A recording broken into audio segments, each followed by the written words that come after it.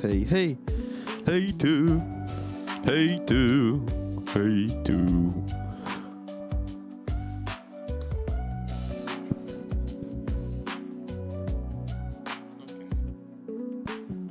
Already.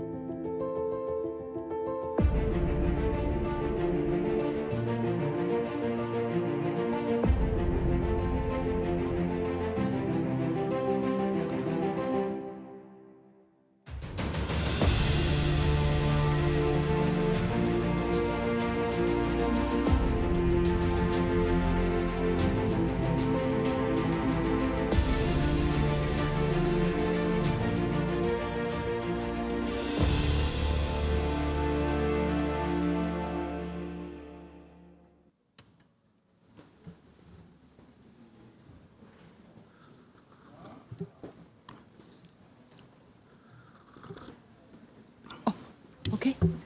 Ladies and gentlemen, good morning. Welcome to our launch event.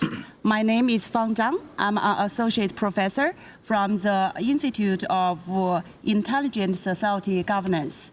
I'm your moderator on the site today. First, it's my pleasure to warmly welcome all of you in person and also those joining online. Thank you for being with us today. Before we officially release our report, it's my great pleasure to invite Professor Guo Yong, Vice Chair of the University Council and a full professor from Tsinghua University, to deliver the opening remarks. Thank you, Fang. Distinguished guests, ladies and gentlemen, guests from all over the world, good morning. It's a great pleasure to gather with you today at the 20th United Nations Internet Governance Forum to explore the Chinese stories of intelligent society, development, and governance.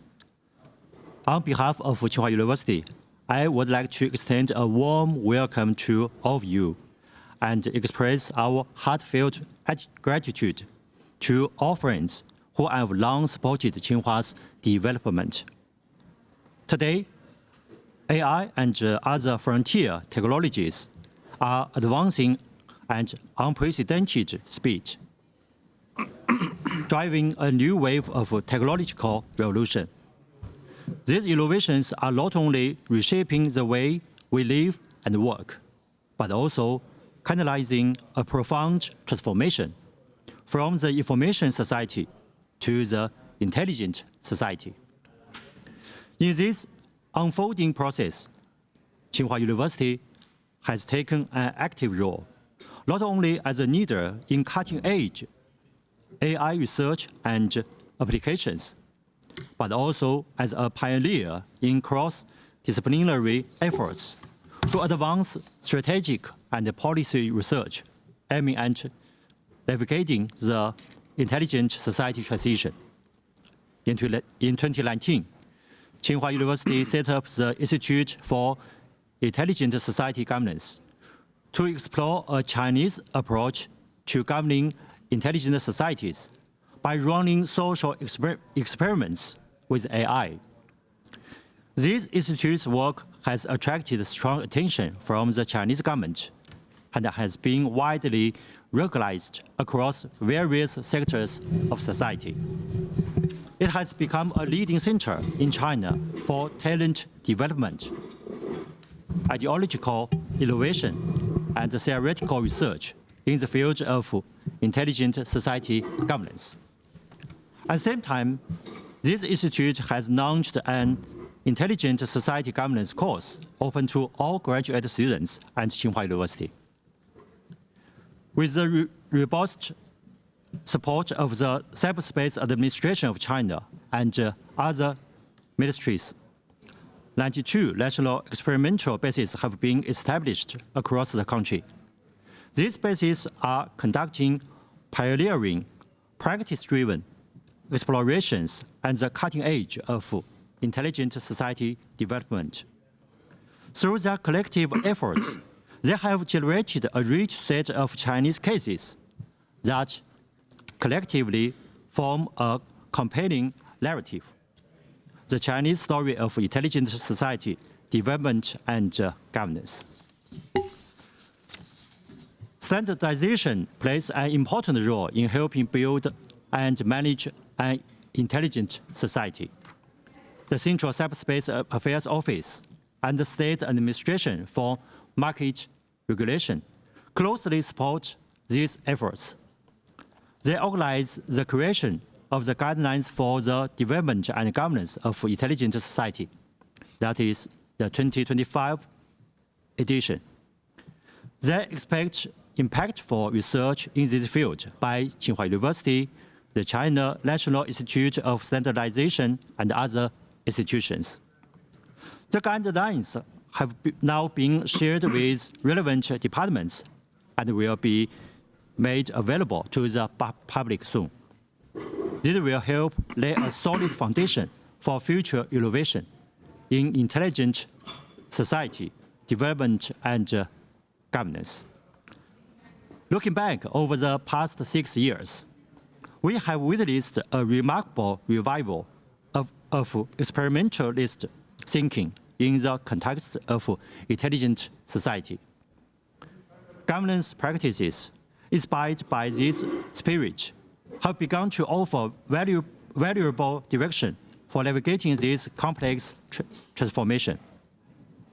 As the intelligent society continues to evolve and confront uncharted frontiers, we are eager to share China's most valuable explorations with the world, and to work together toward a more intelligent and inclusive future for all.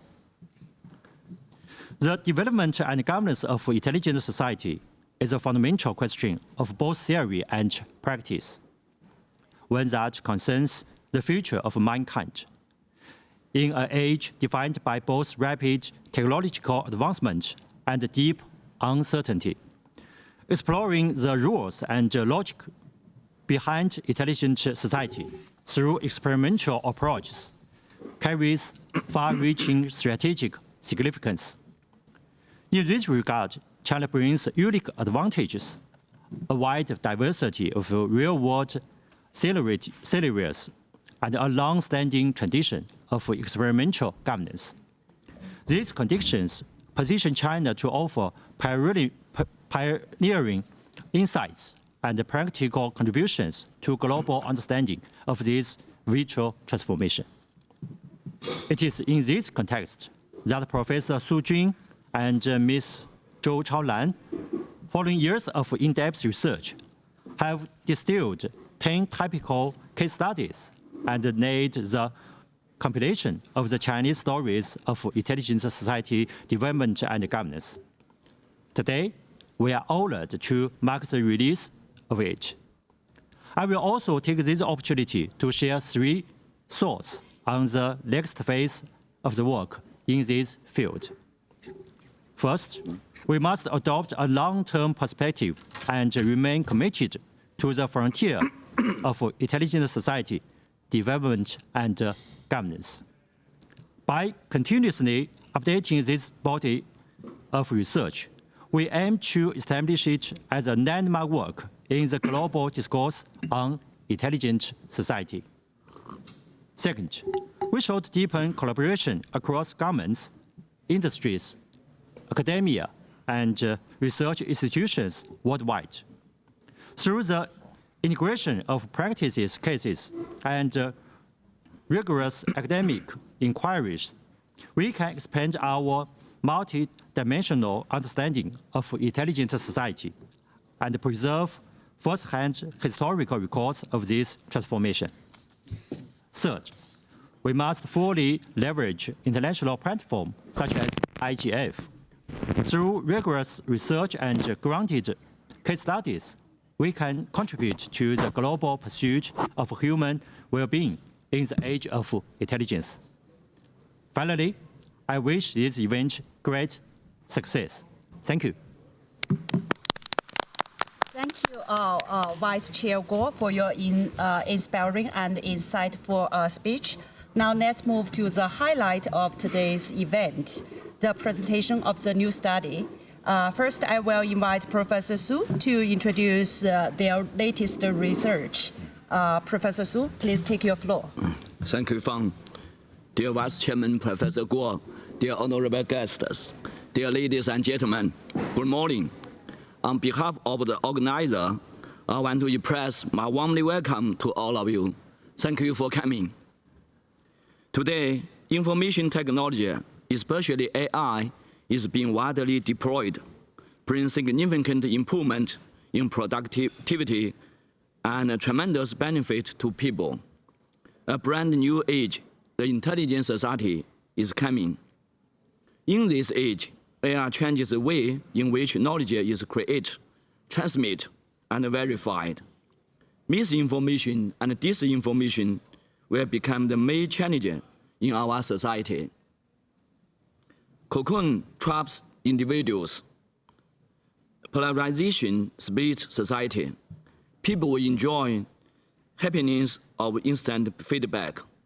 AI reshaped our cognition, tests the boundary of privacy, ethics, and our core value. Social structures are being restructured in cyberspace.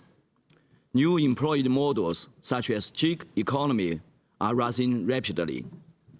With the help of long-tail effect, weak voice gathered in cyberspace, coverage and emerge with newfound influence. Facing this uncertainty and risk, technology innovation is the one and only selection. Innovation process can be divided into 4 processes. We call it R&3D. That is basic research, generic technology development, demonstration, and deployment.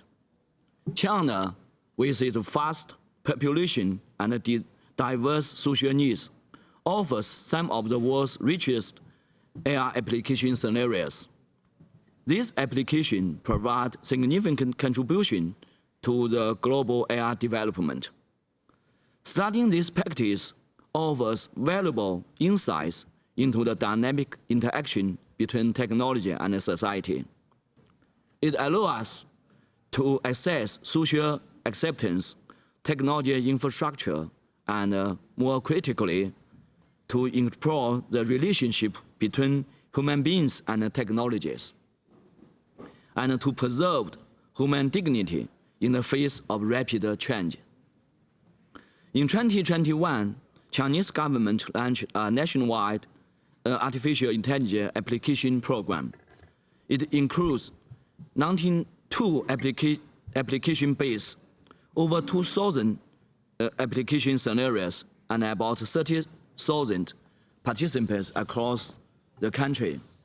This book is a result of our field study in some cities of China, such as Ordos. This book tells us 10 stories, including how AI is empower grassroots innovation, enhance quality of life, and deliver improvement in well-being. These stories span diverse settings, from promotion education equity in remote mountain regions to improve safety and productivity, from social governance to public health. The value of these 10 stories is that they are created by ordinary people, comes from grassroots level, and diverse in different fields.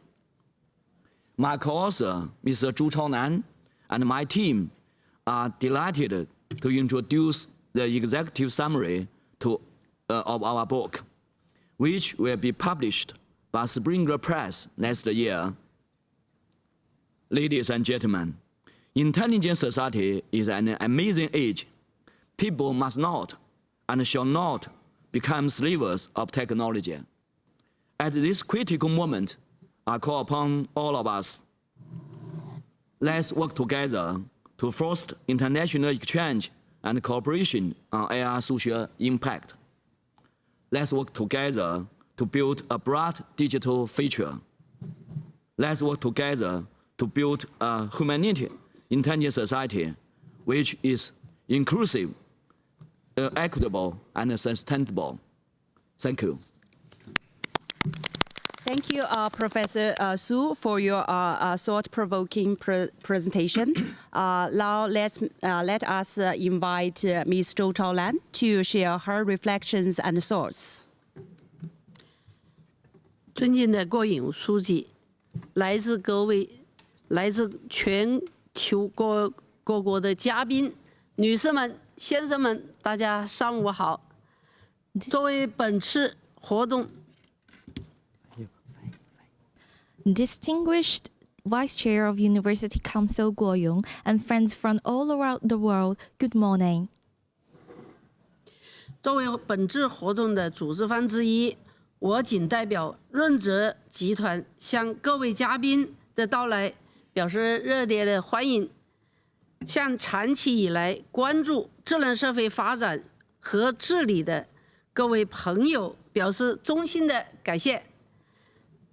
As one of the organizers of the event, I would like to extend a warm welcome to all our distinguished guests and express my sincere thanks to everyone who has long supported the development of intelligent society governance.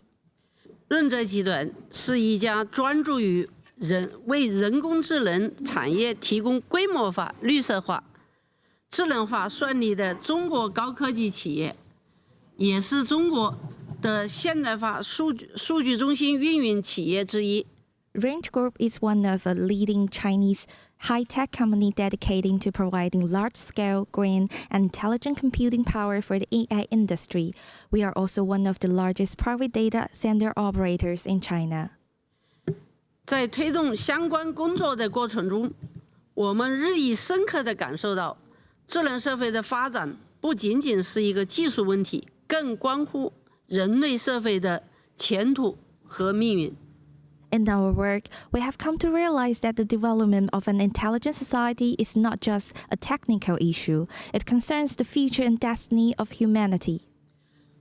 我们对人类智能社会转型的深刻关注与清华大学苏俊教授的学术理念不谋而合。基于这一共识，我们于2023年联合发起了清华润泽智能社会联合研究院。My deep interest in this transformation aligns closely with the academic vision of Professor Su Jun from Tsinghua University. With this shared understanding, we together established the Tsinghua Range Joint Research Institute for Intelligent Society in 2023. 去年，我们共同完成了智能社会发展与治理的专著，并在沙特举办的联合国互联网治理论坛上正式发布，引发了广泛的社会关注与多方认可。Last year, we published the book Intelligent Society Development and Governance Research, which was launched at the 19th IGF in Saudi Arabia, gaining significant attention and recognition. 去年会议结束以后，我与苏俊教授随即密集研讨与论证。今年我们带来了新作《智能社会发展与治理的中国故事》。此书是润泽集团与清华大学在该领域的长期战略合作的又一重要成果。After that, Professor Su Jun and I worked intensively on a new project. This year, we are proud to present the new book, The China Stories of Intelligent Society Development and Governance. This is another important achievement from our ongoing partnership with Tsinghua University. 未来，我们将以清华润泽智能社会联合研究院为基础，不断深化与清华大学的多维度的合作，推动研究报告的定期更新迭代，持续追踪智能社会发展引致的综合社会影响。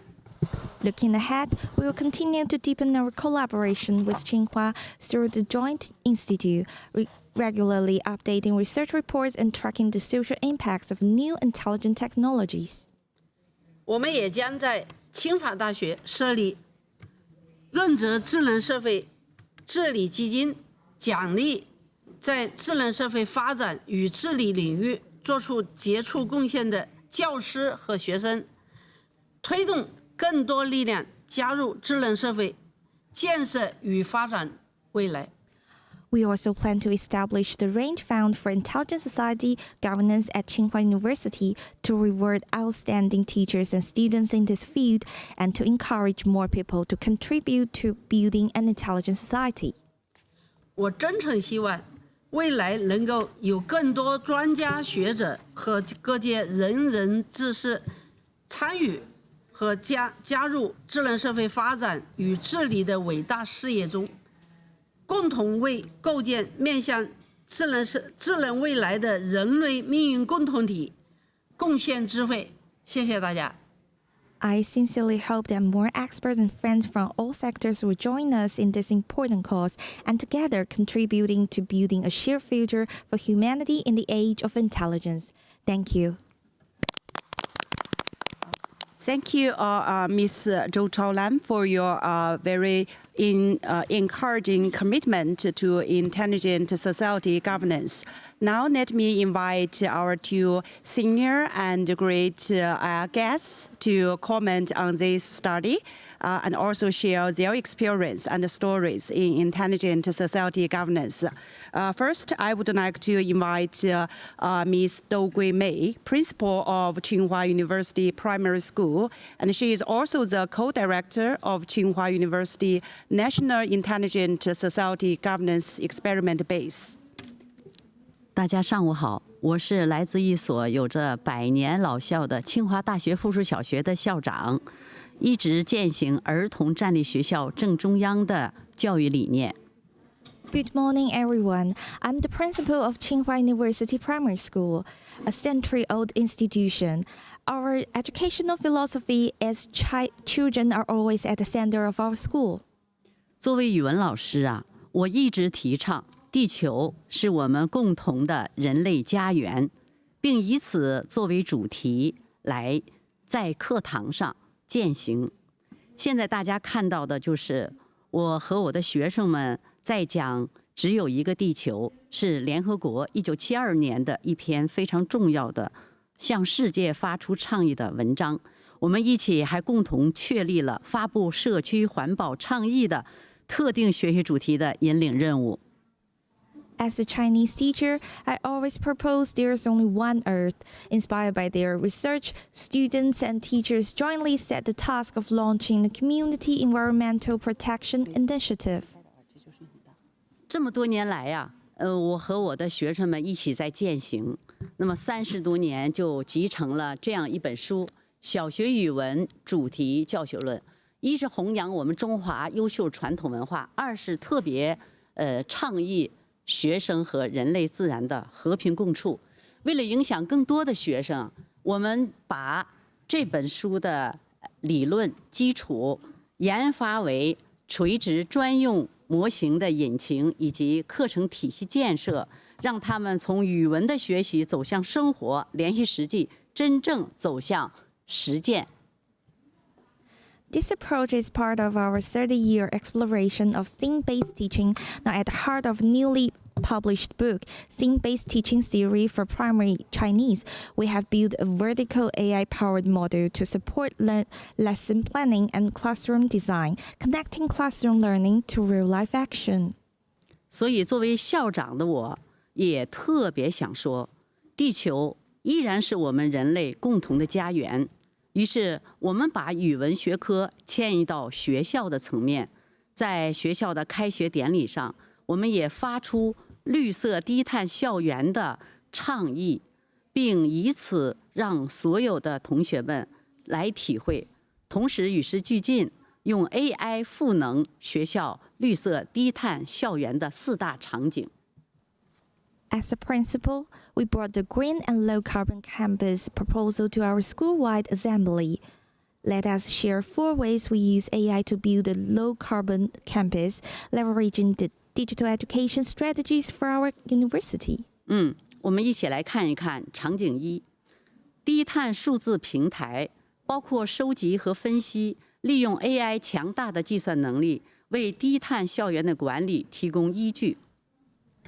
Scenario 1, low carbon data platform would develop systems for data collection and analysis that leverage AI's computational power to inform low carbon management strategies.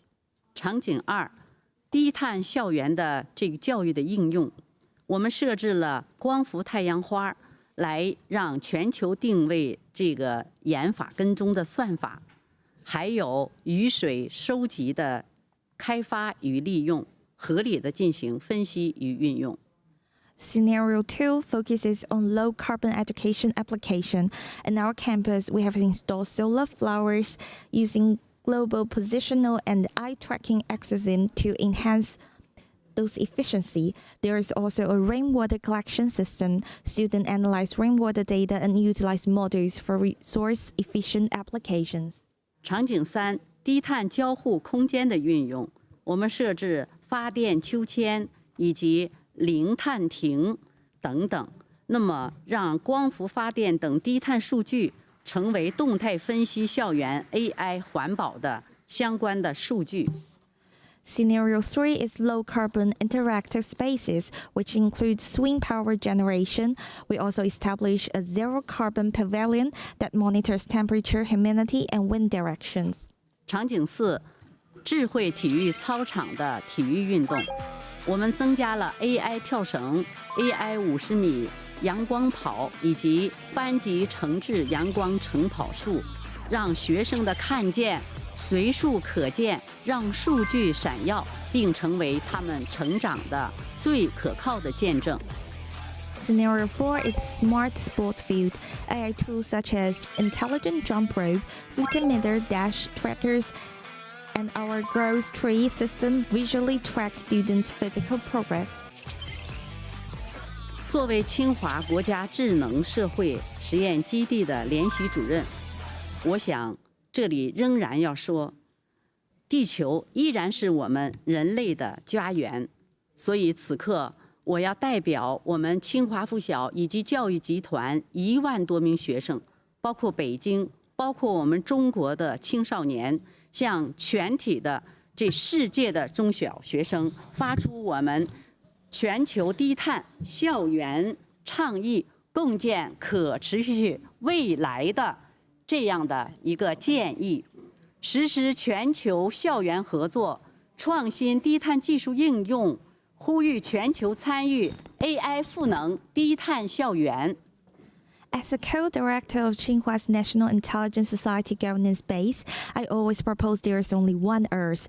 On behalf of all students at Tsinghua University Primary School, I would like to share the Low Carbon Campus initiative for a sustainable future with good global friends. First one, foster global campus collaboration. Second one, innovative low carbon technologies. The third one, advocate for low carbon education. The fourth one, call for global participation. And the last one, leverage AI to empower low carbon campuses. 最后，我特别想说，儿童在哪里 ？AI 赋能的低碳校园的环保教育就发生在哪里？那就让我代表所有的清华附小的师生，一起共祝我们清华附小110年生日快乐！ Finally, let us celebrate 110th birthday of Tsinghua University Primary School. 谢谢。 Thank you, Ms. Do, for your powerful speech. Now let me invite our last speaker, Professor Elsba Weisting of the Faculty of Engineering at Ain Shams University in Egypt. The floor is yours. Thank you. Thank you, and let me express my gratitude for the invitation of Tsinghua University. Thank you for inviting me to be part of your success story and your event here in IGF. My presentation is about pioneering intelligent society development and governance in Egyptian higher education. And I will focus on a case of Ain Shams University Faculty of Engineering. Ladies and gentlemen, distinguished colleagues and esteemed participants, it's my honor to speak with you today about the transformative vision, intelligent society development and governance research within higher education in developing nations like Egypt.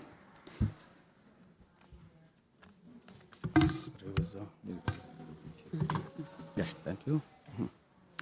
Let me start with an overview about the landscape of higher education in Egypt. Egypt is home to one of the oldest and most expansive higher education system in Arab world and the Middle East.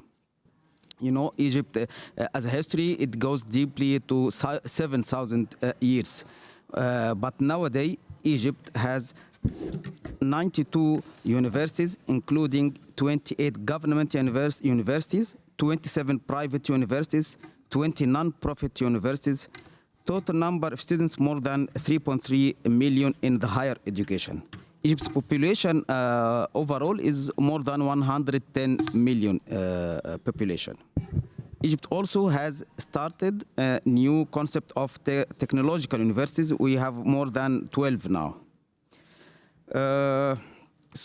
Egypt's first modern university, because the traditional university goes through the history more than 1,000 years, but modern university starts in 19th century and at the beginning of 20th century with Cairo University in 1908. Then second one was Alexandria University on the north coast, 1938, and third my home university, Ain Shams University in 1950. Over time, these institutions became not only centers of learning, but pillars of national development. But now, as we enter the era of digital transformation and smart governance, the question is how can our universities evolve from traditional institutions into intelligent social actors?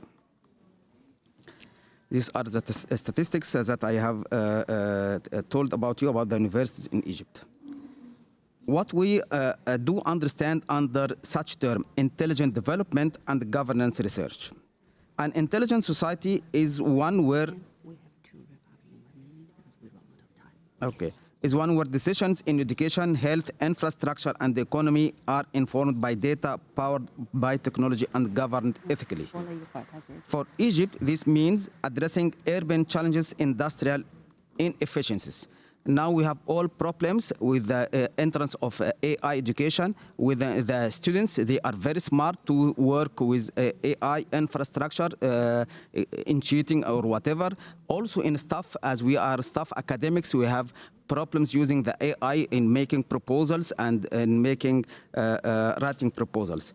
So to do this, universities must produce interdisciplinary research, supports national goals, modernize internal governance structure, serve as test beds for smart technologies, artificial intelligence, Internet of Things, sustainable systems, and ensure transparent and participatory management. I will make quickly a focus on my case of my home school, Faculty of Engineering in Shams University, which is following the new rule. Egypt as a whole make a new rule that all the academics and all the bylaws, new bylaws starting 2023 should follow AI or should adopt AI pillar in designing its academic and bylaws. My Faculty of Engineering, which is established 1839, it has more than 10,000 undergraduate and graduate students and features 15 departments of engineering. And we are adopting digital governance and intelligence systems by adopting new bylaws, learning management system, everything, e-governance platforms. Over 85% of academic and administrative processes are digitized now. Integration with the national innovation agenda as well as international benchmark. However, there are some still challenges in the Egypt sector-wide transition. In Shams is a leading example, yes, but only 40% of public universities have institution-wide digital governance systems. So we have a diversity in the Egyptian system. Some of them are very modern and some of them are very old. Less than 20% have updated their academic bylaws. That's another problem. Limited institutional research on the governance, which is the topic of today's session. But in the other side, the Supreme Council of Universities in Egypt mandates digital transformation plans, make Egyptian National Bank for electronic library, and we adopt new national strategy for smart campuses by 2030. In conclusion, we must recognize that universities are not just a knowledge transmitter, they are change agents. Intelligent society development begins on campus with governance models and data informed, transparent, adaptive, and student-centered. And Faculty of Engineering, yes, is a good role model, but we are looking for resilient and forward-looking action. And let's expand this success and link our camps together, not only in Egypt, but in Egypt and China and all countries, and make governance research central to our educational future. And thank you. Okay. Thank you for your wonderful speech. Our session ends here, so we are closing our event. If you would like to take a report, we can share some copies here, and you can chat with our authors after our session. Thank you.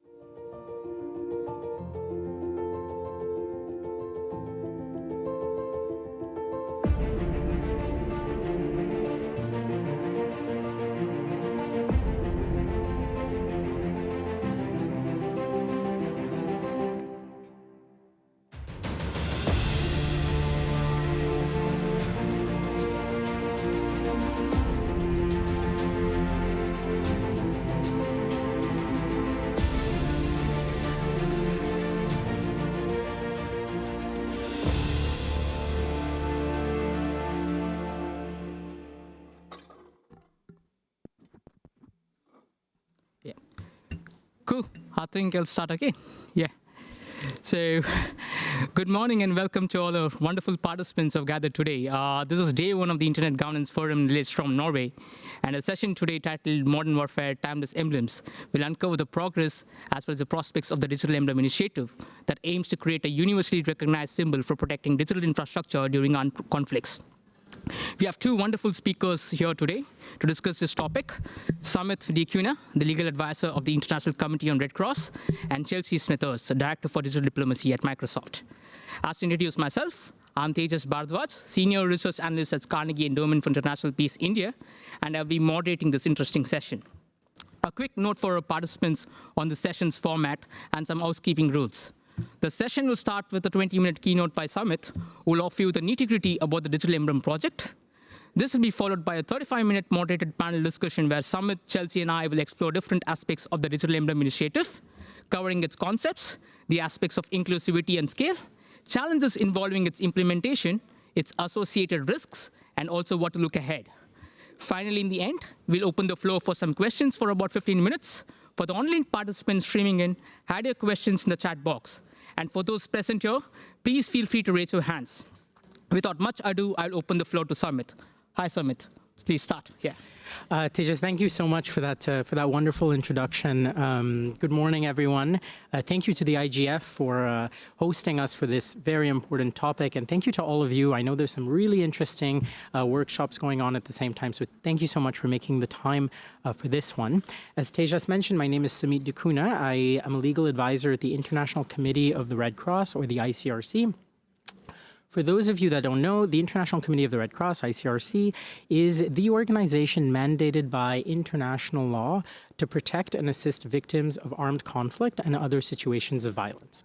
So through our mandated international law, the ICRC engages in a host of different activities. We visit persons that are deprived of liberty, persons that are detained, we reunite family members that are separated in armed conflict, we contribute to the respect for and development of international humanitarian law, which is really a big part of the ICRC's work that I'll talk to you a bit more about today. We, of course, support the medical services in their work. And crucially, we engage confidentially and bilaterally with parties to armed conflict when such situations are taking place. So states, when they're parties to armed conflict, and also non-state parties, what you might refer to as armed groups, are also a key interlocutor for the ICRC. And so in that role, we're often referred to as the guardians of international humanitarian law, or the guardians of the law of war. And it's in that position that the ICRC is sort of well-positioned to say, along with a growing number of states and other stakeholders, that today digital technologies are really shaping the contours of modern conflict. We're very much witnessing a profound shift in the environments where international humanitarian law must operate. And as a result, we do have to think about how international law must adapt to some of these profound changes. And the Digital Emblem project is sort of a small part of that. It's a necessary adaptation, as I hope you'll see by the end of this workshop, to basically the modern nuances of armed conflict. So what is the Digital Emblem Project? Well, if we start with the Red Cross and the Red Crescent emblem, they've of course long marked the protection of physical persons and objects. And I guess the question then is today, what does that mean in a reality where cyber operations are a key part of armed conflict and digital infrastructure is a key part of the work undertaken by the medical services and humanitarian organizations? But I'm getting a little bit ahead of myself now because I'm already kind of talking about the physical emblem and the digital emblem and modern conflict. I want to take a sort of a step back so that everyone's kind of on the same page and understanding of what exactly we're talking about when we talk about an emblem. And we'll really go to our title for this and try to understand this concept of a timeless emblem. What is a timeless emblem? And that story starts a little bit more than 160 years ago in a city where I live called Geneva, right? Geneva in Switzerland, where a Swiss businessman named Henri Dunant, he had these great business ideas, and he was having a bit of an issue with one of his business projects. And to deal with that issue, he was able to organize a meeting with the King of France. He was that influential that he was able to meet the King of France to sort of iron out some of these issues he was having with his business. The problem was that the King of France was not in France. At the time, he was actually in northern Italy with his army because he was fighting, his army and with him at the lead, were fighting in something that's now known as the Second War of Italian Independence, fighting against the Austro-Hungarian Empire. And so Henri Dunant, he's a businessman, he's savvy, he's perseverant and stubborn, and he says, no problem. This is a pressing issue. I'm just going to pack my bags and I'm going to go to northern Italy and I'm going to meet the French king there. And so he makes his way to northern Italy and he arrives near a village called Solferino. He actually arrives the day after a horrific battle takes place. And if you put yourself in the shoes of sort of a 19th century European, your image of what warfare is actually something quite sort of honorable and almost beautiful in a way, right? Like you imagine sort of the honor of the armed forces and the great things that they're doing to protect the state, to protect the nation. And when Henri Dunant arrives on, the aftermath of this horrific battle, well, he doesn't actually see any honor. He doesn't see any beauty. What he sees is carnage, right? So he sees wounded soldiers. He sees sick soldiers. He sees dead soldiers. And he sort of what's left of the medical services of the armed forces, really completely overwhelmed by the carnage and the destruction on the battlefield near Solferino. And Henri Dunant is completely moved by what he sees, and he decides, forget about these business ideas. There's no need to meet with the French king about business. There's something more important happening right now. And Henri Dunant goes to a nearby village called Castiglione, and he mobilizes the local population in Castiglione, particularly nurses and women, and he kind of says to them, there are people in need here. Some of them are French, some of them are Italian, some of them are Austro-Hungarian, and none of that actually matters. Because when you're wounded or when you're sick, you're what we now call in French hors de combat, you're outside of combat, and you're just a person in need, and these people need help. And so he mobilizes the population to go to the battlefield and provide assistance to these persons that are wounded and sick. Eventually, he does meet with the French king, decides not to talk about his business ideas at all, and instead what he does is he convinces the French king to release some of the doctors of the Austro-Hungarian Empire that had of the army of the Austro-Hungarian Empire that had actually been detained, and he convinces them to release those doctors to provide even more assistance to the wounded and the sick. So it was just a complete paradigm shift for Henri Dunant that really reflected throughout the rest of his life, because he returns back to Geneva and he writes a book. And it's called Un souvenir de Solferino, so a memory of Solferino. And in his book, he talks about the suffering that he saw on the battlefield. And he basically proposes two sort of key paths forward.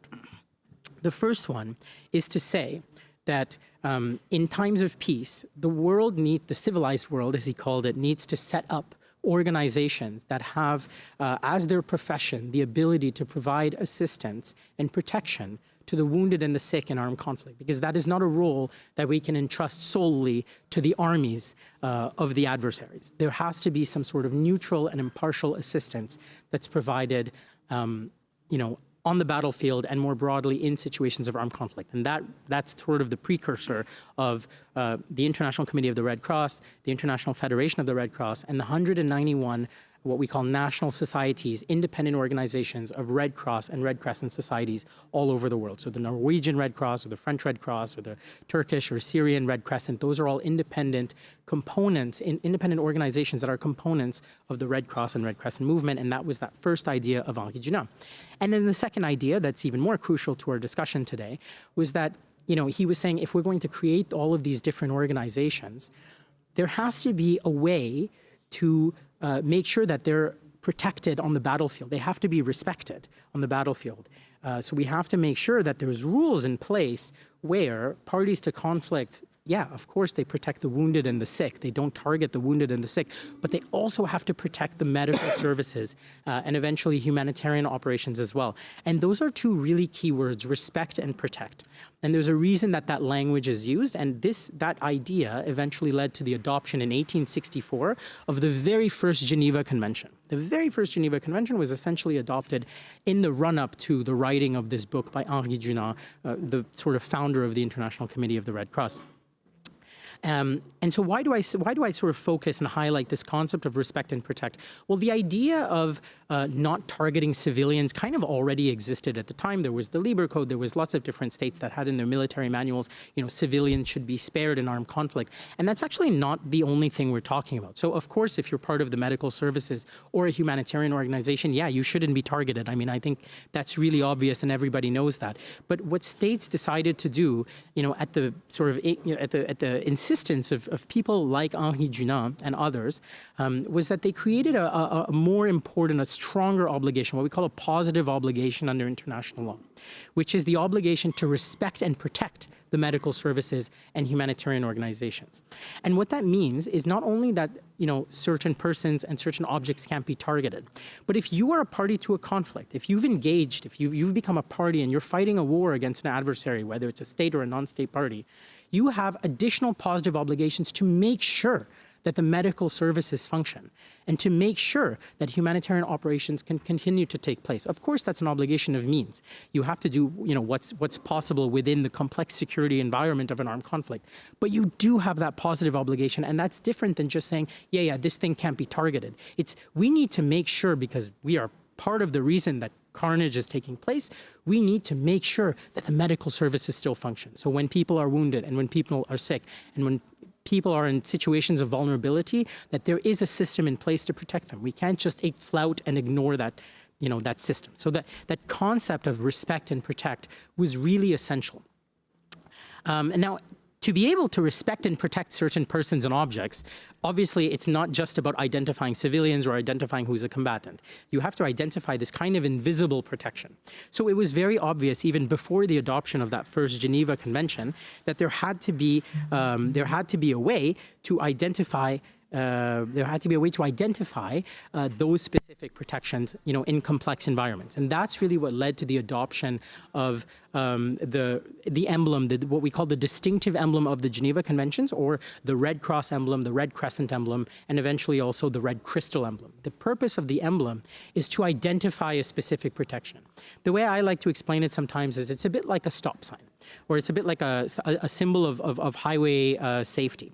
Because if you have intersections and there's a law, there's a rule that says cars have to stop at that intersection, there has to be a way to tell that car that there is this rule. Because cars don't just, well, I guess now with AI, maybe cars will know, but let's say before that, there had to be a way to say, to tell a driver, hey, you need to stop at this intersection. And the emblem is a little bit like that. It identifies to parties to conflict that this is a specifically protected person or a specifically protected object, and they have to be respected and protected. So it's not just a question of not targeting them. It's a question of ensuring that they're able to undertake their work despite the fact that a conflict is ongoing. And where does that bring us sort of in the modern world? Well, today, cyber operations have become a reality of armed conflict. And it's not sort of the first time that the reality kind of changes for the emblem. I mean, when the emblem was created, it was created as an armlet, right, for the medical services. Eventually, it was expanded to ambulances. Then it found its way onto hospital ships or the top of hospitals or on planes. In the 1970s, something called the distinctive signal was created, specific radio and light signals for ships and planes, because as the medical and humanitarian services expanded into new spaces, there had to be a way to identify those services in new spaces. So cyber operations today are a reality of armed conflict, but perhaps more importantly than that, people depend on digital infrastructure. Regular humans depend on digital infrastructure. The medical services then correspondingly also depend on digital infrastructure, and so do humanitarian operations. And when I say depend on digital infrastructure, I mean, of course, there's incredible socioeconomic value in information and communication technologies. But I'm specifically talking here about the most vulnerable, right? People who don't have the privilege to sit and talk in Lillestrøm, Norway, right? I mean, in the earlier part of my career, I worked directly in situations of armed conflict on the field with persons that were displaced, with persons that had suffered horrific violations of international humanitarian law. And I can tell you that a lot of the time, in a lot of the contexts that I work in, one of the first things people would ask for was not food or shelter or a bed or even water. The first thing people would ask for was connectivity. The first thing people would want was the ability to call their family members or to have some way to tell their family members, hey, I'm okay. Or they wanted to be able to know that their family members were okay. I mean, you can imagine, a situation where suddenly a territory becomes occupied and connectivity is shut down. And people outside of that territory have no way to know what's happening to their families. Are they okay? Did they have to move? Are their houses destroyed? All of those things, that connection is brought together with connectivity. So connectivity has become incredibly important for people. And then it's also become incredibly important for the medical services and humanitarian operations. And the Digital Emblem project is not about sort of stopping attacks against that. As with the physical world, emblems are used and people are, the medical services are unfortunately still killed.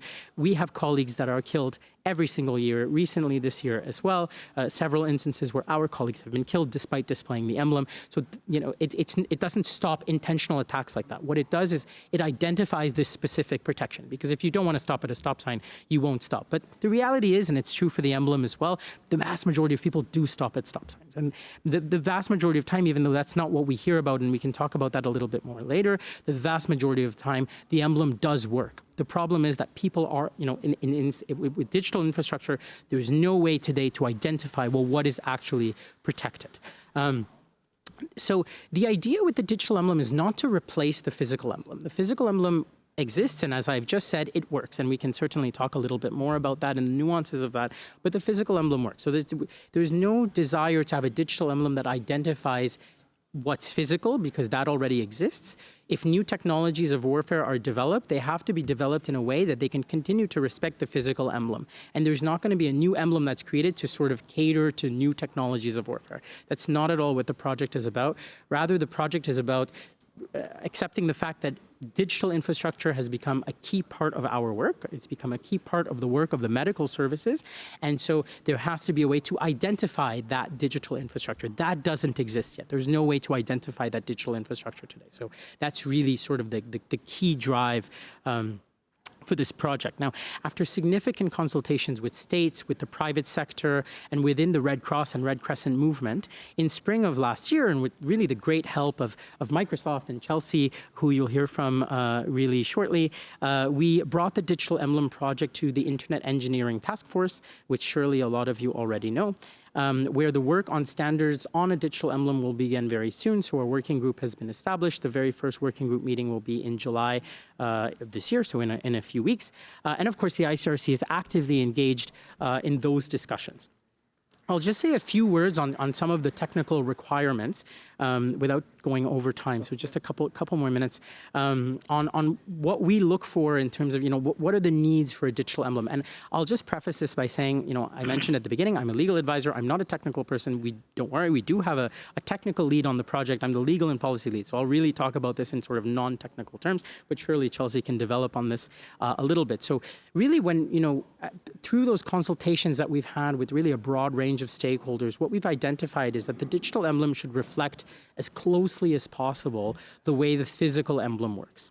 And what do I mean by that? Well, first of all, the digital emblem needs to be decentralized. So with the physical emblem, all parties to conflict can use the emblem and they don't have to ask for permission. So if a state has identified within its own structure, the medical services or a medical unit or a medical transport, then it applies the emblem. If it wants to, it applies the emblem then to that unit or to that structure, to that object, and it doesn't seek permission. And that's also true for non-state parties to conflict. If they have medical services, they can, of course, also use the emblem. They don't seek permission from anyone. There's no centralized body that determines, yes, you can use the emblem or you can't use the emblem. That is not the role of the ICRC. We use the emblem, but for our own infrastructure. We don't police anyone else using the emblem. And so that's also going to be true. That has to be true with the digital emblem, that it can't be a sort of centralized body that says, yes, you can use the emblem here and you can't use it here. And we've determined that this is protected and this is not. That's for parties to conflict to determine. And then after, there are rules on misuse and there are obligations to suppress misuse and potentially certain misuses of the emblem might be a war crime. So there's different structures in place if the emblem is misused, but ultimately it is decentralized in its use. Next is something that we call covert inspection. It's not my favorite term because it sounds a lot more complicated than what it really is. The idea is, at least for me, the idea is that if you have, for example, a physical emblem on the roof of a hospital, and you have a reconnaissance mission by an adversary, by a party to a conflict that wants to verify certain targets, and it spots the emblem on the roof of a building.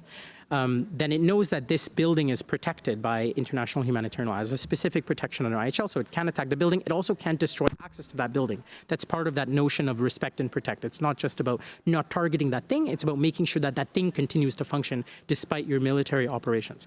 However, it doesn't inform the adversary that someone has actually looked at the emblem, right? It doesn't, because sometimes it might be the medical services of the armed forces. And so an adversary would not want to tell, the enemy, let's say, yes, we are checking on whether you have an emblem or not, because that might then alert the adversary that an attack is incoming. And so basically the digital emblem needs to function the same way. It needs to be, it can't tell the adversary that it's being looked at. That's the notion of covert inspection.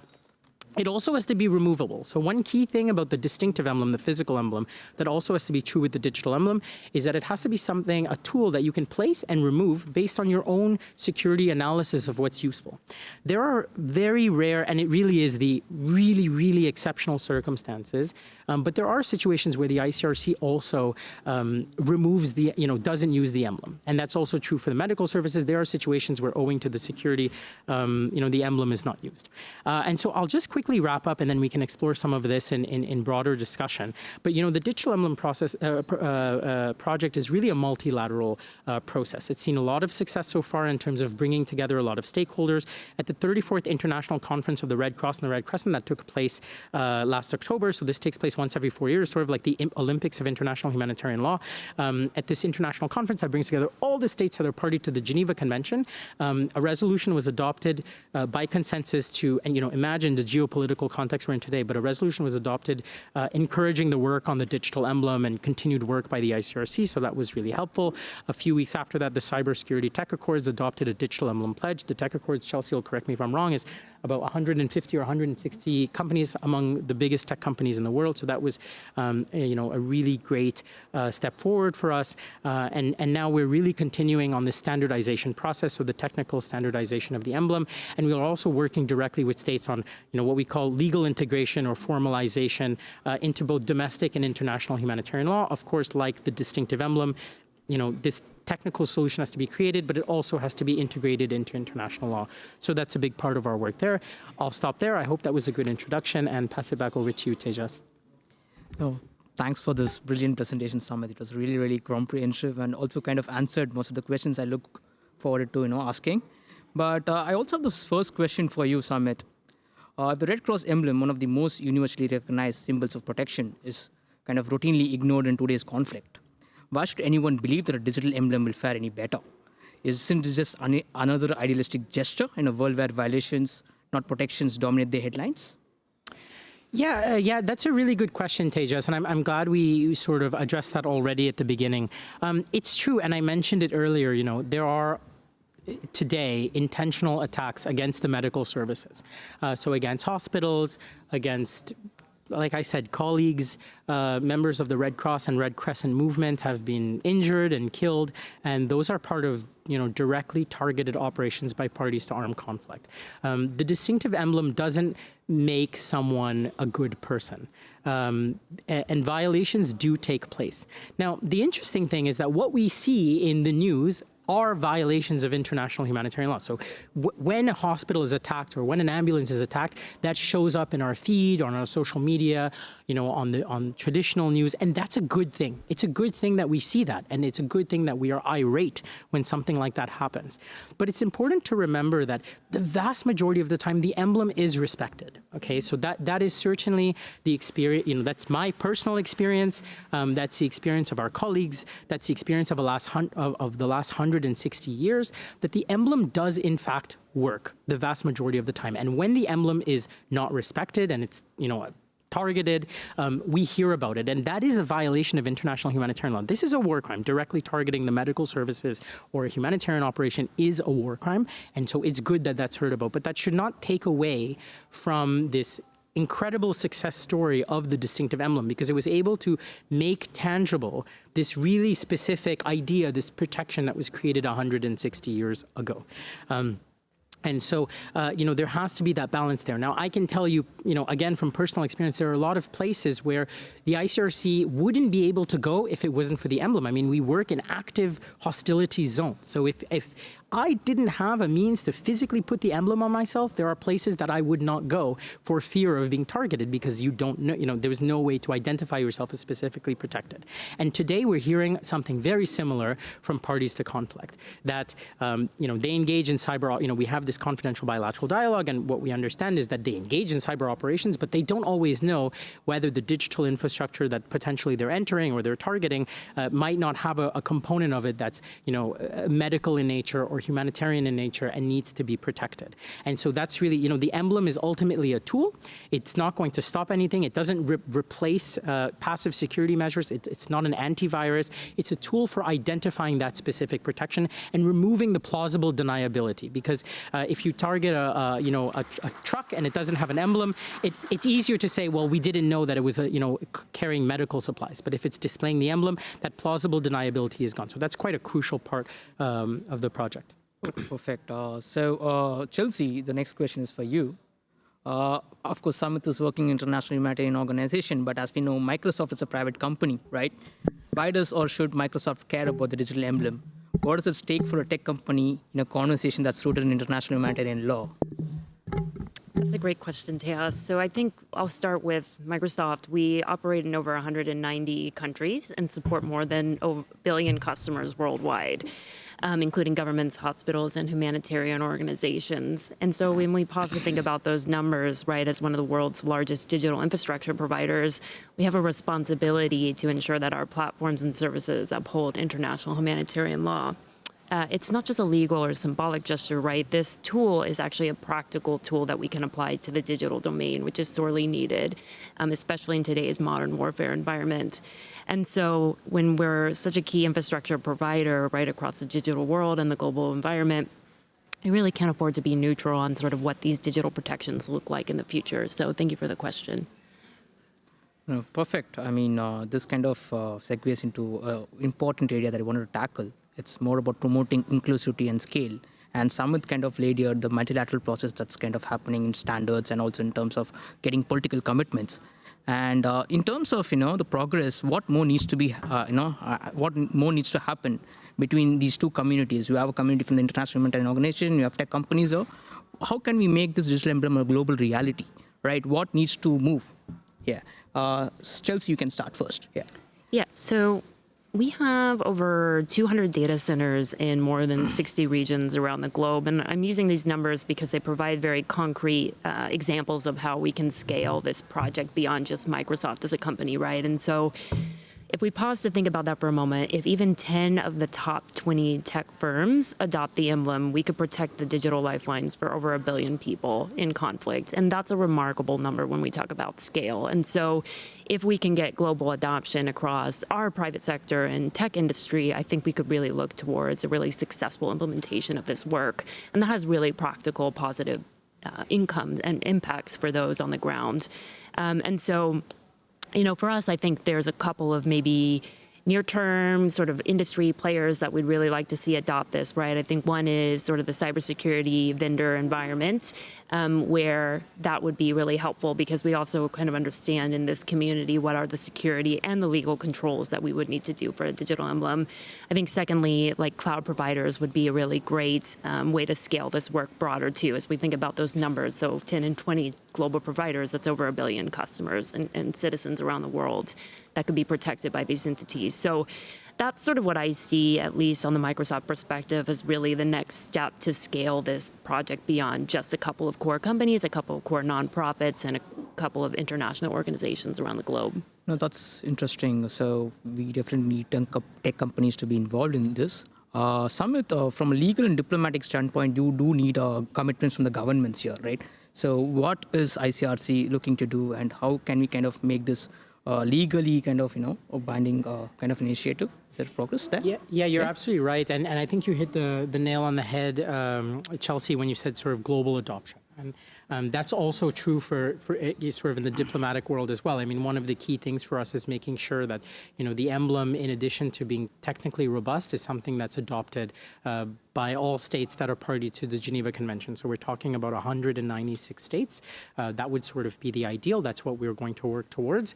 Because, I've already kind of hinted at it, earlier, there are issues related to misuse of the emblem, to who can use the emblem, to how it's used, that simply have to be integrated into international law, because there need to be these common understandings of what the digital emblem is and how it's respected and what happens when it's not respected. That system needs to be in place, and that's going to be in place through adoption under international humanitarian law. So there's various, different strategies or means of incorporation into IHL that we've been discussing with states. We have an annual meeting with states to sort of update them on the technical development, and then also move this conversation forward on integration into international law.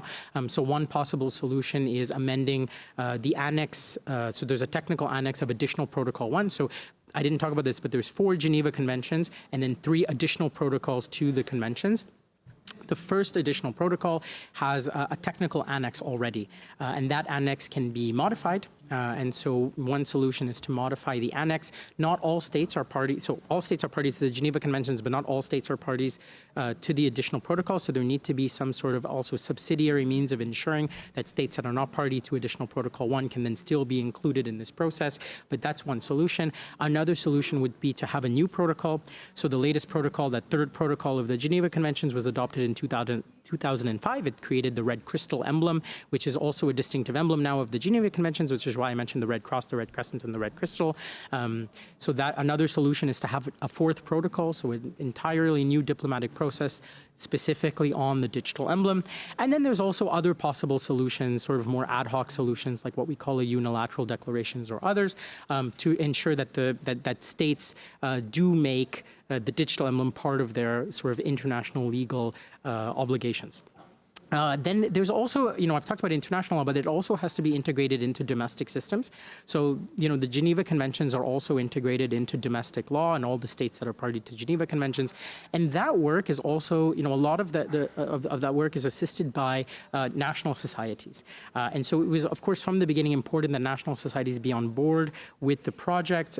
There's the Australian Red Cross that's taking the lead on sort of working with the different national societies all over the world to be sure that they're mobilized, that once a technical solution is ready, that this solution can also be integrated into domestic law, because that's not an expertise that comes from Geneva or elsewhere. I mean, that's an expertise that comes from each individual country, and that's kind of the work of the national societies to integrate. So you need technical protocols as well as legal protocols to make this possible. Chelsea, how are you looking to kind of embed this digital emblem into products and digital infrastructure of countries? Yeah, so if we think about the digital emblem as a digital version of a Red Cross symbol, and this is ultimately what we're talking about, right? Instead of being painted on a hospital roof, it's embedded in the internet infrastructure, let's say like a hospital's network, so that we know that it should be protected during armed conflict. To make this work, we really need a way to, in sort of layman's terms, mark these systems online, right? And so there's three technical options that are currently on the table right now. One is what we call DNS entry. So if this is very much a way of like, how do you flag on your website's address that this is a protected entity or system during conflict? The second way we're thinking about doing this as a community, not just Microsoft, right, is digital certificates. So think of these as like passports for websites. So this sort of certifies a certain identification that says, hey, this is a protected entity and provides a certain level of validity for that work. And then the third sort of way we're considering as a group to mark these systems is what we call metadata tags. So these are essentially like labels that are behind the scenes on digital files, right, that can really sort of be flexible. You can apply certain sort of parameters to these things. And so these are sort of the three, I would say, technical solutions that are on the table to date. And then I think when we think about, to answer your question on, so what's the challenges around these technical solutions that we're considering as an industry? One, is it secure enough to prevent misuse? So is somebody pretending to be a protected entity or not, right? This is a very real risk, technical and legal, that we need to really consider as we think about these technical solutions being deployed. I think the second thing I'll say in terms of challenges is, and maybe this is even the more important, right, is it simple enough for humanitarian organizations in developing countries to use? We really need to think about the lowest common denominator in this, and if it's got to require a ton of money and a lot of technical resources, we're not really achieving our goal, right, as what we're trying to move for the digital emblem. And so I think that's a second sort of technical / legal and sort of civil society risk. And then I think third, and this is very true to somebody like myself who's been very involved in sort of technical projects and policy for cyber for many years, is how do you standardize it, right, so that everyone from governments to tech companies to NGOs or nonprofits can both identify it, deploy it, and respect it. And so those are three sort of challenges that are both technical, legal, and sort of civil in terms of like what challenges we need to overcome with. So. Right. Samit, do you have any comments on this? Yeah, no, that was a good point about, that the lowest common denominator. The interesting thing about the physical emblem is that, there's a lot of discussion among people who are very passionate about IHL and particularly the emblem about how, where did the idea of having a red emblem come about? If you read the Geneva Convention, Article 38 of the first Geneva Convention essentially says it's an ode to Switzerland. So it's basically an inversion of the flag. But there are some pretty important names that have done quite a bit of research on this and say that the reason the color red was chosen was actually because if you're a wounded soldier, if you're a war medic, then you actually always have the access to the color red.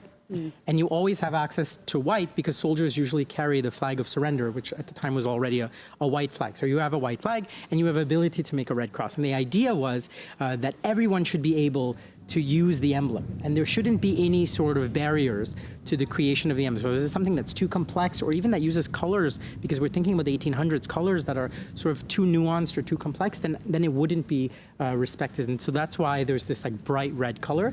Again, there's different stories about how it came about. That's quite a popular one. So yeah, I think that you've raised some really important points that really reflect some of the thinking that was already there in the 1800s about what the emblem needs to be.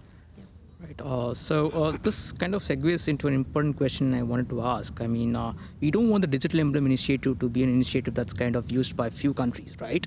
We definitely want to scale it up. So what are the costs associated with its implementation, especially for developing and smaller countries? Is ICRC and the tech companies actively working on that? Chelsea, if you want to go ahead. Yeah, so I think there's probably two maybe primary risks that we would associate with the implementation challenges and hurdles there. I think one is how do you sort of minimize the increased exposure to protected entities? So if you are marking medical and humanitarian digital infrastructure, could you inadvertently make them more exposed to malicious actors? And I think Samit sort of talked about this in the introduction, and this is actually a question that I have personally grappled with on this project, working with this for like the last year and a half is, so what do we want to achieve here, right? And I think the acknowledgement that it's what you hear in the news, it's actually what you don't hear in the news, that is a massive accomplishment in this task is something that we're really aiming for here. And it's a really helpful, like, I think, reframing and perspective of the significance of the impact that this product could actually have in the digital infrastructure world. So I think that's one. I think, two, another risk that we've got to think about in terms of hurdles to overcome and costs is, how do you like mitigate the misuse or the abuse of a digital emblem? And I think this is some challenging, there's both like legal and like technical legitimate concerns in this domain. Ultimately, what we're trying to do, and we're doing this through the IETF, so the Internet Engineering Task Force, is how do you make a standard that is verifiable, revocable, and auditable? And this is very true in many cybersecurity domains, but these are three sort of core competencies that you want a standard to have, and that can help really sort of scale it and mitigate that misuse. So great question to ask. I don't know if some of you have sort of thoughts too. I think that was a great answer. I mean, I think, on there are these two sides, as you've mentioned. So on the question of sort of increased exposure, this has been, since the beginning of the project, really a big part of our conversation with different stakeholders, including sort of cyber actors. And what we understand is that a lot of times cyber actors don't know, whether certain infrastructure is protected. But if they are looking for, certain critical infrastructure, tools already exist today that are quite effective in finding them. So, we moved forward much more quickly on this project when we, understood that that risk to exposure, it exists, but it's not very high. And the way to sort of mitigate that is through these technical discussions that take place at the IETF and elsewhere to indeed make sure that risk is minimized as much as possible. And as I mentioned, the emblem is always revocable, right? So if at any time there's an entity that thinks that the use of the emblem poses more risks than benefits, then it can be removed, right? Because as I mentioned, it doesn't replace, other cybersecurity tools. It's not an antivirus, it's not a firewall. It identifies something as specifically protected, and in that sense, it's a tool. And it doesn't replace, those other mechanisms. And then, on the question of misuse, I mean, this is why, of course, integration in international humanitarian law is so important. As I said, a lot, what we don't see, the violations that we don't hear about, or that rather the violations that don't take place, that's really the key for us, right? Because when we talk about, something that's been attacked and now a sort of a criminal justice process that takes place after, or, we hear about it in the news, or there's this frustration, or there's, that, as I said, that's really important, but that's already a step too far, because what we want is for those attacks not to take place. And when, discussions of the distinctive emblem took place 160 years ago, there was already this discussion of, what if the emblem is misused? What's going to happen, if it starts being used on tanks and on all kinds of, other things that are not, specifically protected? That concern was already there. But systems were put in place, like the work of the ICRC, the confidential bilateral dialogue, the fact that parties to conflict have to be trained in international humanitarian law, that, you work directly with the armed forces. I mean, we're talking about real people, right? Like sometimes we talk about rules that apply to states, and we kind of forget the fact that there's people behind that. And there are ways to, speak to the military and speak to states and try to understand why violations are taking place or might take place, and put an end to those violations, oftentimes, before they cause any harm. That's the big success of the emblem and international humanitarian law in general is really that. It's those benefits that you don't actually see. Right. Perfect. So this has been a really insightful discussion, Looking ahead, just to quickly wrap up, what would success look like for this digital emblem project? I think a lot of efforts has gone from international humanitarian organizations, from tech companies, So what are we looking at in the future for this wonderful initiative? Yeah. Samit, you can? Yeah. Sure. Yeah, I mean, I think we've talked about some of them. So we've talked about technical, standardization. We talk about, industry adoption. We've talked about legal integration, and those things are really all quite important. Maybe one thing I would add to that is that the digital emblem requires trust.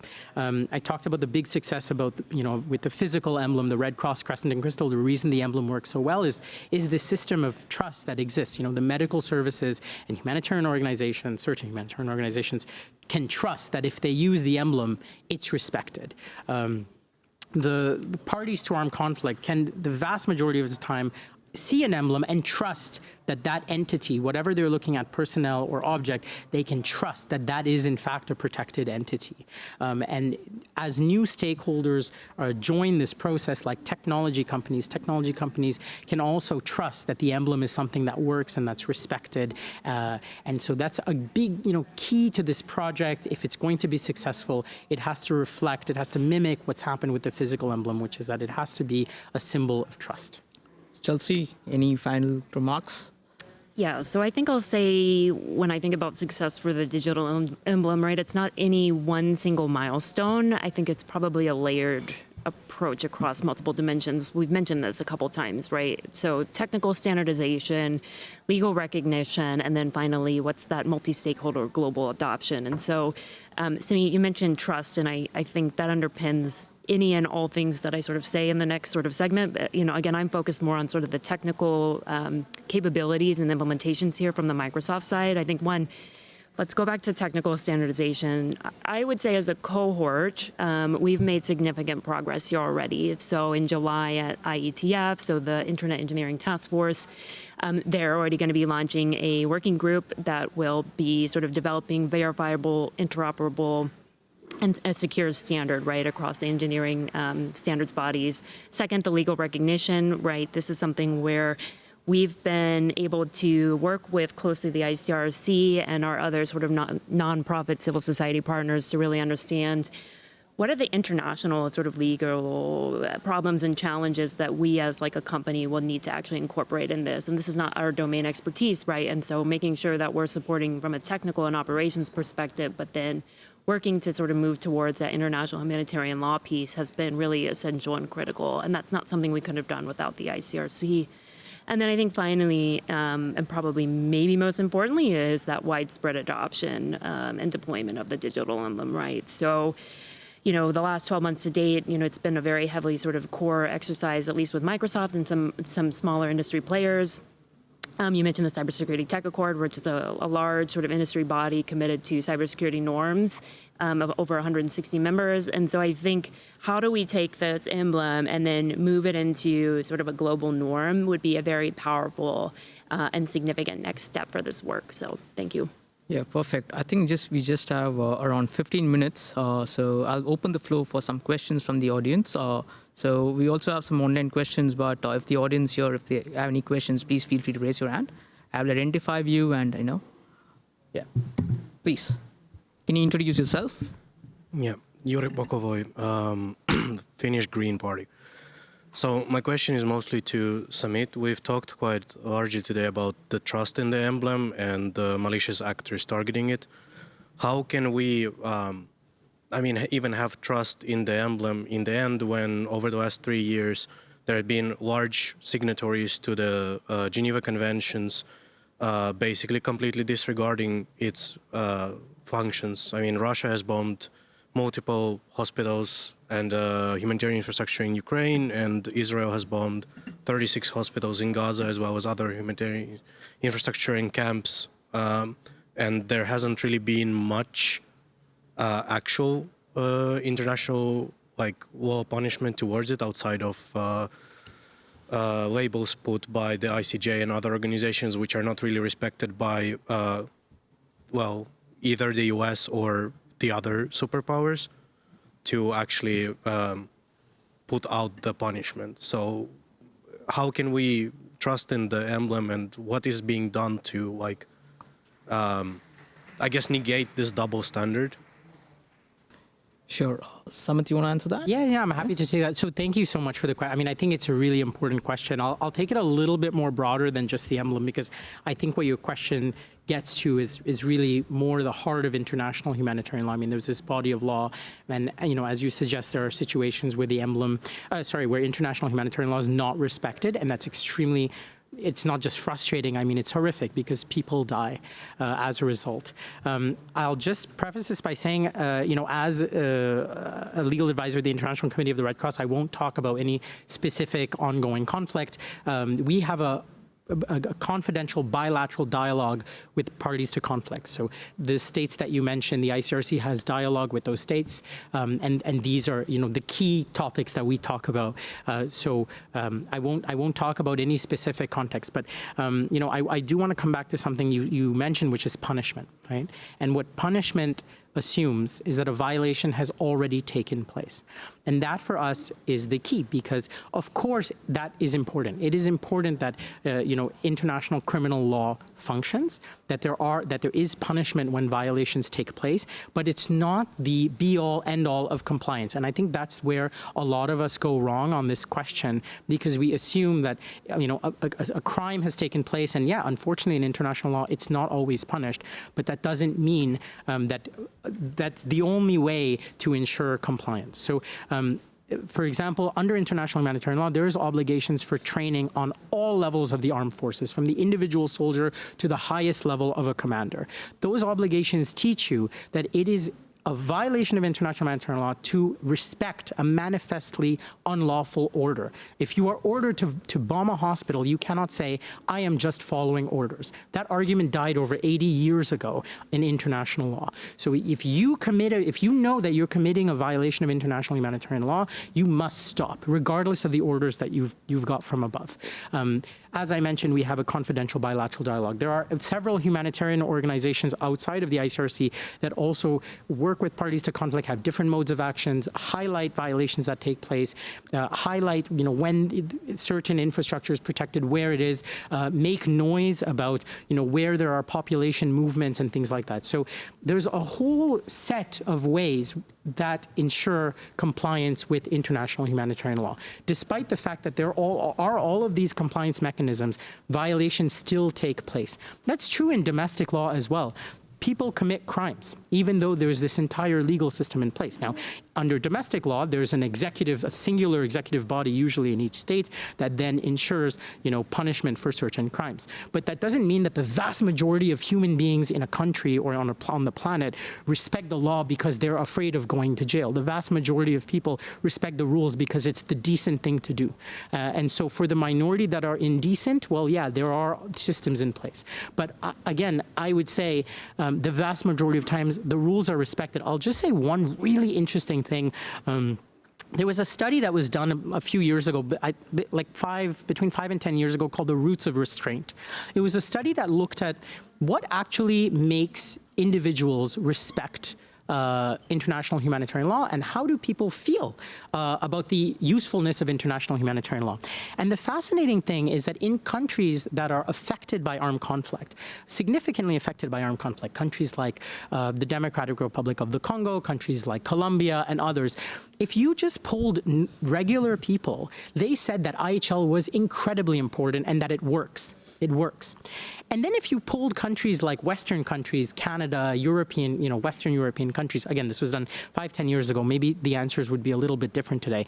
But at the time, those countries said, well, international law doesn't work because they're hearing about violations. All they hear about are violations, whereas it's people on the ground that see the vast majority of the time rules being respected.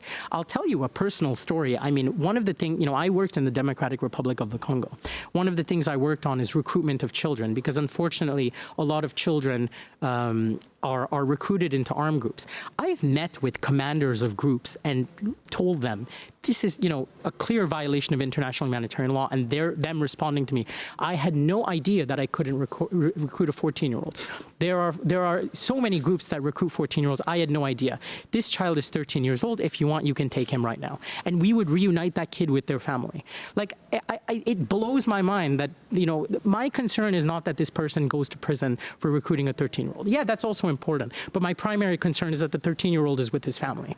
And so there are a lot of ways that international humanitarian law works, but there are invisible ways.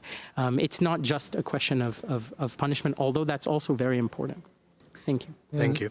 That was a really interesting answer. To the lady on the right here. Yeah, hello. My name is Mia Kühlewind. I'm also working in the Internet Engineering Task Force on transport protocols, so I'm very well aware of the work there. And thank you for this presentation. It was very informative and comprehensive, so really enjoyed that. And I think it's really nice to see that in the IETF also these different communities and different stakeholders come together, and we are now taking up the work. So that's a success in itself, and it's nice to see that it's working. You talked a lot, I'm just curious, during the discussion you talked a lot about the risk of exposure. And we all know that also the risk of cyber attacks is increasing more and more. So just having, and you said this already, just having the emblem will not protect somebody from attacks. Are you looking at these two angles together? Like, are you also trying to increase the protection of these digital assets and increase how we handle cyber attacks and so on? Or do you think this is like two separate things that need to be worked on separately? Chelsea, you want to take that? Samit, do you want to answer first from the legal considerations, Yeah, and then course. I'll approach the cyber angle? I think that's a really great question, by the way. Yeah, no, I completely agree. So, yeah, there's different aspects, right? So, I mean, as I mentioned, the digital emblem is one part of it, because we see sort of this lacuna that this emblem was created to identify specifically protected persons and objects, and we don't have a way to identify it with digital infrastructure.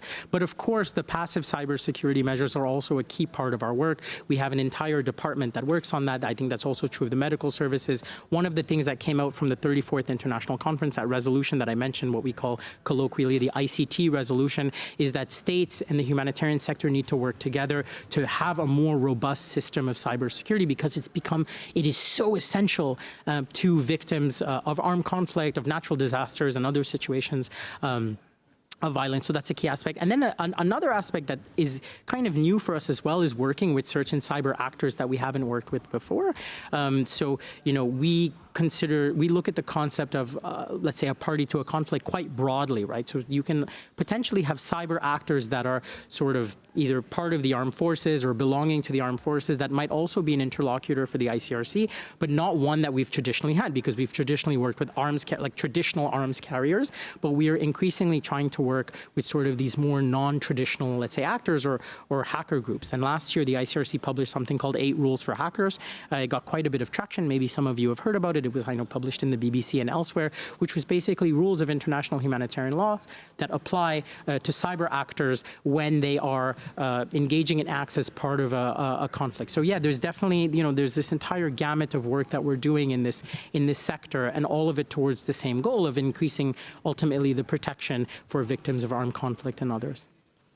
Yeah, and so the way I think about this question that you've asked, and I'm the cyber person up at the table, and so this is something I've grappled with quite a lot in the early stages of this project, and I would say it's half legal exercises and it's a half cyber exercises. And what do I mean by that is, if you look at the requirements, half of them are legal. So how do we marry these technical standards to international humanitarian law? But then they're also based half on security requirements. And this is sort of the traditional cybersecurity bread and butter domain, right, where we operate as practitioners. And I think the way to really think about this is, do the security requirements support ultimately what we're trying to achieve in terms of the legal requirements, rather than drive first with the security requirements and then come back on the back end with legal requirements? And I think it's a very important distinction and sort of linear way to sort of interpret this work, because we're not driving this as a cybersecurity initiative. Rather, it is, how do we develop security controls to support the legal requirements that we really need to meet here? So that's how I would think about that distinction in your question. Right. So we have exactly about 4 minutes, 45 seconds. So I would take both these questions together and, you know, let the speakers answer that. So to the gentleman on the right first, you can quickly, you know. Yes. We've heard a lot about the Red Cross as a protective sign, but there are a few others, such as the 3 orange dots and the white flag, of course. Are there any particular measures that need to be taken for, like, the different type of protective signs, or can they all be handled much in the same way when in digital sphere? Right. So, lady on the left, yeah. Hello. My name is Ulvia Hassanova. I represent the London Story. You mentioned the importance of confidential dialogue with states. However, during armed escalations, non-state actors particularly platforms like Meta and X play a significant role in shaping narratives and potentially fueling further violence. Algorithms on those platforms often amplify harmful content, including hate speech or incitement to violence, without timely and adequate intervention on behalf of these platforms. Does the ICRC, we also... Just quickly, if you can wrap it, yeah. Yeah, we documented those things during the India-Pakistan escalation. And my question is, does the ICRC engage in confidential dialogue with those companies during times of conflict? And if so, how do you ensure that their algorithmic amplification does not exacerbate the humanitarian catastrophe? Right. So, Samit, if you can go ahead, and then Chelsea can follow, I guess. Sure. Yeah. Thank you so much for the questions. So, great question about the different emblems. So, when we started our work, of course, we started on the Red Cross, Crescent, and Crystal. And in the interest of time, I've kind of kept the conversation to that. But you're right that there's other IHL emblems that exist and also part of our work. So, even though we're leading this on the Red Cross, Crescent, Crystal, there's, of course, as you mentioned, the 3 orange dots, with the 3 orange circles, rather, which are the dangerous forces emblem. So, it represents dangerous forces. If it's attacked, it would release, certain, what we call dangerous forces, essentially, that would, cause significant harm to the civilian population. So nuclear generating facilities, dams, and dikes. So that's one emblem. There's another emblem for civil defense, which is a similar emblem. Like maybe some of you have heard of the white helmets in Syria and elsewhere. I mean, there's civil defense now in the different conflicts that you see around the world that provide certain services, in the event of an armed conflict. They also have a specific protection under international humanitarian law, and they have an emblem. And then there's also, what's colloquially known as the blue shield emblem, or the emblem of UNESCO, the cultural property emblem, which is also an emblem that identifies cultural property and also has a different, special protection under international humanitarian law. The key is that the protections are different for each of the emblems. They're not exactly the same protection. And of course, they're not for the same thing. So we do have to think about what that means. We've been working quite a bit with UNESCO and what's an organization called Blue Shield International. They also participate in the IETF discussion, so they also bring that in to the conversation. So that's quite key. Yes, we have thought about the different emblems. On harmful on the question of working with tech companies, yeah, I mean, we try to have a dialogue with everyone. When we have a dialogue, it is a confidential dialogue. We're really happy to provide assistance, particularly in navigating international humanitarian law, which I know can become quite complex. So we do talk about that. The thing about IHL is it actually doesn't turn on whether information is true or not necessarily. We have a notion called harmful information, where the certain spread of information violates IHL. And so, of course, that's part of our dialogue as well. Chelsea, quickly to wrap up. I'll just say it's been a pleasure being here and presenting on IGF with my partners, Samit and Tejas. Thank you for joining us today, and just really encourage others in the industry and civil society to get involved in this work. That's really where it needs to go, is to scale beyond just a couple of small companies. So a pleasure to be here today, and thank you all for your thoughtful questions. Yeah, thank you very much for the audience and also people who have tuned in online. And please feel free to ask the speakers, after the session ends, Yeah. Thank you so much.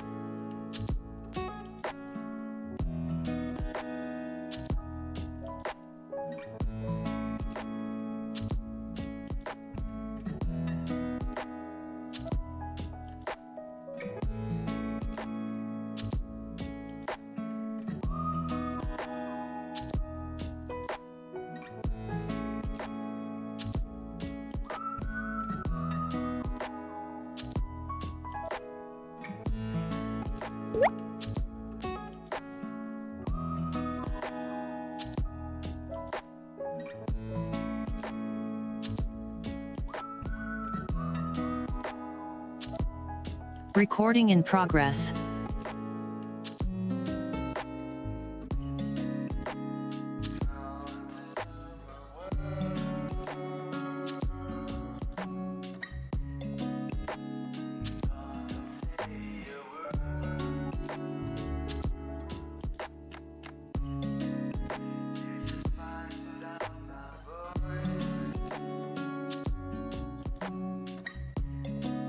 There is no need to say a word.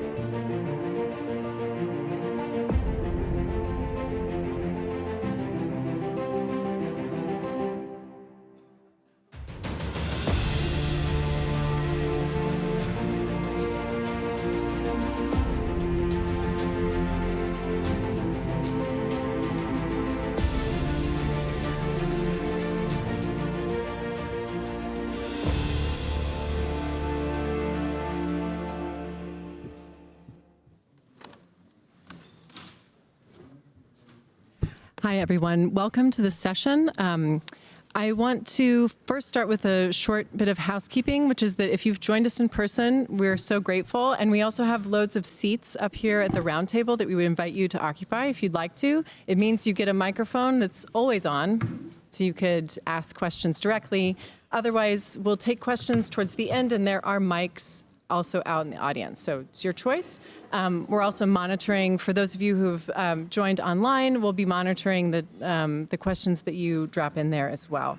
So welcome. We're talking today about the Fediverse, also known as the open social web. We, by design, imagine this as the openness means that there's an interoperability element that's very critical. And we are curious in this panel about a lot of things, but particularly about the ways in which privacy can be preserved in these interoperable environments. So you're all internet experts. You understand interoperability. And you're here because you're excited about the web, and we are too. So we have, this is the panel up before you. We don't have any remote panelists. I'm going to allow the panelists to really present this idea to you in stages. So if you're not sure what the Fediverse is, if you're not sure about what privacy and interoperability have to do with each other, I'm confident that the questions that we've posed to one another are going to help build that narrative for you.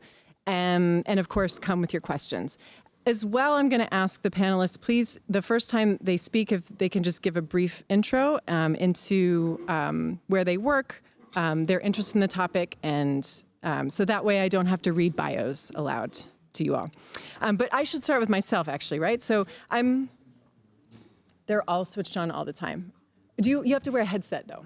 Okay. That would help.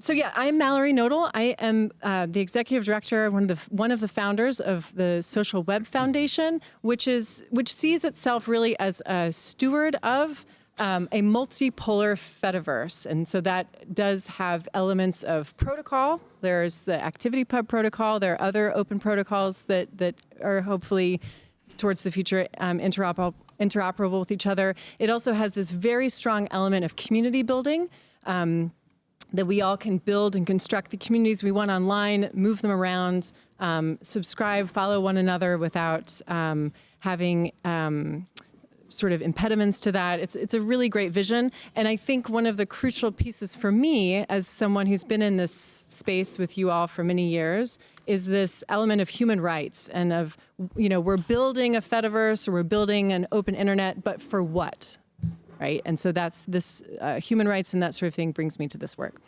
So that's me. I wanted to pose the initial question to the panel where each person can introduce themselves. Just what do you think we need to know as a level set for this issue of privacy interoperability? It can be a short intervention, but just to try to introduce the audience and the participants to what are the edges of this issue and why are we sort of here today? What do we care about? So keep the very first initial question maybe 2 minutes, when the rest of our questions will be maybe around more 4 or 5 minutes. So Delara, can I start with you, please? Yes, all right. absolutely. Thank you all so much for being here and for having me.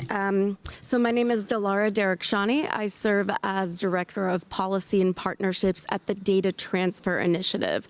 Our entire mission is to empower users with regard to data portability. I think it's helpful to give just a little bit of context about what we do, and you'll see how it's connected to our work in the Fediverse. When we're talking about data portability in this context, it essentially means at the user's request, companies should move bulk transfers of users' personal data from one platform or service to another. Our work at DTI is centered on translating legal principles into real-world practice. On the product side, we are building open source tools with private sector companies.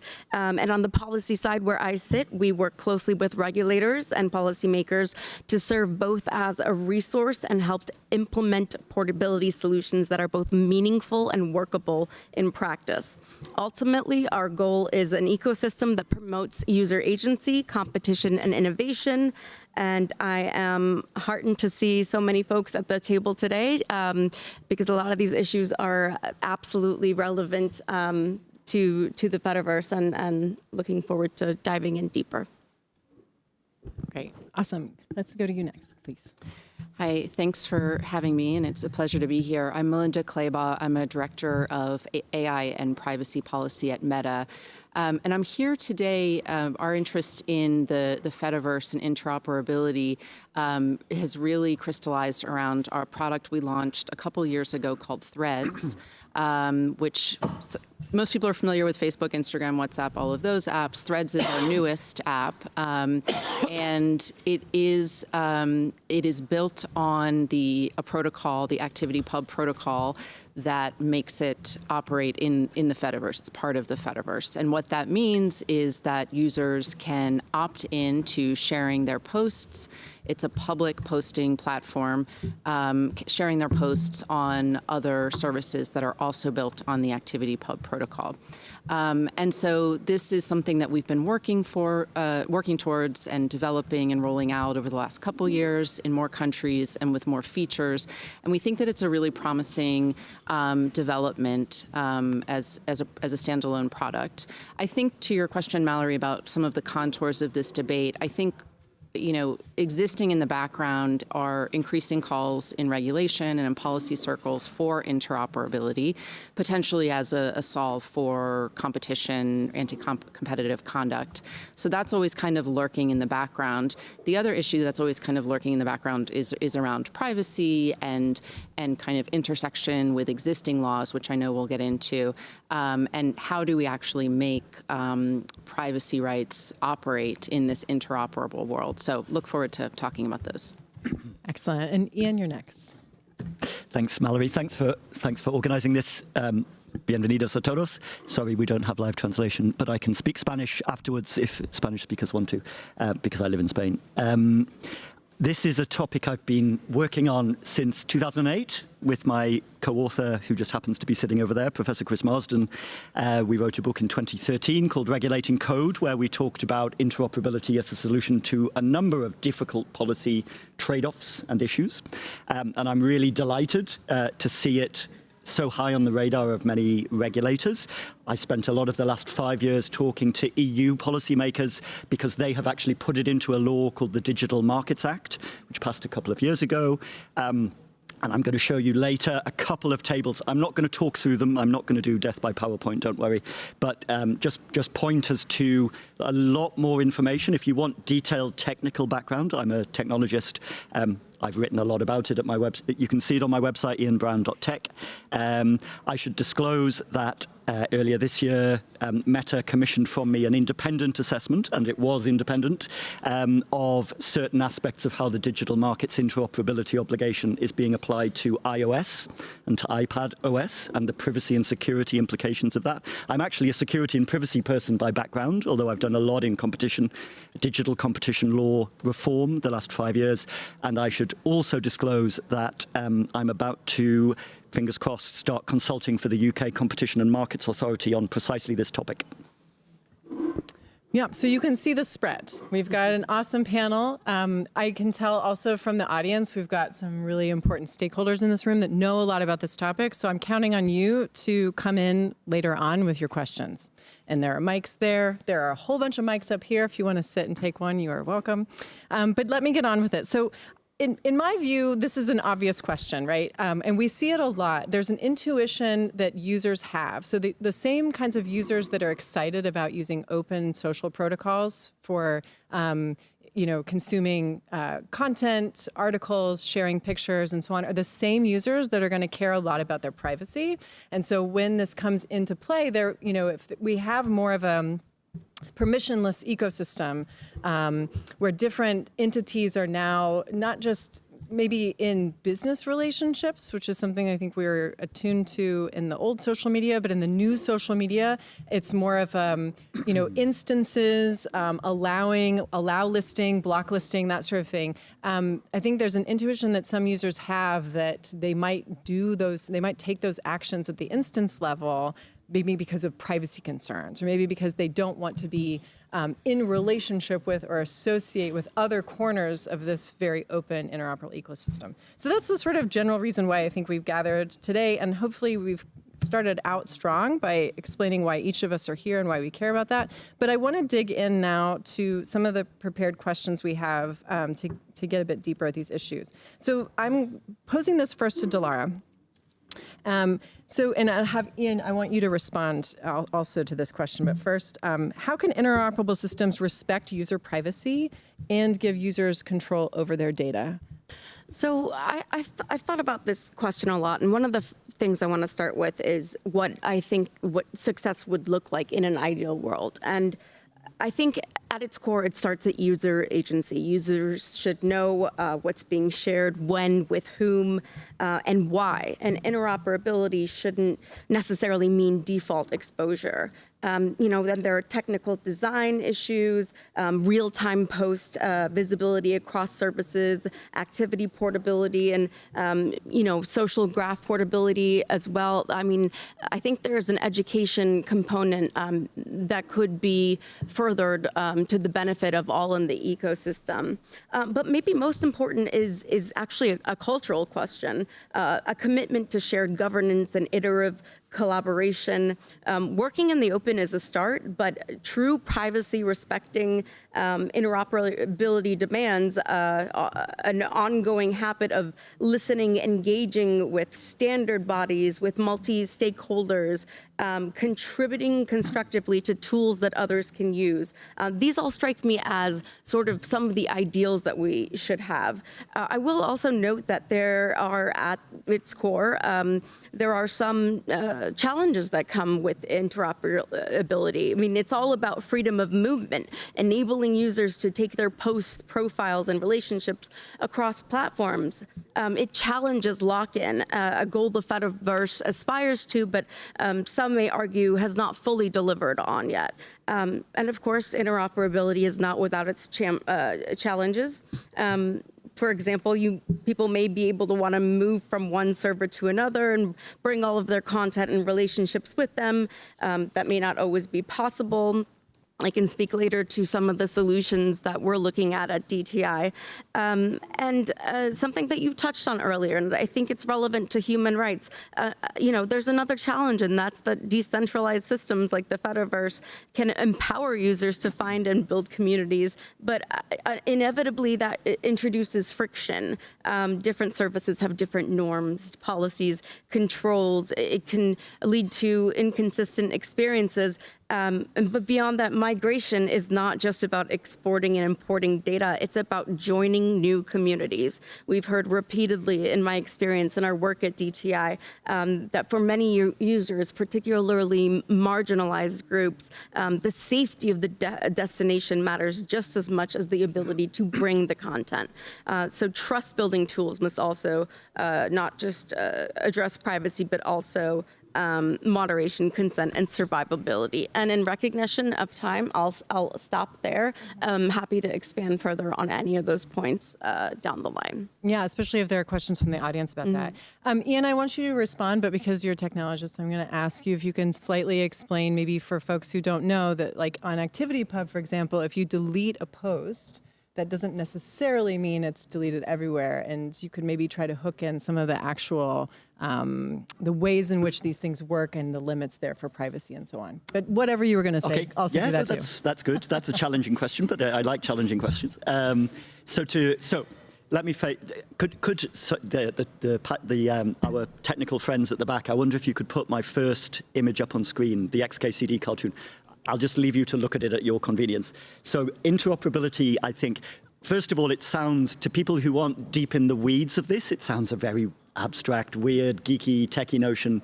And it's not an end in itself. It's a means to greater competition, greater user choice, diversity of services, ability of people to talk across communities. I love that idea. It helps people join new communities, try out new communities.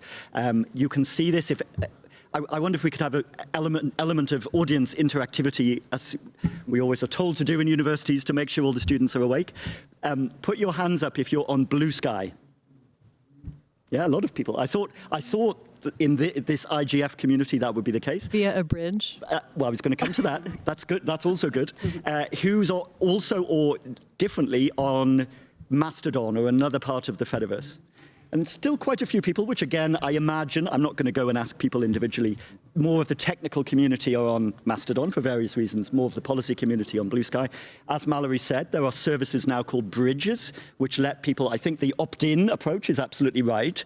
People who want to can choose to say, okay, from my Mastodon account, I want people on Blue Sky to be able to follow me on Blue Sky and to like my posts and to repost them and to reply to me, so I'll see them on Mastodon and vice versa. Mallory got straight to one of the important technical questions, which I think this XKCD cartoon, which someone in a tech company just sent me yesterday evening, knowing I was talking on this panel today. The details are very important for human rights, for protecting privacy, for enabling freedom of expression and opinion, for making sure people don't get harassed by being exposed to communities they might not want to. So to give you another example, there are bridges between ex-Twitter, and some of these other services, and I quite understand why. Many people on Blue Sky and Mastodon would not want people on X to be able to interact with them, because there's a lot of harassment goes on that service, sadly, and I deleted my own account a month or two ago. The very specific question Mallory asked, okay, you might be on one service, so on Mastodon, for example, I know, because I do it myself, you can set your posts to auto-delete after X weeks or months. And I do, after 2 months, because I want it to be a conversational medium, not a medium of record. I don't write social media posts with the care that I write academic articles or submissions to parliamentary inquiries and so on. I want to talk to people, I want to share ideas, I want to be able to make mistakes. That's a key thing that privacy enables. You can try new things out. It's actually one of the really critical elements of children growing up. Those of you who are parents or have nephews, nieces, or are familiar with educational psychology, that people can make mistakes. That's how we learn. You don't want people to think, if I make a mistake, it's going to be imprinted forevermore on my permanent record, and employers, universities, governments, when I enter the United States, for example, might be checking my social media posts, as is the current US government policy. So that very specific question Mallory asked, I think, is a really good one, because I think it gets to the crux of some of these issues. If, say, Mallory has, let's use me as the example. So I delete my Mastodon posts after 2 months. I use a bridge. It's called BridgieFed. I love the name, which lets people on Blue Sky read my Mastodon posts. Blue Sky is not necessarily currently going to, I have a Blue Sky account, but Blue Sky currently does not have an option to auto-delete all my posts that I type myself into Blue Sky, nor does BridgieFed currently pick up my preference from Mastodon to auto-delete everything after 2 months and then apply that on the other side of the bridge. It could. From a technical perspective, it's relatively straightforward.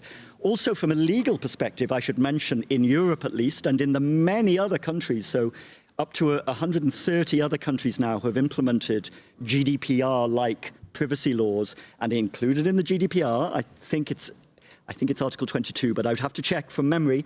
GDPR says if an organization publishes your information in some way, if it shares it, like a bridge, like a social media service, and then you withdraw your consent for the use of that data, the company has to stop using it, but also the company has to make best efforts to tell other organizations it's shared your personal data with that they should stop using it as well. And I think that's a good legal way of dealing with this issue, Mallory.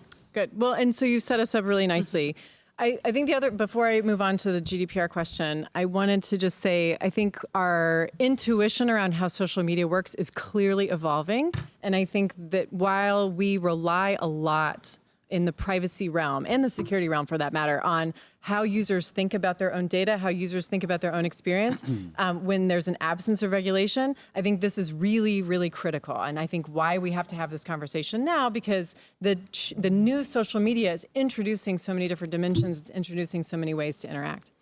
So let's talk about regulation, because even with the existing regulation we have, even in a sort of old social media regime, there's still these questions. So Melinda, can you tell us about what challenges you face regarding compliance with national and regional privacy regulations like GDPR, and how in a decentralized environment, how those challenges can either be exacerbated or alleviated, but essentially, how should Fediverse platforms in instances better align with privacy laws in general? Yeah, it's a really great question, and I guess this was a perfect tee up from Ian. So I think these fundamental concepts that are enshrined in GDPR and now in many other laws around the world are ones that around your data subject rights, your rights to access information that you've shared, your right to correct and to transfer and to delete. I mean, these have been enshrined for a long time now, and people have come to expect them and rely on them and operate accordingly.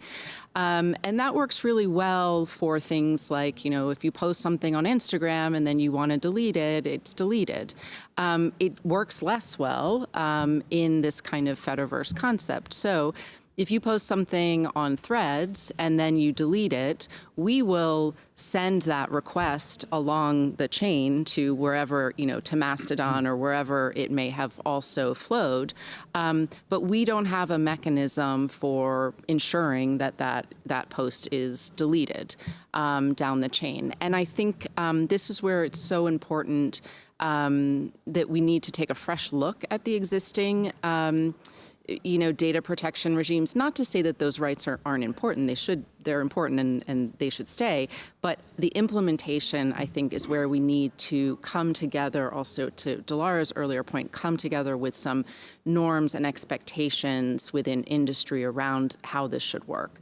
Equally, I think there's a real challenge as this new social media proliferates. I think, it's those in the tech community are already well-versed in these communities. But to your average user who maybe is starting on Threads or starting on Blue Sky or, wherever people went after Twitter, they may not understand this network. They may not understand really what it means to be posting something on Threads and then have it go to other services. And so that's where I think the user education piece and really understanding user expectations, importantly, is going to be really critical. So at Threads, what we do is when you're first onboarded onto Threads, we kind of explain with pictures what the Fediverse is and what it means for what you're posting and what happens when you delete. And so I think we have to really meet people where they are and understand kind of who's a power user, who's a tech user, and then who's just your average user who maybe is poking around and trying out new things online, which is great. So I think the collision of the legal regimes is one that needs to be, I guess the collision of the new social media and the legal regime is one that needs to be worked out in the regulatory space, in the industry space among companies, and then at the user experience level as well. Absolutely. And thank you. Yeah, thanks for that. Hopefully there are questions from the audience about that. I think one thing I wanted to just point out is part of how the ecosystem is evolving now, although it could always change because it's interoperable and open and who knows what could happen, is that it feels like there are kind of two ways to get on the Fediverse. Like maybe you join a new platform for the first time because you want to try it out, like maybe PixelFed seems cool, and so you're new there and you get onboarded there, or you're on already a platform that you've been on for a while, and that platform may decide to start adopting open protocols. And so that onboarding process and that movement process looks different. And that's kind of the beauty, is that it's very diverse in how people arrive in this space. And we're still trying to develop and communicate with end users about how that works. I'm going to move over to another regulation that you've already mentioned, Ian. This one's to you. And then Melinda, I'd love you to respond as well. So what are the opportunities to influence, the Digital Markets Act? I mean, it's out, it's baked, but, we want to see if there's a possibility to define or enforce interoperability requirements for the existing social media platforms, That's, as far as I know, not part of how the DMA is structured now, but there could be some opportunities, and it sounds like you've been working on that. So tell us where it's at. I've been working endlessly on that for the last 5 years. I must have bored all my friends to tears by now on that subject. So the DMA has a messaging interoperability requirement. So that currently applies to WhatsApp and Facebook Messenger. And actually Meta, and again, to emphasize, we didn't practice this before. We did not line up questions. We've never met before. And my assessment ended at the end of February. But actually, I'm not always positive about Meta, but actually what Meta has done on WhatsApp privacy and interoperability is really interesting and great, I think. A lot of user research in fine-tuning in the same way Melinda has talked about the Threads experience, exactly the same with WhatsApp. And I think the rest of the industry could really, it would be great if Meta shares that as much as possible with other industry players and open source projects, so they can all take advantage of that great research Meta has done in that area. Civil society groups got this close to also requiring social media, the biggest. So the DMA only applies to the very, very largest companies, which the DMA calls gatekeepers. There are only 7 companies it applies to. The obvious, you can probably guess which they are. I can read the list out later if you care, but Meta is one, Apple is another, Microsoft is a third. ByteDance, TikTok is covered. Civil society got this close to saying social media from the very, very largest companies must also be interoperable in the way that Threads is. I mean, I'm not using, actually, I am using Threads currently, but mainly I follow people on Threads from Mastodon, not from Threads. I follow Jan LeCun, for example, who's Meta's chief AI scientist, because he says very interesting, quite independent-minded stuff. I'm sure Zuckerberg sometimes rolls his eyes at things Jan LeCun says, and that's a good sign of independence, I would say. What can we do? Did civil society miss its chance? Because it persuaded the European Parliament, but it couldn't persuade the member states. And therefore, the final legislation includes it for messaging, but not for social networking services. But this is the cliffhanger. Next year, and actually every 3 years, the European Commission has to review the operation of the legislation. That's very standard in European law. And they have to very specifically, every 3 years, consider should Article 7, which is the messaging interoperability obligation for gatekeepers, be extended to gatekeeper social media services. And we can say pretty much what they would be, probably, because you can look at who are the designated gatekeepers. I already said Meta is one. You know what social media, they're called online social networking services in the DMA. You know what online social networking services with 45 million users in the EU, 10,000 small business users, those are the 2 criteria. You could figure that out for yourself if you wanted to. If the Commission recommended this and the European Parliament chose to act on the European Commission's recommendation, the DMA could be extended, so that would become a legal obligation for these very largest social media companies in the way it already is for messaging. And for those of you who are not European, don't worry, I can sort of feel you rolling your eyes at, these Europeans are, they love passing their Baroque regulatory regimes, but what relevance does this have to us? Actually, like the GDPR, many other countries around the world are already putting these kind of principles into their own national competition laws and related laws.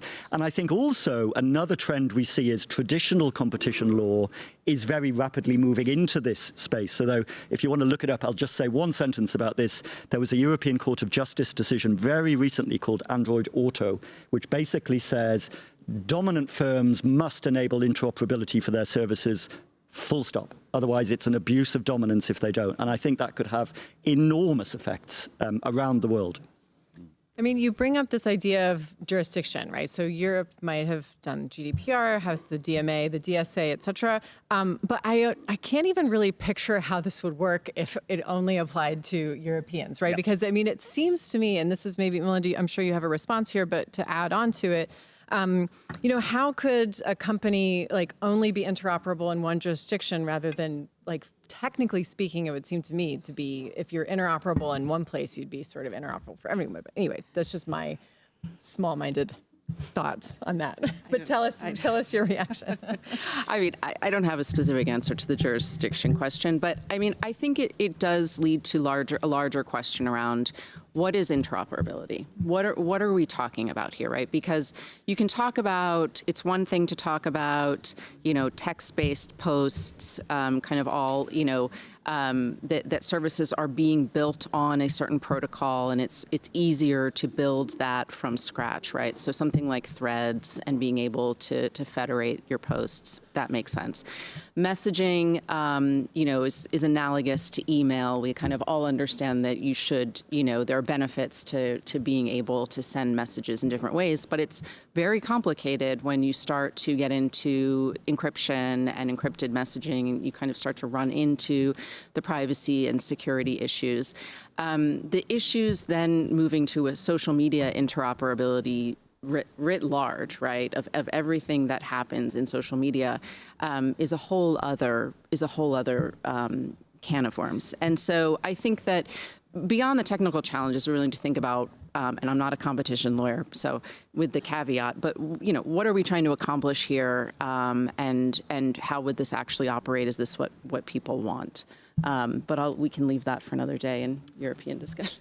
Yeah, I do think that's relevant. Like, what do people want? Because I mean, one answer to interoperability all the time on the open web is RSS. I mean, that's a pretty basic way to just get content out there in a way that can be consumed in any way. But I think what ActivityPub does and what other protocols are aiming to do is make it that you can push content out there, you can consume content, but you can also interact with it, comment on it, share it, reblog it. So there's a lot of different, and more all the time, right? The wonderful thing about sort of interoperable permissionless ecosystems is it really creates new ways of interacting with content that didn't even previously exist before. I mean, we kind of are stuck a little bit in an old school social media thing where it's like you can click the heart, you can click the little swirly arrow thing, and you can click the back arrow to make a comment. I mean, these are really, really basic ways. There are probably more, right? So Dilar, I want to round out the panel by asking you about how governance and responsibilities can be distributed so that we can steward all of this together. We've talked about this very diverse and very complicated ecosystem where you can do all manner of things, but then how do we manage this together as it hopefully continues to proliferate, right, across both existing platforms out there, right? If you run a social media platform and you're interested or curious about interoperable platforms, or interoperable protocols, we want to talk to you. But then also about brand new folks who come into this space and do things. So tell us your thoughts on this. Absolutely. Earlier I set out a number of challenges, and then I didn't actually bother to explain any of the solutions that we were working on at DTI to address these problems. So I'm going to do that. But, I mean, the first thing I'll say is that it's pretty clear to all of us that these issues are bigger than just a single company or entity.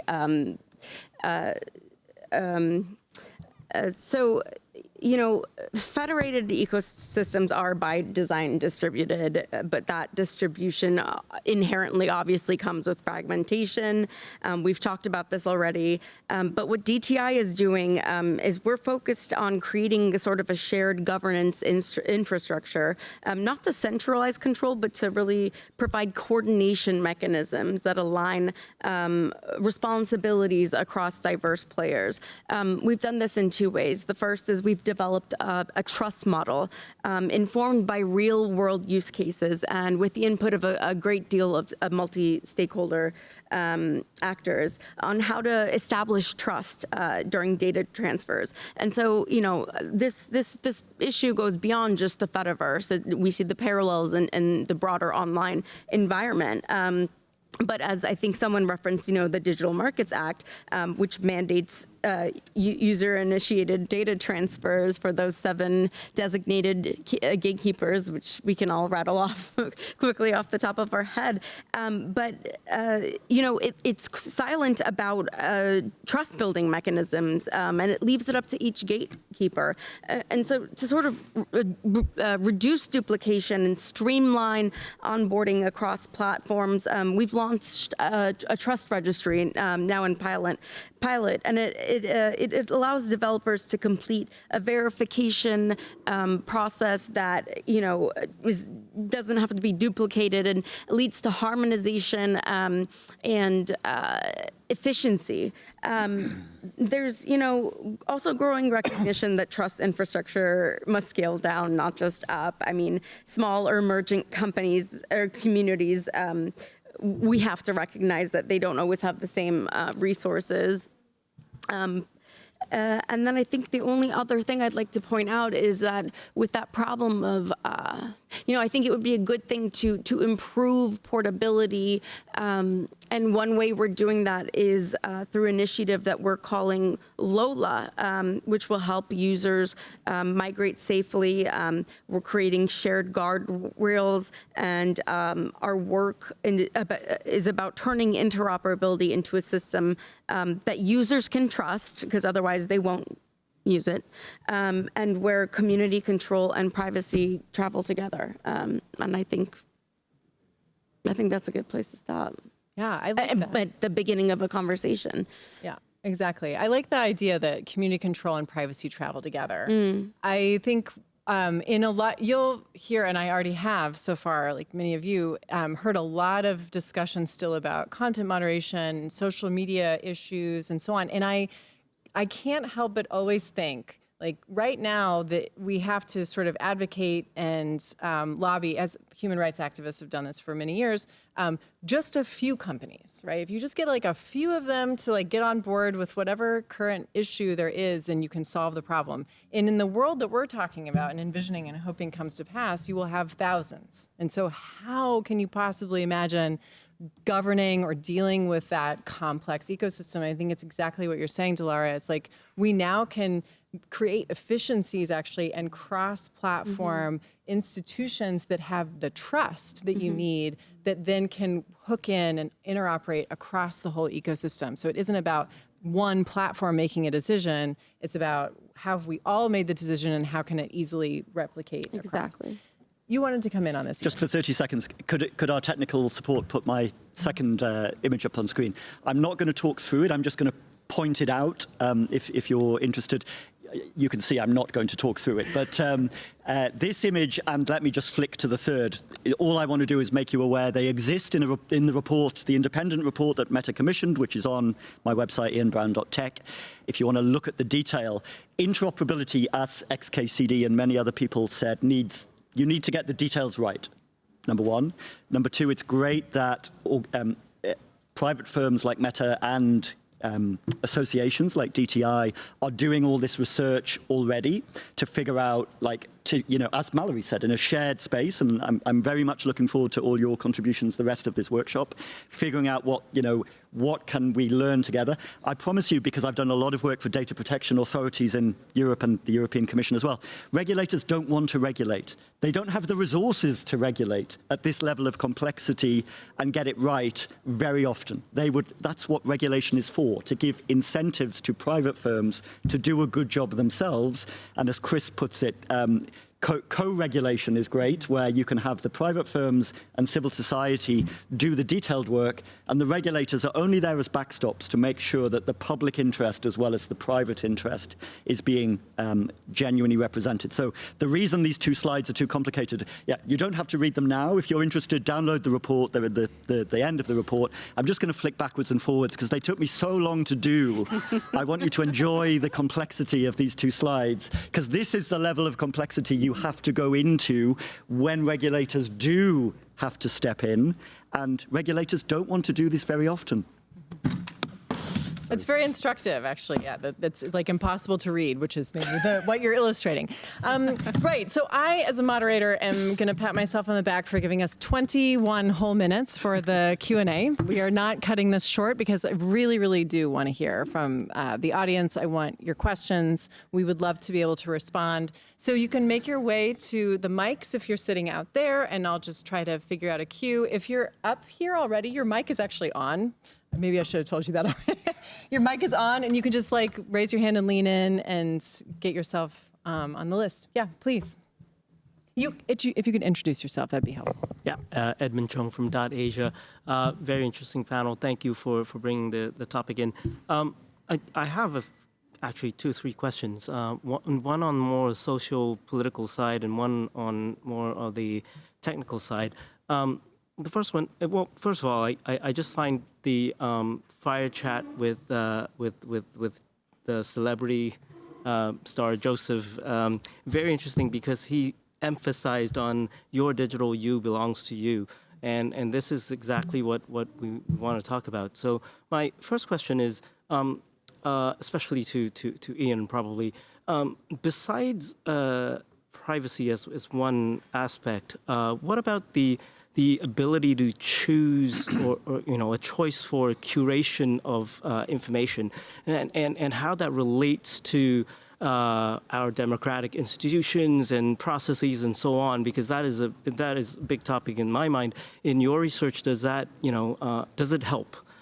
This is my first question. The second question related to the deletion part. That's really interesting. I was just thinking about it. Even email doesn't resolve that perfectly yet. But something like time-based encryption might be useful. But the issue here seems to be the forum or the standards body that the different players and providers are willing to abide by. ActivityPub is I think with W3C.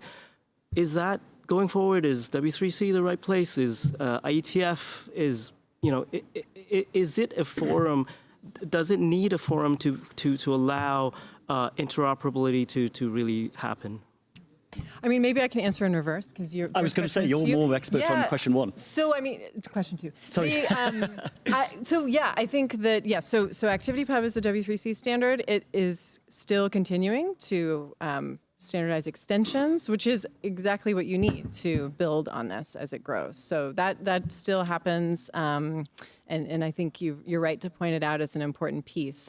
As far as like how you ensure different platforms are implementing it correctly and doing things like delete, if requested, that's something that standards bodies can't do, right, and shouldn't do, but certainly something that, it is about a community-based approach to making sure there are good actors following the rules and that sort of thing, which is a separate governance question that is important to address. And on that issue, I would say the IETF, the Internet Engineering Task Force, which I'm much more familiar with than W3C, certainly organizes, I forget what they call them, bake-offs maybe, interoperability testing, making sure that software that is following IETF standards, RFCs, does actually work properly, that, something functionality like deletion across platforms for good faith implementations is happening. Of course, that nothing technical can enforce against bad faith actors. That's where you need the legal backstop. And I think actually the GDPR rules about needing a legal basis for processing, for example, could already be used to enforce that. So I think you mentioned earlier, Melinda, questions that Meta has and that any other organization that implemented interoperability in the way you have had about, well, what if a user chose to they opted in, right approach, to sharing their content with other platforms. But then one of those platforms went rogue, started allowing people on that platform to harass them. Well, Meta can block the harassment, crossing over onto Threads, but it can't enforce against a bad faith actor. Technically, the data still has crossed. It's on the other side. What could happen then, if necessary, if this was happening on a large scale in particular, Meta and or the individuals affected could actually take legal action in the 160 countries, including the EU member states, that have GDPR-like privacy laws to say, hey, bad faith actor, you're clearly ignoring my clearly stated limits on processing of my personal data. It's often going to be sensitive personal data in GDPR terms about your political opinions, your health, a range of other very sensitive topics. And then if your data protection regulators are doing their job, or if your courts are doing their job, they can legally go after the bad faith actors. I'd love to quickly respond to something as well, if that's okay. Your digital you belongs to you. I think that's an incredibly powerful statement, especially as increasingly our lives are online, or increasingly personalization of, for example, AI systems is driving our lives. But I do want to just note that this is the very heart of why portability matters, and why you should have control of your data. And with regard to your deletion point, for whatever it's worth, those conversations are constantly happening, both at the state and increasingly at the federal level. And so I'm looking forward to seeing where those conversations go as well. Just quickly, you need to attribute to Joseph Gordon-Levitt, not me. I'm so upset that I missed him. I didn't know he was here. He was tremendous. Yeah, and very focused on personal data. It's really right up your street, Laura. Collaboration. But it's recorded, no doubt. You can catch it. We have a question here. Anyone else up at the table? Okay, we'll come to you next. Go ahead. Dominique Azel-Mathieu, WCC. So just to quickly react on the interop question, the same way the ITF runs interop fast, WCC has also a very thorough interoperability testing process as part of our recommendation process, which could include indeed testing whether the implementation implement deletion, whether the service does is a separate question. I guess a specific question to the panel. So my experience from previous privacy interoperability work in WCC is that it's really, really hard to define privacy to a level of granularity that matches the complexity of how people want their digital selves to be presented. And so what we've seen overall is that what gets through the standardization process is very simple signals like do or do not, typically. In a world of social media, that feels way too coarse to actually express something users care about. So I don't know how you see disentangling this problem of managing the complexity of the way people understand their social self and the need to bring interoperability in exchanging this social media content, in particular in the context of portability or other type of interoperability. Yeah, good question. Would you like to respond to it? Or? Okay, after. Yeah. Okay. Anyone else on the panel want to respond? Yeah, happy to. Yeah. Go ahead.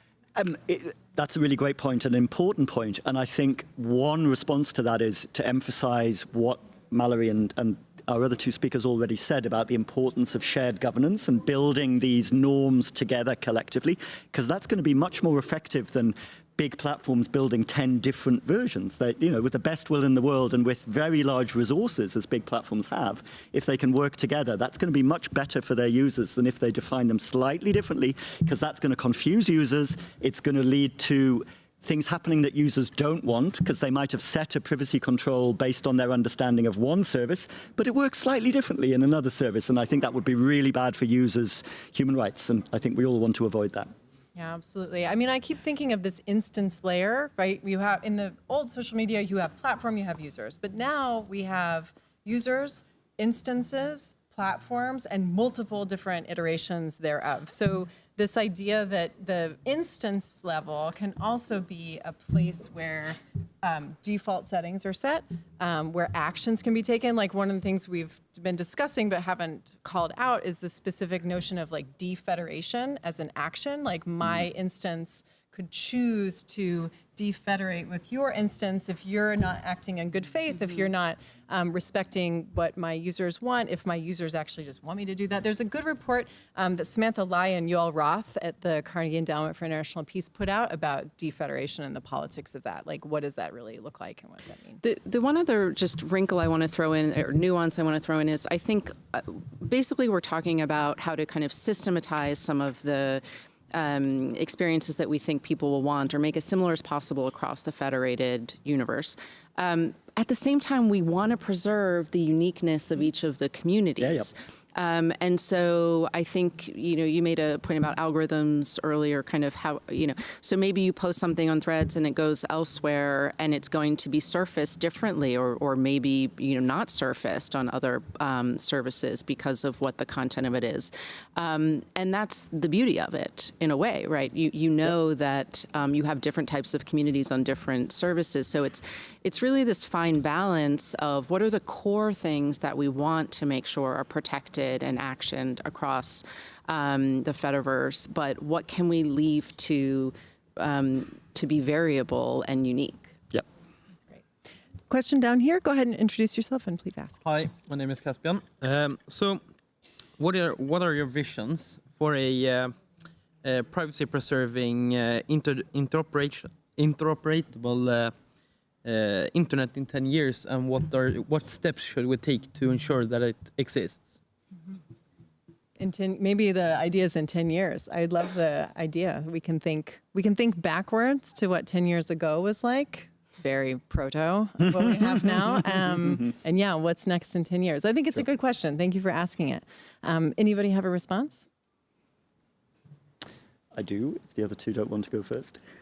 You go first, I'll chime in. Okay. I was reminded walking in, the wonderful display at the entrance by the organizers of how Norway was a real pioneer in bringing the internet to Europe.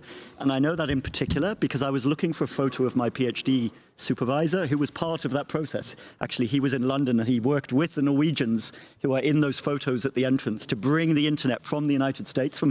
I think there were only 4 sites in the original ARPANET, and it was very soon after that Norway and my supervisor, Peter Kirstein, brought that over to Europe. So that's going back to the 70s. So that's that's 50 years ago. I'm not going to even try and remember 10 years ago because it seems all a blur, but thinking 10 years forward is a great horizon. I would say I'm very optimistic what's happening really quickly. So way before 10 years, actually, I think what's happening with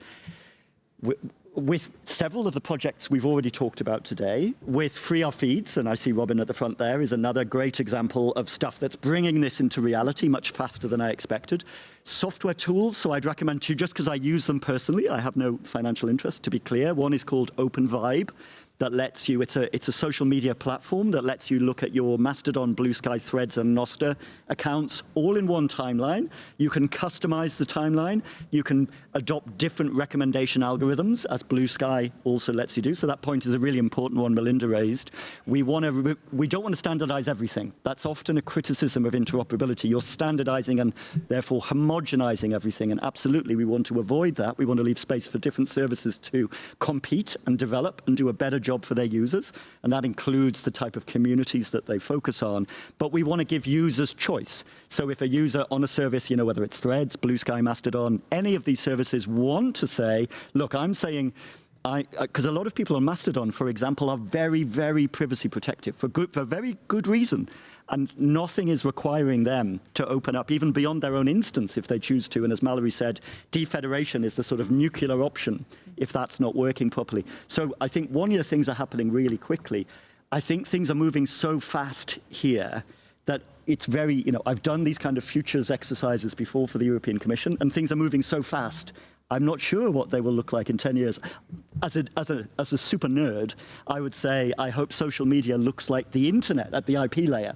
That it's that configurable and flexible, that it provides a layer in the middle, and then all of the stuff we've talked about, the famous hourglass model going up to the extra 2 layers at the top. The ITF T-shirt famously says financial and political.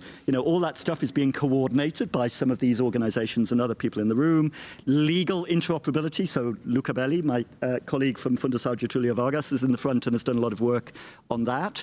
You need all this stuff working together. So I didn't intend this to be a plea for the IGF to continue, but I know it's potentially may not, and I think this is an example of how the IGF can add a lot of value to these debates.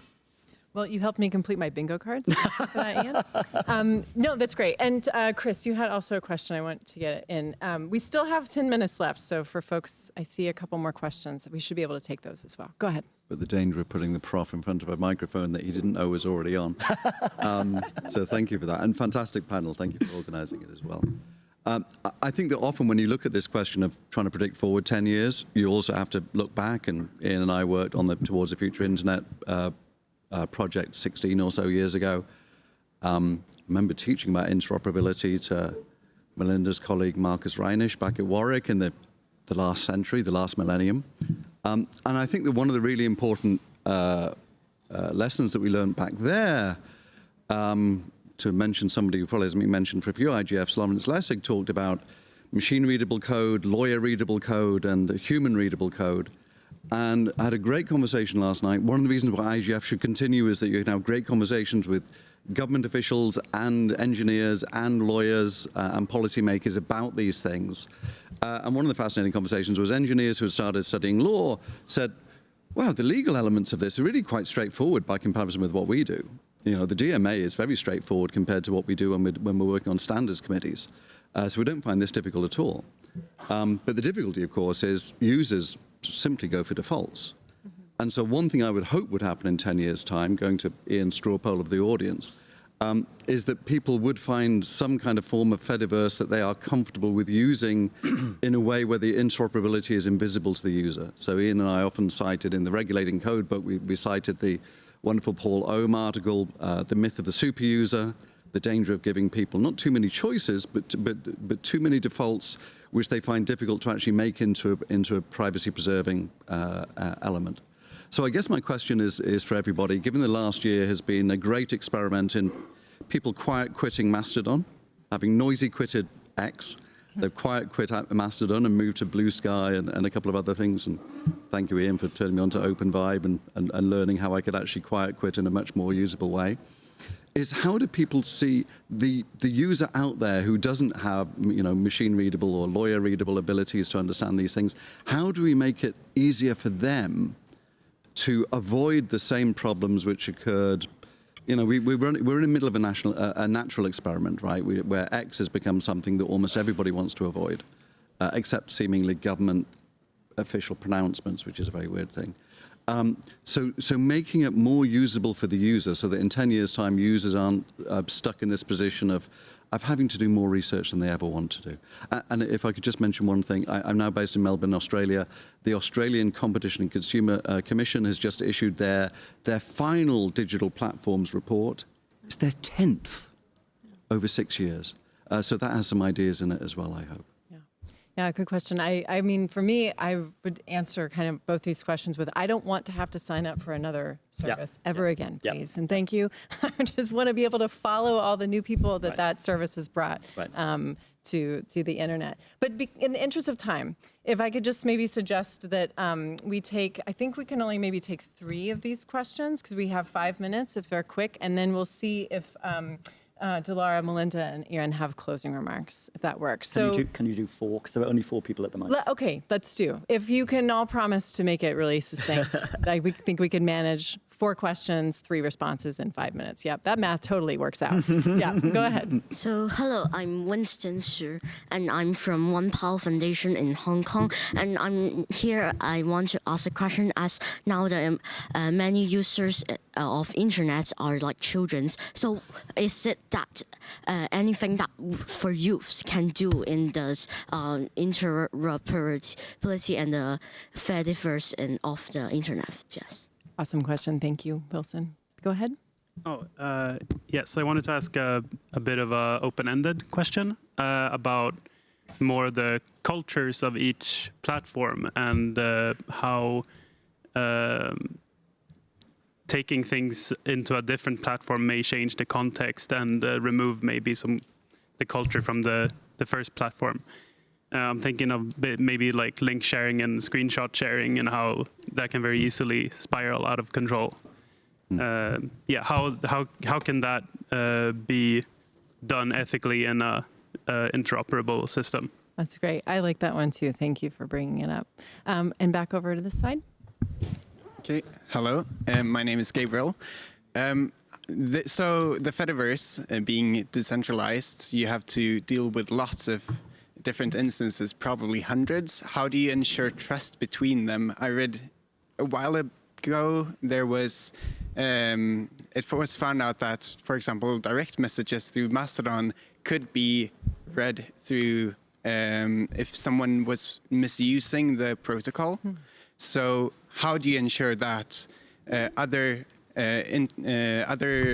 instances that are interfaced with can be trusted? Thank you for bringing up direct messages. That's a good one, especially for our privacy panel. Awesome. And then our last question, please. Good afternoon. Thank you. More perhaps as a question, a reflection. What takes foot of toes from the private sector that openly, now we talk about interoperability, can be shared about, because resilience is about sharing of learnings of what went wrong or what went right. What will you share to the public sector, for instance, in public services, enhancing the services for portable health, or for the municipalities, for the social welfare of children or families? What can be shared for both the good and bad, and not focusing only on standards, because they are waiting on standards only. Great. Thank you. Thanks so much. Let's go in this order. Ian, if you want to start, just respond to any of that you can, and then we'll work our way down. Thank you. Incredibly briefly, and let's keep the conversation going online afterwards. Let me pick out two, the great one from my right, your left, and the last question. So on the, I think, mentioning uncontrolled sharing of screenshots, I think that's a great way to think about how ActivityPub and @Proto, Blue Skies Protocol, and other protocols like it can help do controlled sharing. So making sure opt-in, starting point, protocol features that make sure that users' wishes, as far as good faith actors interpret them technically, are followed, and legal backstops for bad faith actors that choose not to. So uncontrolled sharing via screenshots is something that's never going to go away, because you can't stop people screenshotting. That was the dream of the digital rights people in the 90s and the early 2000s. And from a technical perspective, I had a startup doing it. I promise you, it doesn't work. That's a bad idea. Mallory's way is the way. Mallory and Friends is the way. And the very last question, very simple point, and actually picks up what Chris said as well. One thing governments can do is, for goodness sake, share all your information on multiple platforms, not only on X. Right. Don't have politicians rail on the one hand about X, and then force all your citizens to join X if they want to get information from the government. Hey, maybe governments should have instances where they're the source of truth that's verified, and then at that, just an idea. Melinda, go ahead. Yeah, I mean, I think what we see is that we're at the very beginning of this journey, and so I would just encourage, Meta is learning as we go. We just last week announced an in-threads feed that pulls, posts from whatever else you're connected to. That was at the response of users who wanted that. So, keep pushing for what you want in this Fediverse, and that will help drive the conversation. Great. And I'll finish by saying that a lot of DTI's work is focused on this. I would really encourage you all to reach out to continue these conversations. The issue of trust during transfers, if a user wants to move their account or content from one service to another, how do we know that the service will respect expectations or that it was actually authorized? How do we confirm identity and integrity and making sure that the message was not lost or maliciously changed? But crucially, these are things that we're working on, and I really hope that you all reach out for further conversations. Thanks so much for coming. Thank you for your questions. Thank you to the panelists who spent their time thinking about these issues in depth. At the Social Web Foundation and with all of you, right, we're actually really trying to have these conversations together. Like Melinda said, this is only the beginning, so hopefully we can stay engaged. Hopefully we can share learnings and make this space more robust and better. Great. That's it. Thank you.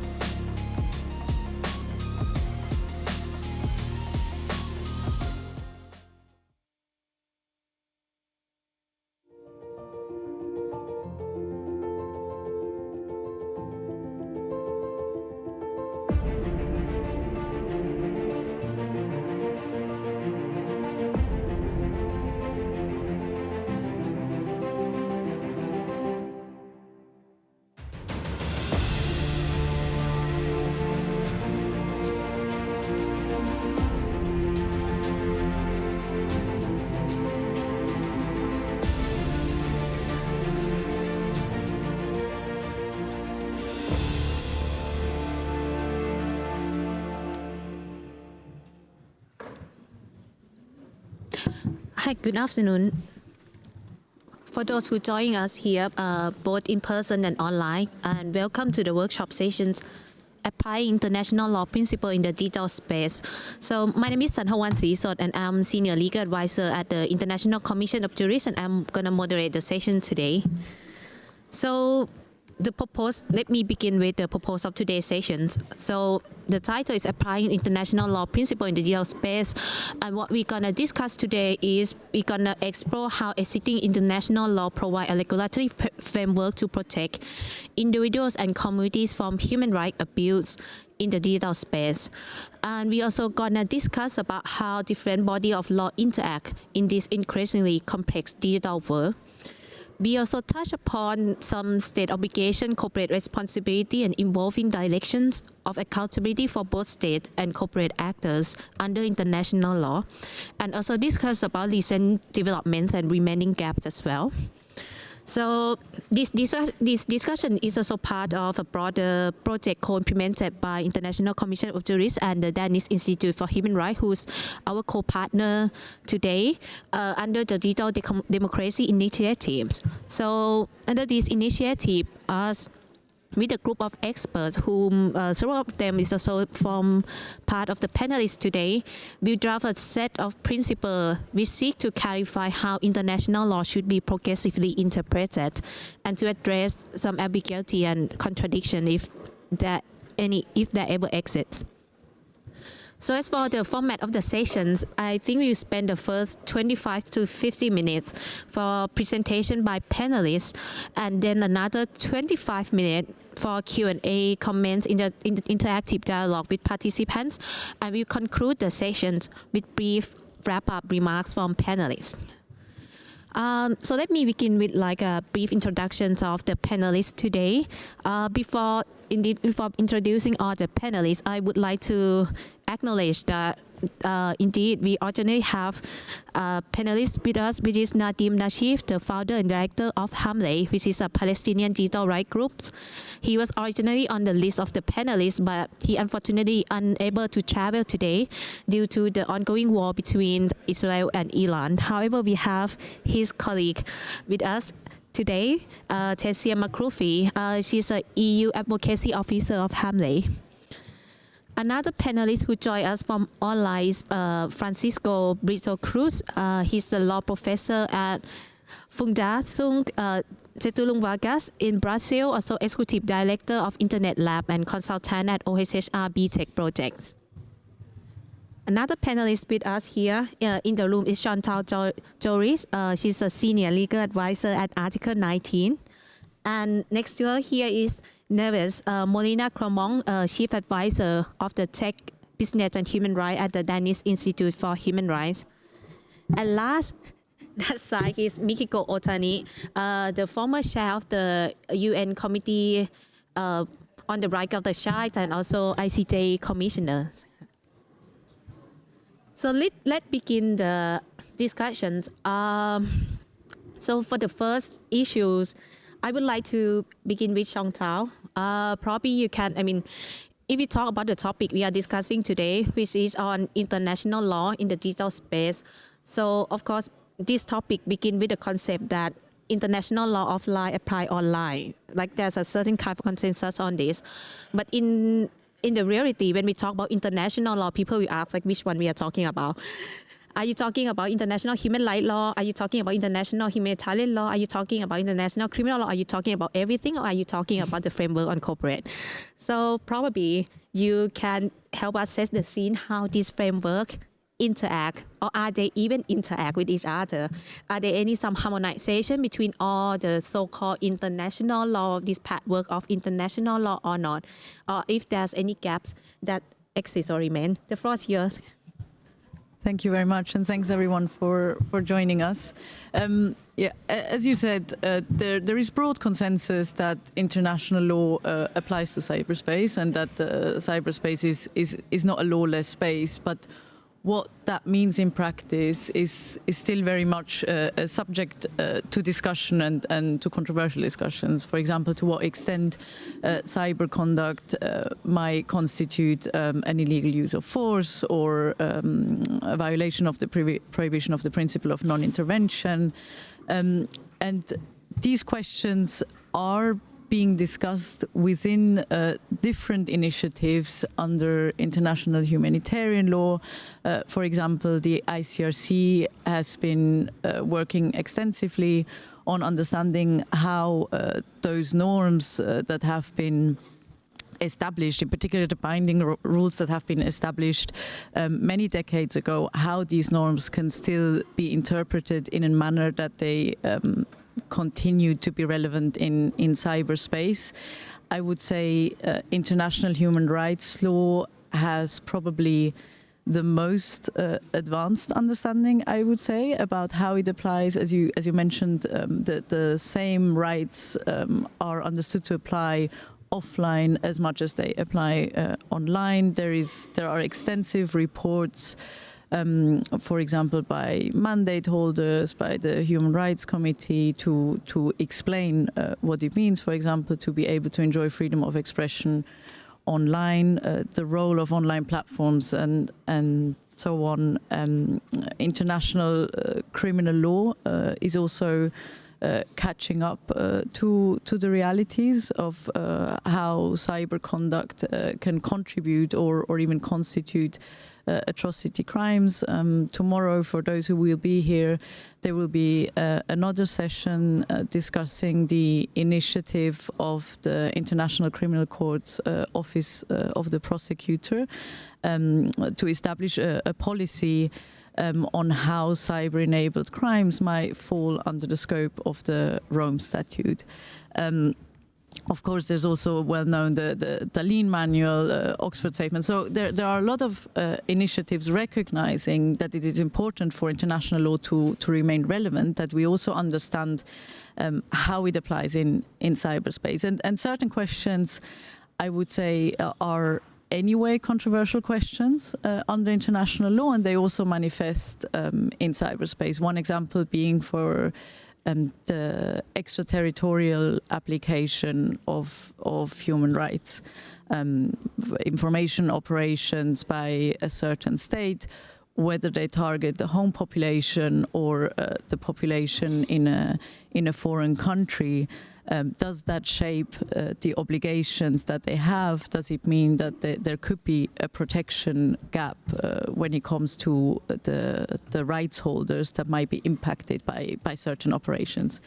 So what I would say is that those initiatives are very relevant, but I think there could be more effort probably to avoid the fragmentation of the responses to how international law applies to cyberspace, and to make it more, to harmonize it more, to avoid a protection gap. For example, coming back to a potential, say, disinformation campaign that is inciting and dehumanizing and targets people in another country.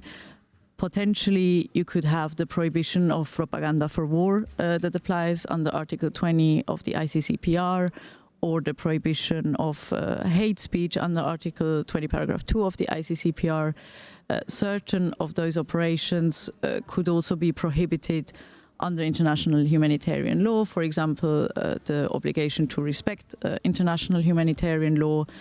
It could potentially be a violation of the prohibition of direct and public incitement to genocide. So we have all these different frameworks that have something to say about this type of content, this type of state conduct, if that's what we want to focus on.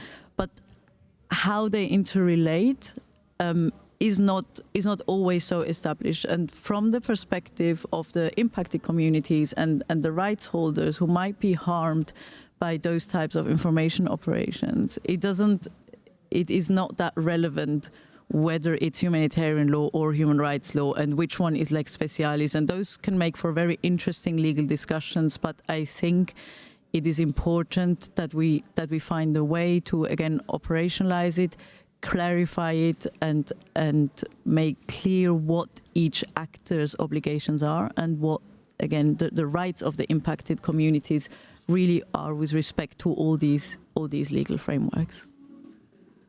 Thank you so much. No, sorry, it hurts me. Yeah, I think you point out very important issues and very important.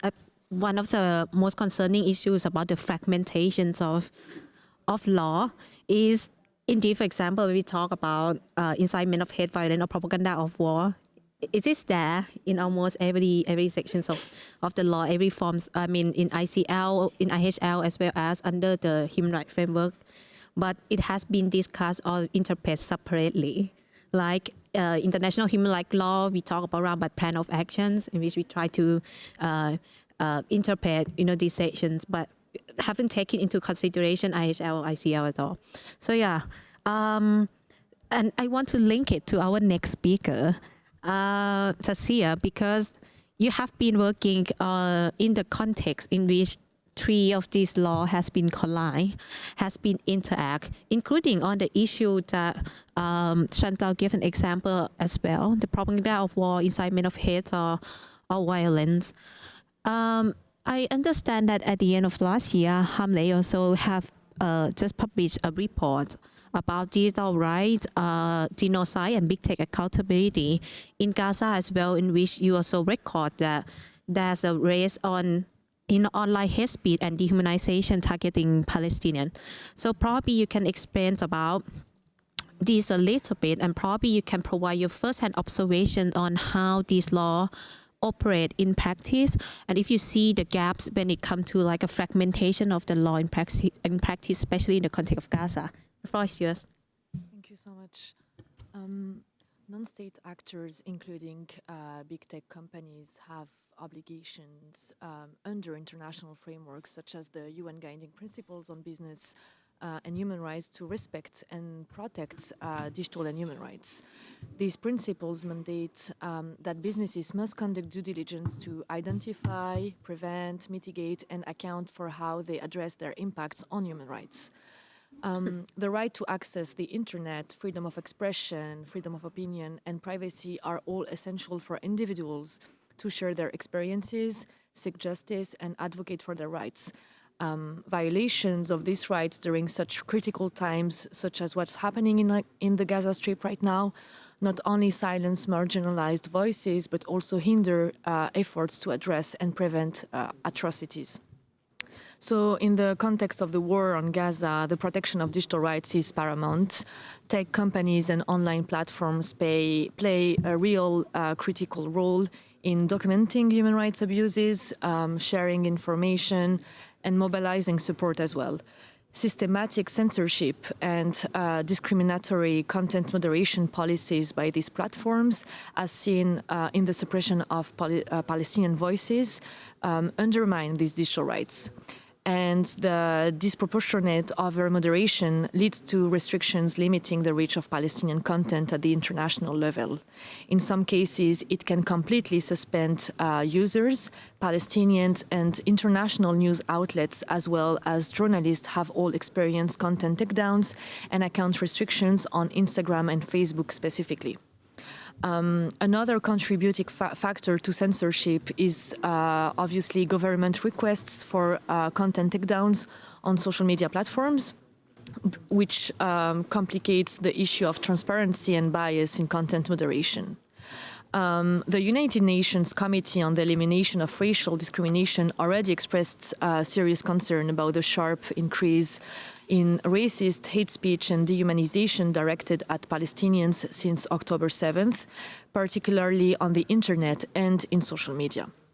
And the ICJ order on the plausibility of genocide highlights the gravity of the situation, as they are considering, in this case, the documented use of online platforms to incite genocide against Palestinians in Gaza, and all social media services in Israel and Palestine need to prioritize a comprehensive approach that really mainstreams and safeguards human rights and addresses the root causes of discrimination against the community and narratives in full transparency and in line with the United Nations Guiding Principles on Business and Human Rights.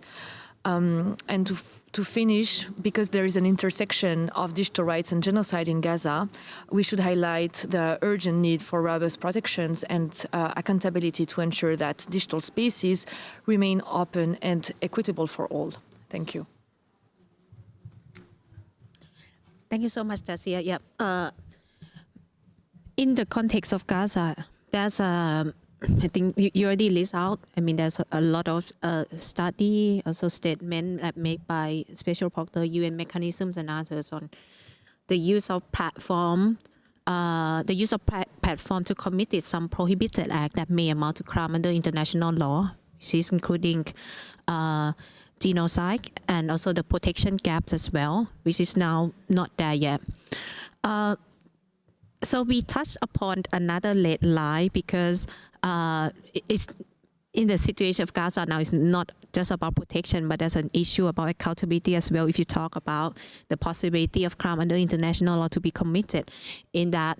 So I would like to move to the next speaker to touch upon the issue of accountability when it comes to the human rights violation or abuse that committed in the digital space, including those that may amount to crime under international law. So probably, Neves, you can talk about, like the accountability framework as well and challenge in accessing to justice and remedies for those who were victims of human rights violation or abuses that committed online, and probably those who have to face challenge through fragmented legal framework as well. First, yes. Thank you. Well, this is a quite impressive room. Yes, I mean, building on what my colleagues here have been talking about, I would like to talk about the growing gap in the accountability, and as a consequence, of course, the growing gap on victims' access to remedies.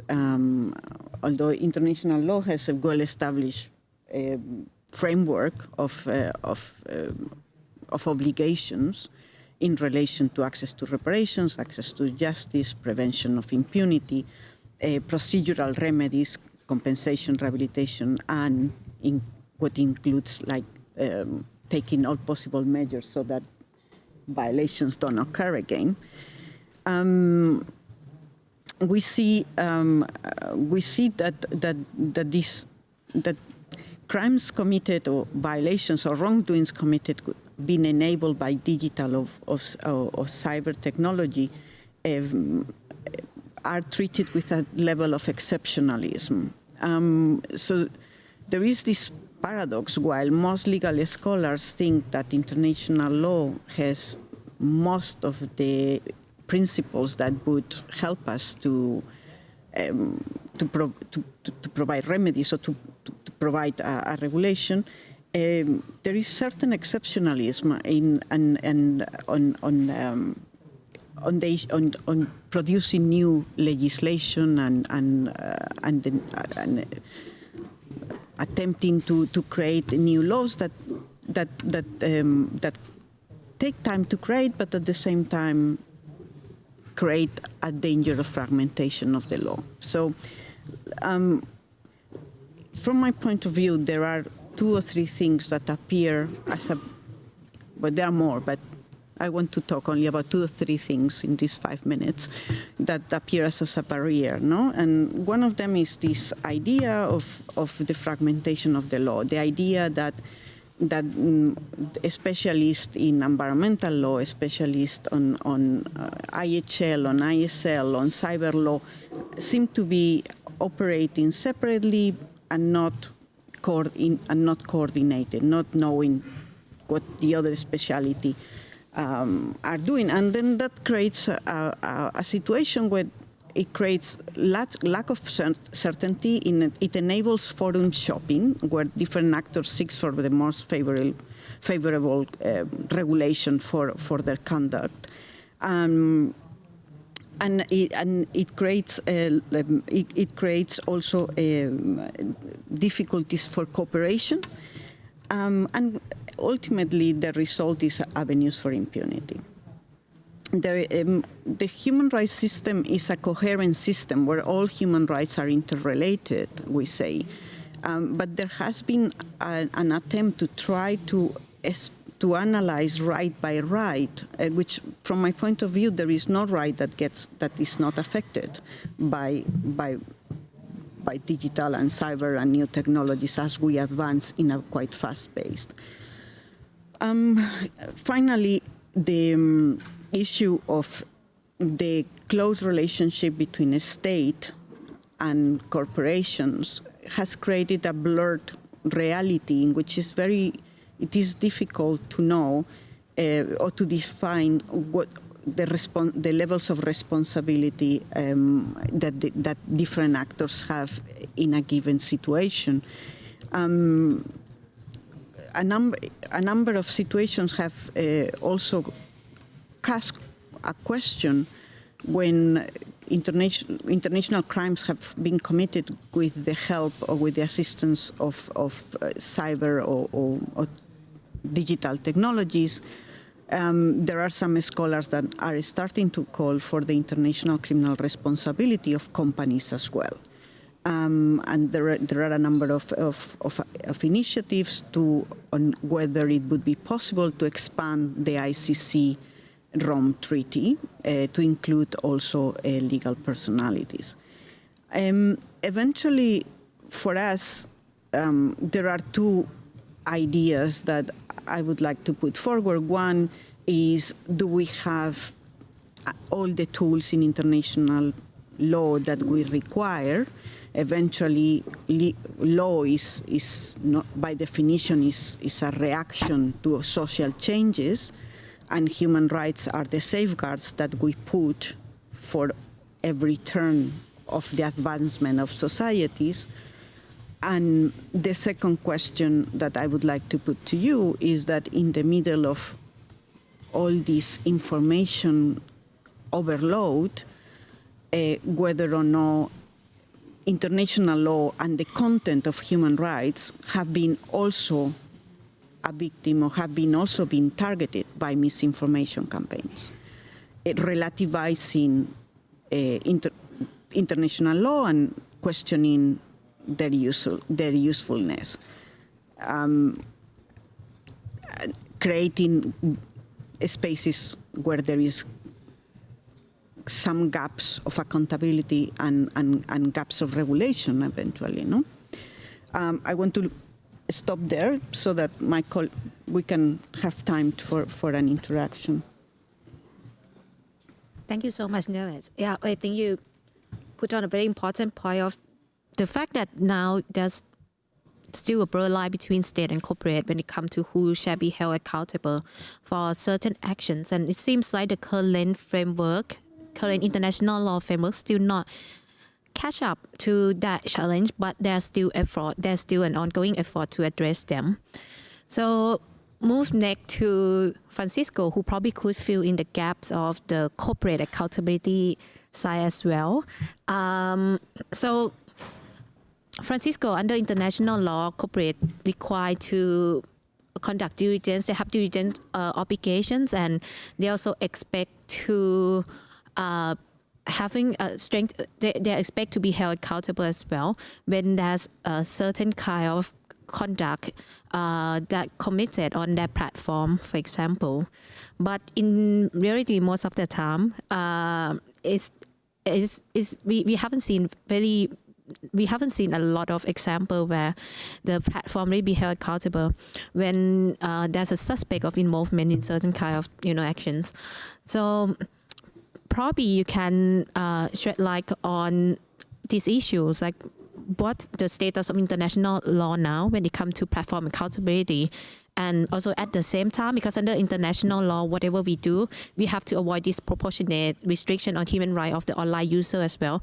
So how can we strike the balance between those accountability and protection of the right?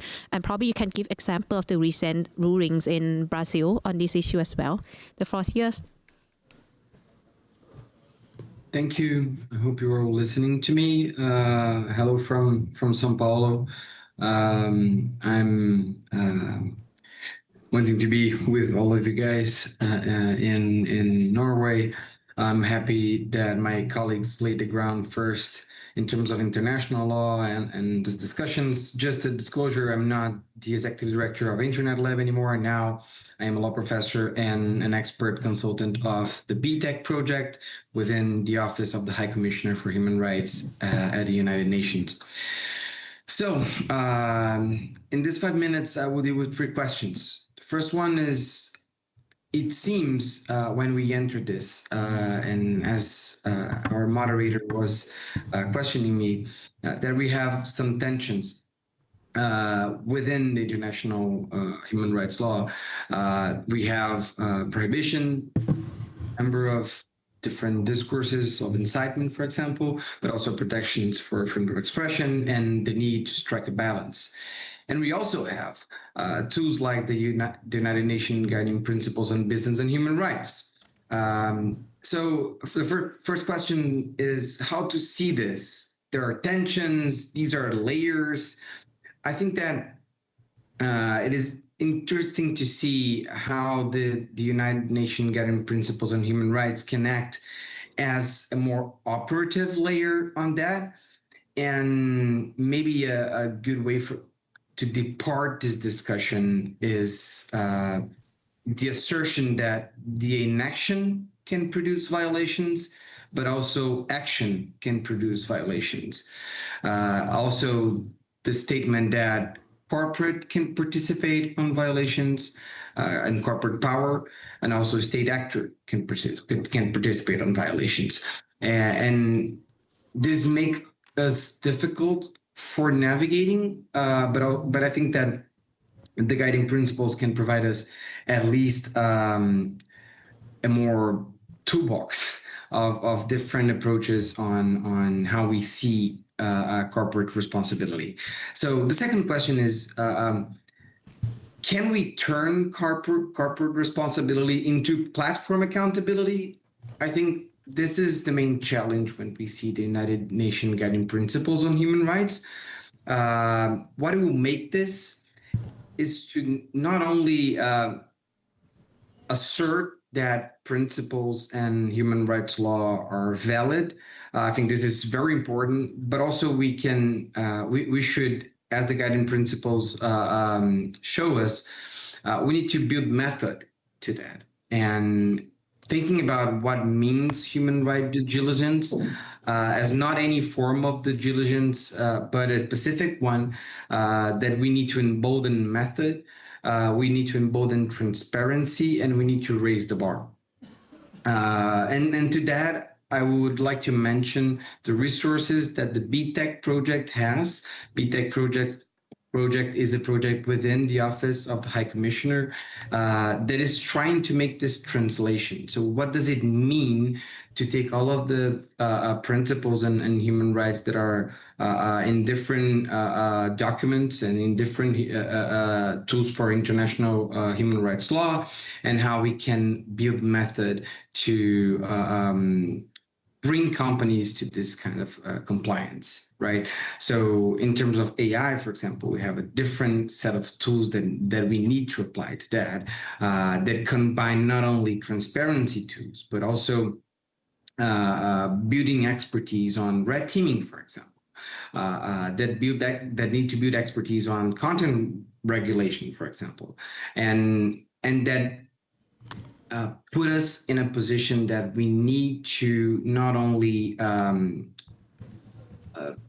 point out to methods, but also to think on ways to monitor how they are being deployed and what are the results that we are having during time. And to end my first contribution here, landing this discussion in context, it's very difficult. So in Brazil, for example, we are seeing the judiciary trying to build a platform accountability field. It's important to say that as a Brazilian, I would like to share this. We have a judiciary with a many number of peculiarities that can be very proactive, but kind of this judiciary is trying to play an important role after an attempted coup and also after challenges from the tech sector leadership define the rule of law. And on that, we are seeing on how much is difficult to build this field and to build an idea of platform accountability and even human rights due diligence without, for example, state capacities or without a regulator. But of course, we are, as I'm saying on the beginning of my contribution here, not only inaction can produce violations, but action can produce violations as well. So making those steps are very difficult. And I just want to share one thing to make us think on how much the discussion about incitement is very important, as my colleagues were commenting before me. We have an interesting episode, the blocking of the platform X in Brazil.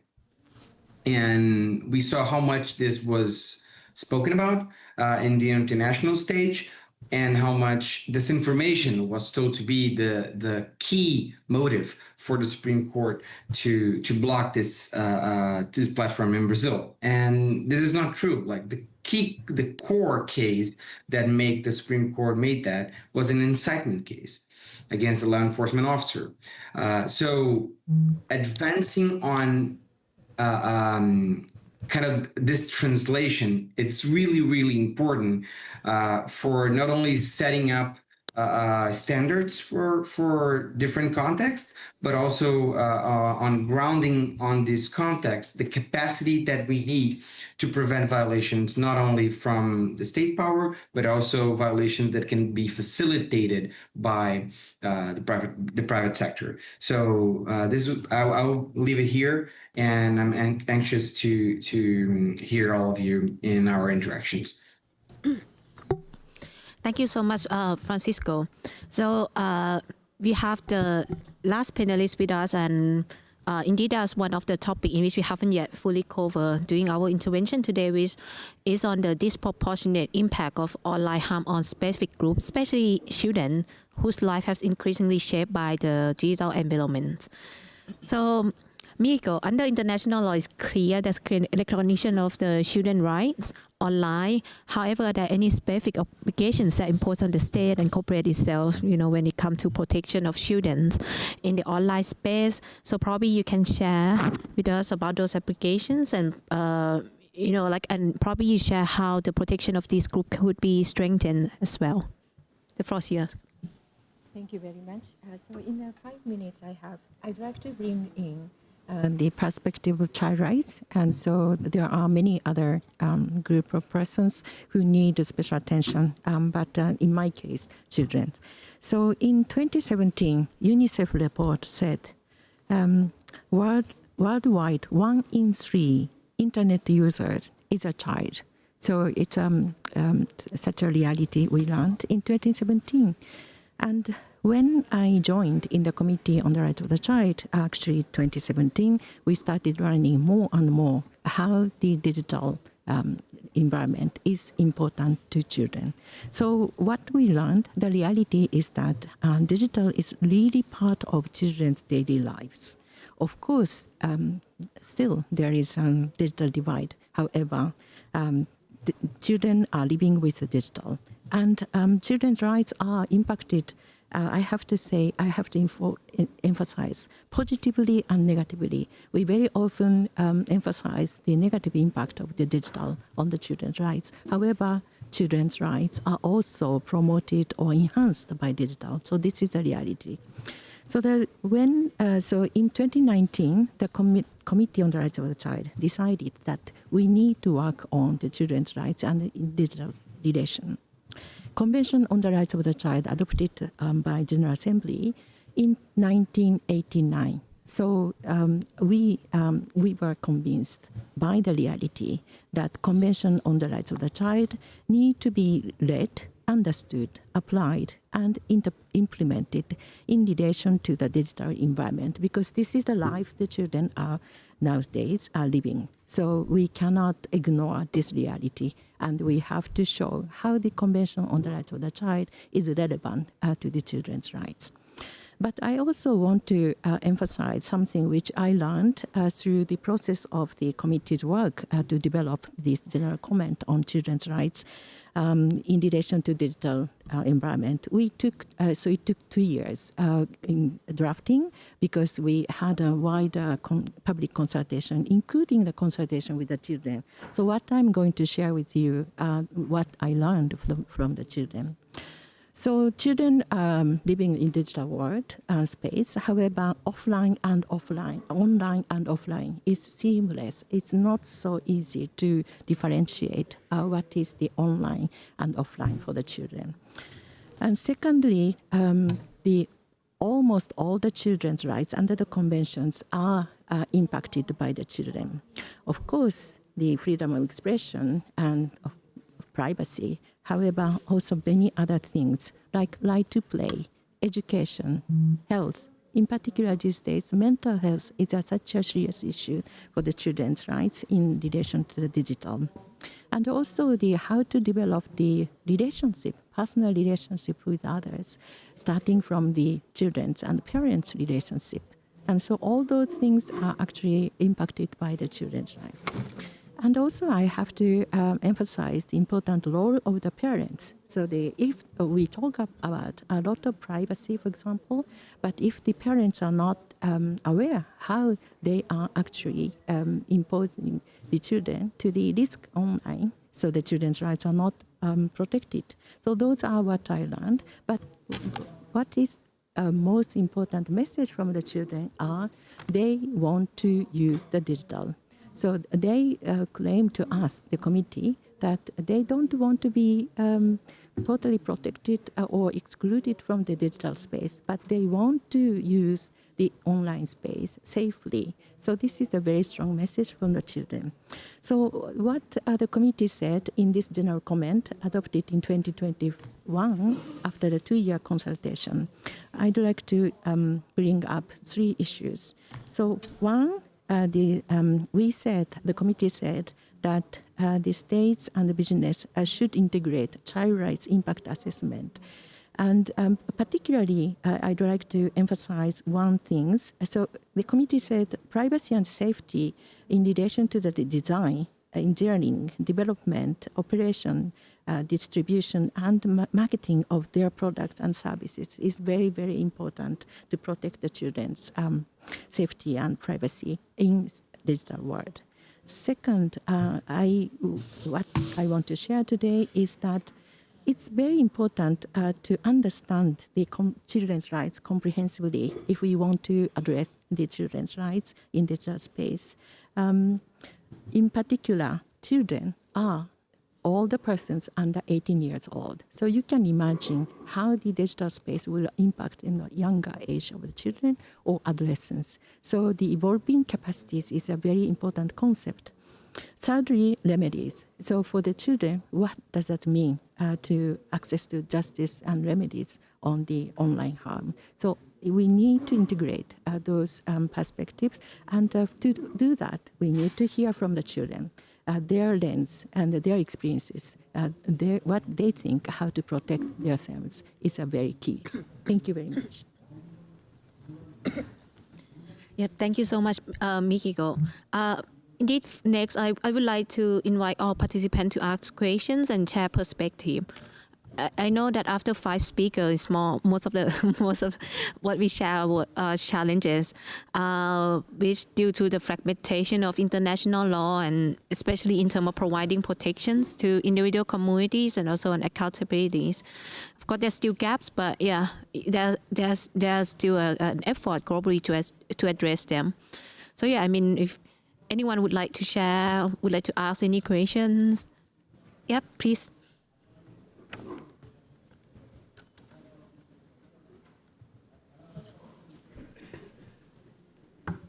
Hello, my name is Ulvia. I'm from the London Story. We recently published a report which is called Escalate, where we describe how during the India-Pakistan tensions and military conflict in April-May 2025, platforms like X and Meta, they amplified violent and hateful content, while the Indian government pushed for takedowns of critical voices like journalists and human rights defenders. So around 8,000 accounts have been taken down, which verbalized alternative narratives.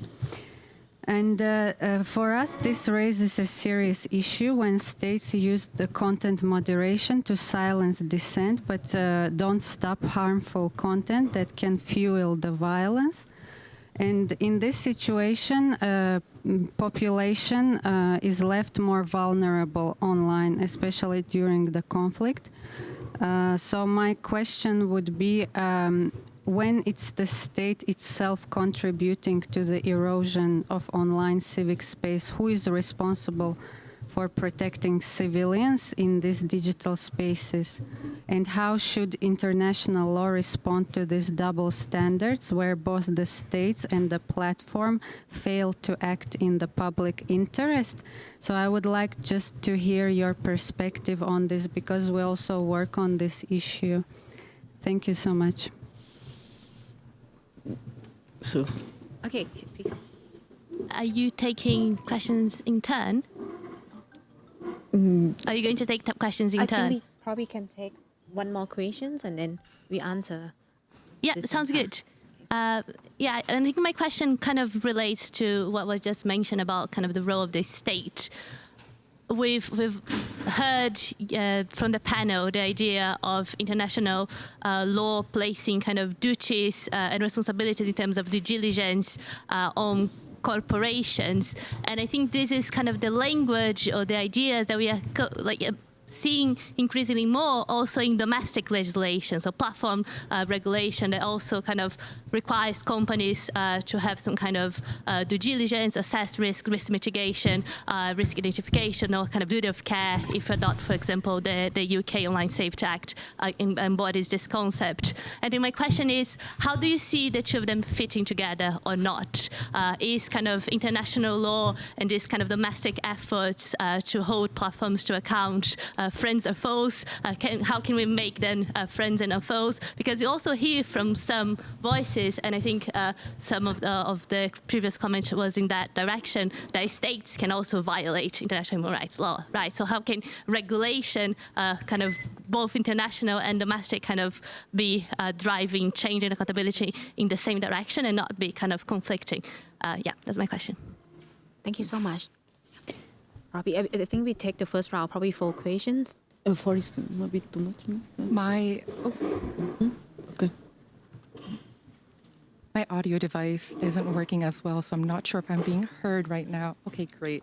Hi, I'm Anna Galate. I represent UC Berkeley. I work as a public interest cybersecurity researcher and practitioner, and I have background in software development, psychology, philosophy, so on and so forth. I want to say thank you, first of all, for this overview of international law and its application. But during our time here, the focus largely appears to be how current international law, human rights, criminal, could be applied or amended to better intersect with rights needing to be protected for within the digital spheres, but the nuances are far more complex given how intertwined and interdisciplinary our digital selves journey truly is. You know, complex domains such as political infrastructure, behavioral psychology, economic power, tech design, these are all purposely interwoven to converse within like a digital user's daily rhythms. My question, are there any efforts underway for separate legislation for our digital selves, you know, one that is far more holistic to protect, for example, like cognition and mind and our thoughts? Like, there are new technology deployed day by day at an exponential rate that is attempting to scrape and source by any means possible to better build our digital profile and kind of use us as a pawn. So just wondering if there are any efforts, like separate efforts, given all that. Thank you.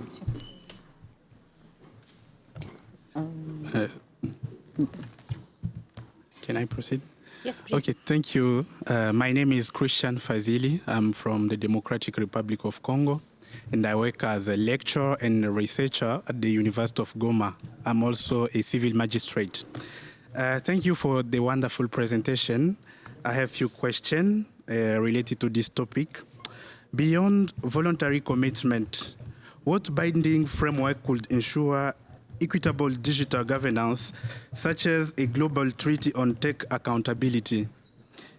Another one related to due diligence. To what extent are states obligated to prevent malicious cyber activity organizing from their territory?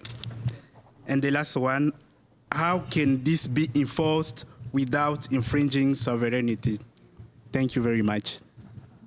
Okay. Thank you so much for all the questions. I think we have the questions that on when the state itself contribute to online erosions, who gonna protect civilians and respond to double standard. Probably who want to respond, Chantal? You want to respond to the first questions? And we can give the second question to Francisco as well. And probably you want to answer the third question. Okay, probably you the first question first. Let me perhaps make sort of overarching observations on I think a number of the questions. I think one of the challenges is that we see we see that there are massive challenges as to the conduct in the digital space. There are digital harms, new digital harms, technologies evolving fast. How can we keep up, right? And we know that those advancements are often much quicker than the ability of certainly international bodies, but of domestic parliaments as well to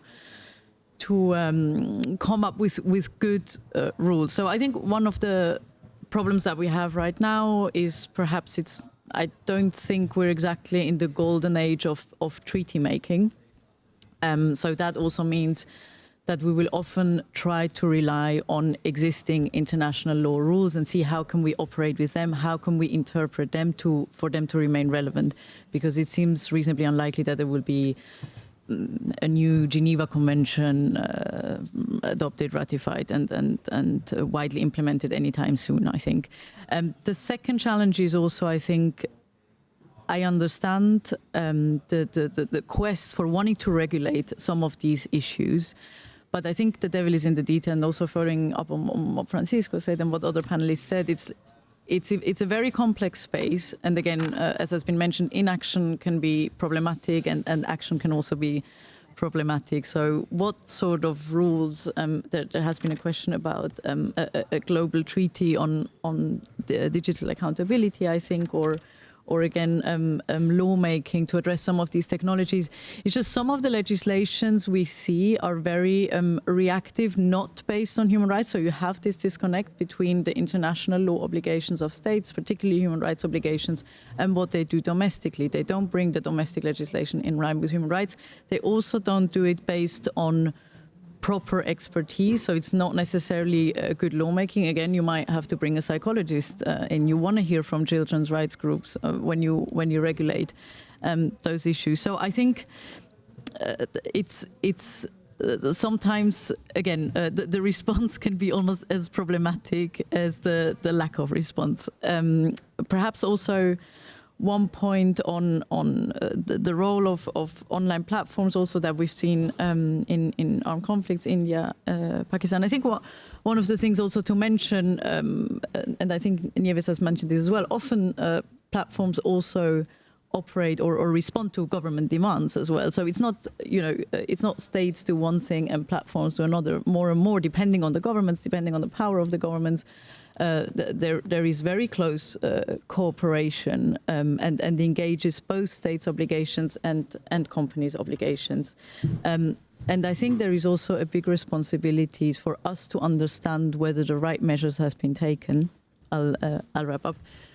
The devil is in the details with these measures, be it, as Francisco mentioned, a blocking of X in Brazil or an arrest of the Telegram CEO in Paris. We need to have really the details, understand why exactly it has been done. There needs to be transparency as to the real reason, so we can also really scrutinize and assess whether those measures are in line with international law.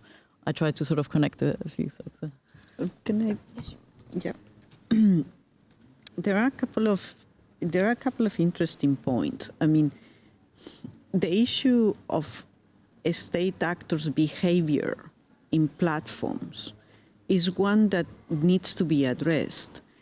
And I'm not sure, I agree with Chantal, I'm not sure it's the golden age of new legislation. I mean, It's not. It's not. No.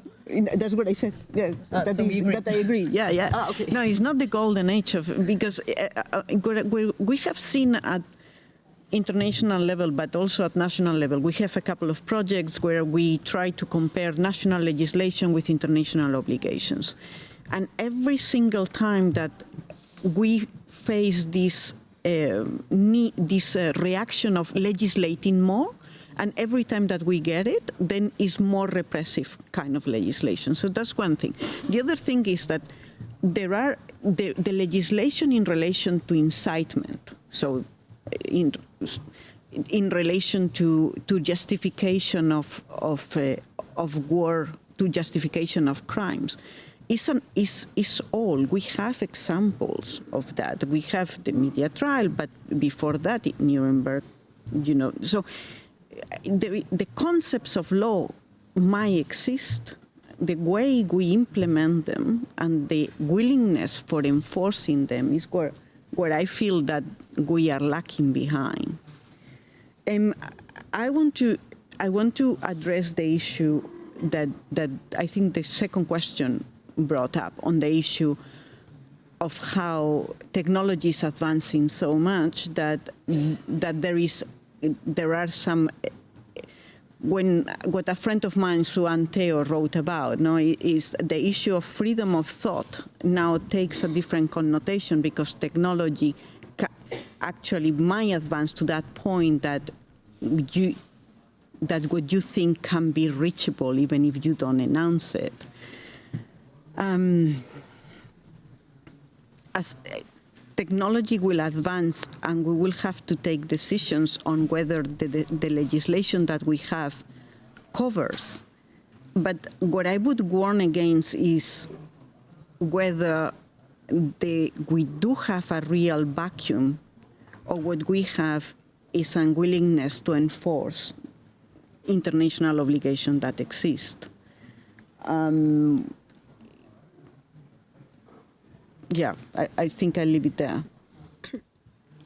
Yeah, probably also on the second question, Francisco, you want to help answer as well on domestic registration on platform regulations. And also probably you can help answer on the beyond voluntary commitment. Are there any buying frameworks, especially on tech and due diligence as well? Yeah, I'll make some comments. Are you all listening? Yes. Yes. We are listening. Great. So the question is if platform regulation for accountability and international human rights law, if they're friends or foes. I think they can be both, depending on the situation. Actually, like as Chantal was saying, action and inaction are both pervasive. If you're seeing what's happening. And then there's no recipe for this. But maybe a few points should be made. First, with or without legislation, with or without some kind of regulatory framework, I believe that human rights due diligence coming and looking to the United Nations guiding principles on business and human rights, they can be fruitful in terms of at least laying the ground for some kind of intervention that can help us to know more what's happening, helping us to know more what is working or not, and helping us evolve on which is the right way to intervene or to demand corporate responsibility in a very concrete way. But I know that all of that, there are baby steps, right? It's not something that you can sketch up from one day to another. And also, all of that should happen with involving stakeholder engagement, involving participation, involving transparency tools for civil society. This is the kind of part of a human rights due diligence process that can also ensure that everyone is participating and everyone is in the same page. But also with legislation, when we are seeing regulatory frameworks, I think it's also key on monitoring how this legislation is performing. So seeing out what are the checks and balances for state action and state power, and thinking about that there is no end line. There is intervention and testing, and more intervention and testing, and some things can go wrong. And we need to acknowledge that some things can go wrong. Some innovations of legislation can go wrong as well. And I don't see this as a way of paralysis. I see this as a way of learning what's working or not. And to end, remedies are also key, right? Not only remedies around corporate power and corporate on corporate decisions, but also remedies on state decisions. And to really end, just a question here, and I would love to exchange more on that. We're talking a lot about sovereignty and how important for ensuring corporate responsibility this can be as well. But I think an important question should be made, like sovereignty, it can be a path for many things, right? Rule of law can be a path for many things. And I think we as human rights defenders and people that believe on human rights, international law as well, we should see sovereignty and rule of law in all of these complexities and to understand what are the ways that can serve as a path for protection also of human rights. So, but this is more of a question than an answer. And I thank you for it. Thank you so much, Francisco. Probably last question. I think we're running out of time. Probably the last one I asked Mikiko then, because there's questions about judging from the existing flows that we are talking about today, are there any effort on separate legislations that try to holistically address the issues, especially when technology day by day has been like, with the threat of technology day by day? Probably you can talk about it from the student right perspective as well, and probably you can update a little bit on the effort that we are engaging or involving in. Thank you so much. So I heard, so the first question for the panel, we started talking about the international law means international criminal law, international human rights law, international humanitarian law. And then I brought in the child rights perspective. And as I emphasized that the children is not only the one group which requires the specific attention. And I heard from Nevers talking about the risk of fragmentation. So how can we holistically approach all those issues? I don't want to mean by sharing the children's perspective to again going into the silo or fragmented approach. So I think we really need to bring in various perspectives and diverse voices when we talk about how this big question, international law, applies and should play a role in the digital space. So there is no answer. However, the consultation process and hearing from various voices, not only about the groups, but also regionally, because there is a lot of different initiatives and challenges. So it's not so much answer. However, I think this is the way we should go. Thank you. Thank you so much. I think it's already time's up. So thank you for all of your time, and I hope today's sessions was helpful for you. I think it's just the beginning of talking more of this topic, and we hope to engage more with all of you and this topic in the coming years as well. Thank you so much.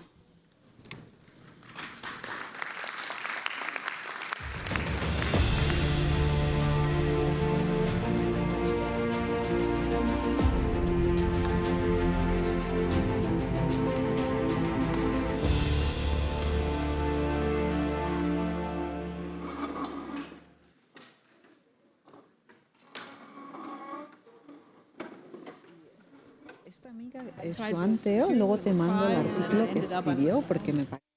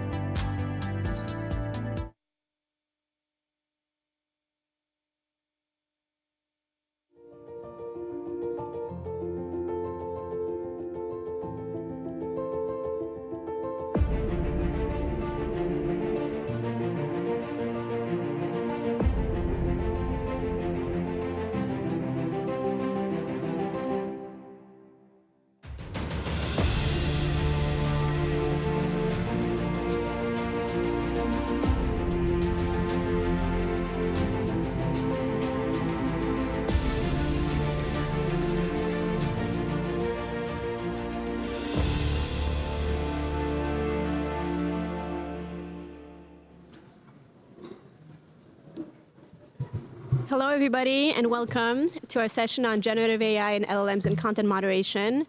It's great to see you all here in person, and welcome to the folks joining us online. My name is Marlena Wozniak. I lead the technology team at the European Center for Nonprofit Law, a human rights and civic space organization, mostly based in Europe, but we operate worldwide, and I myself am based in San Francisco. I'm really thrilled to be here today with my esteemed panelists. From right to left, David Sullivan, Executive Director of the DTSP. What does it stand for again? Digital Trust and Safety Partnership. Yes. It's a lengthy acronym, so. Yeah. And David can share 30 seconds of what it is later. Dana Thakur from Center for Democracy and Technology, Research Director. And to my left, Marwa Fatafta, MENA Policy and Advocacy Director at Access Now. And today we'll talk about a topic that is really emerging and a lot of acronyms, so apologies in advance, Gen AI, LLMs. Being based in San Francisco, it's something that people talk about daily, and it seems far-fetched, but we already see that in the world today. So the way that our session will be structured is I'll share a few key takeaways from our emerging research at ECNL, as well as some human rights impacts, and then we'll hear from folks on the panel about different use cases, different risks. We'll hear a regional perspective from Marwa, and really try to bridge both the technical and societal aspects of LLMs and placing it today in everything that's happening in the world, including geopolitical developments. This topic is really relevant for ECNL. We've been working on automated content moderation for the past 5-6 years, and LLMs have become really an interesting development. And interesting from a human rights perspective means both potential good as well as alarming use cases. And I'd say one of the biggest issues for LLMs, which is a subset of generative AI trained on vast textual data, is that while it promises efficiency and adaptability, they also pose serious risks. Automated content moderation, as many folks in this room probably know, pose already a lot of human rights risks and cause violations, and LLMs have become, at least in Silicon Valley, and increasingly presented as a silver bullet for solving these issues. However, our research has shown that they can reinforce existing systemic discrimination, censorship, and surveillance. And one of the most pressing issues that we found, and ECNL has conducted research on this topic for the past year, working with hundreds of different folks across civil society, academia, industry, on mapping the human rights impacts of large language models for content moderation. One of the most pressing issues is the concentration of power. So the way that LLM used for content moderation works today is that there's a handful of companies that develop foundation models, or LLMs. The one that probably folks are most aware of is ChatGPT. There's also Claude, Gemini, Llama, and a few others. And so this is at the AI developer level. Then you have the deployer level, which are often smaller social media platforms like Discord, Reddit, Slack. They often will not have their own LLMs, but they will use other LLMs like the ones I mentioned and fine-tune them for their own purposes. So what does this mean? Any kind of decision made at the foundation level, let's say defining Palestinian content as terrorist content, will then also trickle down to the deployer level unless it's explicitly fine-tuned. What this means for freedom of expression globally is that content moderation defined at the foundation level will also be replicated on the deployment one, and really there's even more homogeneity of speech as before. However, alternative approaches are emerging, and we've seen throughout our research that there are community-led initiatives, especially in the global majority, that focus on public interest AI that is culturally informed and really decentralized. So these models, though smaller in scale, demonstrate comparable performance with broader LLMs and highlight the potential for more rights-based moderation. Our report, which our friends at IGF can maybe post online, and I encourage you guys to check out. Look at the various human rights impacts from privacy, freedom of expression and information, assembly and association, non-discrimination, participation, and remedy. We'll talk about some of these later, but I encourage you to read it. It's a thorough analysis of each of these rights, and the last part is recommendations, which we'll also dive in to this session. And just to note that we'll have ample time for questions. I really want to hear from folks in the room as well as online. I already see a few experts on this topic, and also encourage everyone to participate, even though it seems like it's brand new. A lot of the questions around large language models have been around for a long time. Obviously, automated content moderation, but even offline or human-led moderation. These questions are often the same, and they're just exacerbated and accelerated due to the scale and speed of AI. With that said, I wanted to turn it to David to share a few use cases of LLMs for content moderation, and DTSP, together with BSR, Business for Social Responsibility, has led research on the topic. So David, if you could share some of those findings and introduce your work. Thank you. Thanks, Marlena. And I'm going to take these off for a moment.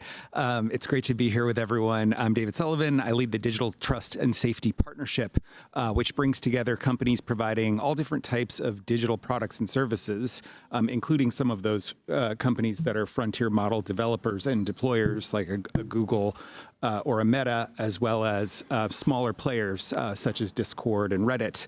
And our companies come together around a framework of best practices for trust and safety, a framework that is content and technology agnostic. And the idea is basically that companies can come together around the practices that they use to develop their products, develop the governance and rules for those products, enforce those rules, improve over time, and be transparent with their users and with the public.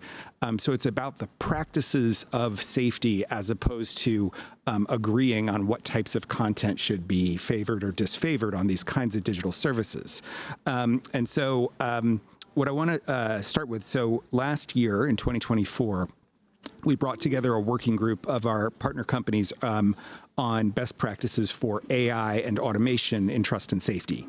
So that looked at the full range of technologies from even the most basic kind of rule-based systems that have been used as part of trust and safety going back for 20 years, dealing with things like spam, to possibilities for use of generative AI as part of trust and safety, of which content moderation is kind of one component. And so we spent the better part of a year looking at what companies were doing and trying to identify some best practices, and as well as what we called generative AI possibilities, ways that companies might be experimenting and beginning to use this technology as part of trust and safety, as well as what the limitations and challenges and ways to overcome those challenges. So I'd encourage folks to go to our website, dtspartnership.org. That report is right on the front page. And as Marlena mentioned, we worked closely with a team at BSR who helped us do that research. Hannah from that team is here and is also really an expert in this space.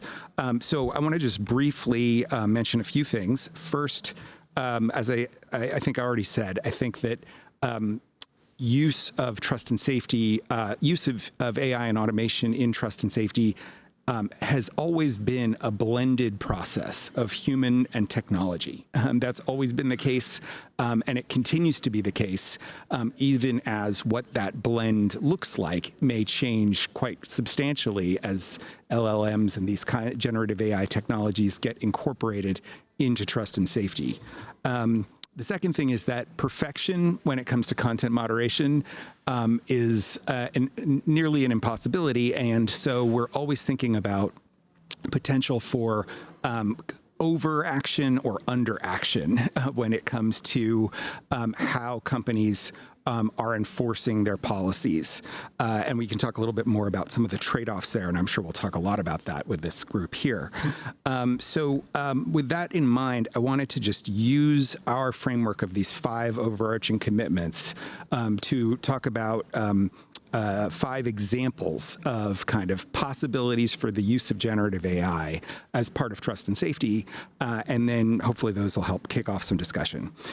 So the first of our commitments that all our company members make is around product development. And so one example of a generative AI possibility in product development is the use of generative AI to enhance and inform the kinds of risk assessments that companies do when they are developing and rolling out new products or new features within products. So examples of this could be generative AI could help to analyze emerging patterns of content-related abuse. They could identify edge cases that could then become more mainstream. You connect data points between different types of risk factors and could potentially be used as part of red teaming exercises by trust and safety teams, brainstorming attack scenarios and things like that. So that's on the product development side. The second commitment that all our companies make is to product governance. And so there, as part of that commitment, some of the best practices we've identified around external consultation, incorporating user perspectives into company policies, and consulting with civil society organizations and other external groups as the part of developing and iterating those policies. So there again, I think LLMs could potentially be leveraged to gather much more data. You have companies currently using kind of surveys and focus groups and getting information from outside experts, and all of that may not always be as coherently brought together as it could be.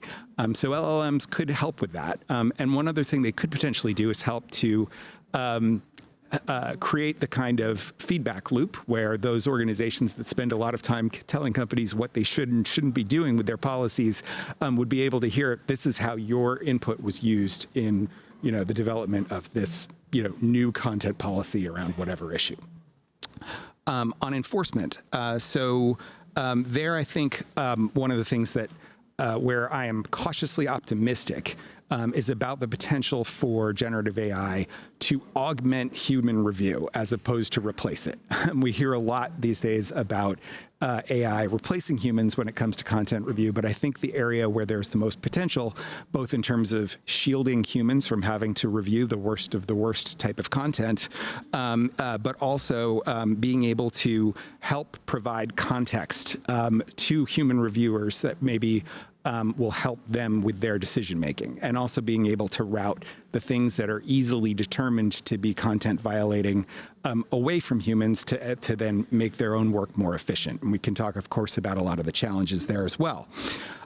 Just quickly on improvement, I think one thing that Gen AI can do is sort of enhance the automated evaluation of context around violations.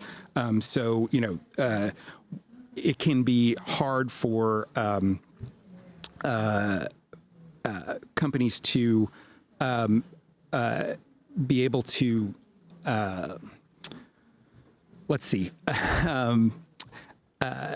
basically the idea is being able to have more information at your disposal in order to figure out how your policies are actually being implemented in practice, and to incorporate that context into automated actions as well as that sort of information for human reviewers. And then lastly, on transparency, I think there's also potential for generative AI to improve the explainability of the decisions that companies are taking. So I think maybe all of us have at one point or another had an experience of having something you've posted, finding that it violates some services guidelines one way or another. And when you appeal those things, you get very little information in return. And so there is, I think, potential for these types of technologies to be able to provide a little bit more information. So the example, for example, would be, if you have posted a video that's an hour long, it could tell you, here's the 2 minutes that we found to be violative, and you can have a chance to correct that. So those are, I think, some possibilities, some positive use cases. We're going to talk a lot more about the limitations and challenges. I just wanted to mention just a couple of them. The first is that, and this is where I think the stakes of all of this gets very high, is that we don't know what, kind of tomorrow's content crises are going to look like. And we know that these models are not good when they're dealing with novel challenges that are not adequately represented in their training data. That's when they really go off the deep end. So we need to be aware of that. The second thing is that for all companies that have trust and safety operations, that have their content policies, they need to exist in 3 different forms. There has to be a public-facing version for users to understand what's allowed and not allowed. There has to be the internal, detailed, these are the specifics of how we enforce this policy, which you don't want to make completely public because bad actors can use that to kind of, game the system. And then you need a version that's machine readable, can be used by LLMs. That's a complicated sort of balancing act and one that also complicates these challenges. Lastly, I think there's just trade-offs when it comes to the metrics that companies use here. And so you can, optimize for precision, which is really the metric about how correct your decisions are, or you can optimize for recall, which is about as much covering as much content as possible. These are the terms that kind of AI folks will throw around. They have real consequences when it comes to the kinds of harms that occur through digital services and the impact of those. And so you're constantly having to balance. We need to make sure we get as much of the really harmful content as possible. So maybe you're okay with false negatives in that situation. Whereas in other situations, you want to worry about false positives. So those are real trade-offs. You can't just wish them away. So I think hopefully that maybe helps kick things off. And I'll stop there to give others time. Thanks. Thanks, David. And can everybody hear us? Yeah, okay, great. Because the mic situation is a little bit off, but you have to wear the earphones to hear. Next, we'll hear from Dhanaraj about multilingual models in particular. So a lot of this conversation research is often on English content and some colonial languages, but perhaps, or hopefully unsurprisingly to folks in this room, that is not the case across languages. There's a lot of inequities, and CDT really over the past few years has done groundbreaking research on this topic. It has informed our own research as well, so I'm thrilled to have you, Dhanaraj, here. And also shout out to Alia Bhatia, who is not here with us today, but who has done some of that research. Yeah, great. Thank you, Marlena. And thanks for the invitation to join this conversation. So I'm Dhanaraj Thakur. I'm Research Director at the Center for Democracy and Technology. We're based in Washington, D.C. and in Brussels. We're a nonprofit tech policy advocacy group focused on a range of issues, one of which is our own content moderation. Great. So yeah, just to follow up on what David discussed on like the application of large language models to content moderation analysis and trust and safety systems, I can talk a bit more specifically about how those are applied, how those systems and technologies are applied in what we'll further discuss and explain as low resource languages. And this is based on some research that, as Marlena mentioned, the CT has done. For example, one report called Large Language Models in Non-Language Content Analysis, led by Gabriel Nicholas and Alia Bhatia, and a forthcoming report based on a series of case studies we've been doing on content moderation in Global South, looking at different low resource languages, specifically Maghrebi Arabic, Swahili, Tamil, and Quechua. So when we talk about multilingual large language models, what we're essentially focused on is large language models that are trained on text data from several different languages at once. And the logic or the claim that researchers often make with these kinds of models is that they can extend the various multifaceted capabilities and benefits that for example, that David highlighted, to languages other than English, and even to languages for which there's little or no text data available. and so you can also then see how you can apply some of these kinds of benefits to many of the content, user-generated content from various kinds of languages around the world. That said, there are several issues and challenges that come up, and that's what I'll spend a bit more time talking about. Skipping over the potential benefits, which I think David has covered quite well. So a lot of studies also show that multilingual language models also struggle to deal with what's called, there's this wide disparity between languages and how much text data is available. And so researchers describe or uses categories of high resource and low resource languages. English has, by multiple orders of magnitude, much more text data available than any other language. And there's a lot of reasons behind that. You can think of the legacy of British colonialism, American neocolonialism, and the subsequent erasure of regional and indigenous languages. Most of the companies that we are discussing now when we talk about frontier model companies are based in the US as well, and so as well as the social media companies, so English becomes a dominant language there. So what we call high-resource languages effectively refer to languages where there's significant amounts of text data available, such as English and many other European and other languages, Chinese, Arabic, for example. On the other hand, on the other side of the spectrum, you have low-resource languages with very little textual data available, but these can still be major languages in terms of number of speakers. So this can include, for example, Swahili, Tamil, or dialects of Arabic, so the Maghrebi Arabic, the languages I mentioned earlier. There's also like Indonesian, Bahasa Indonesian, which is like literally hundreds of millions of speakers. So what this leads to then is this kind of disparity or inequity in the potential applicability of these technologies to content analysis around, particularly in social media, but in other use cases. We could have a separate discussion on the terminology of high and low resource as it applies to these kinds of languages, but we could leave that for another time. So one of the questions that comes up in a lot of our work is not so much the technical capability of these two technologies, but also how they're incorporated into the existing trust and safety systems.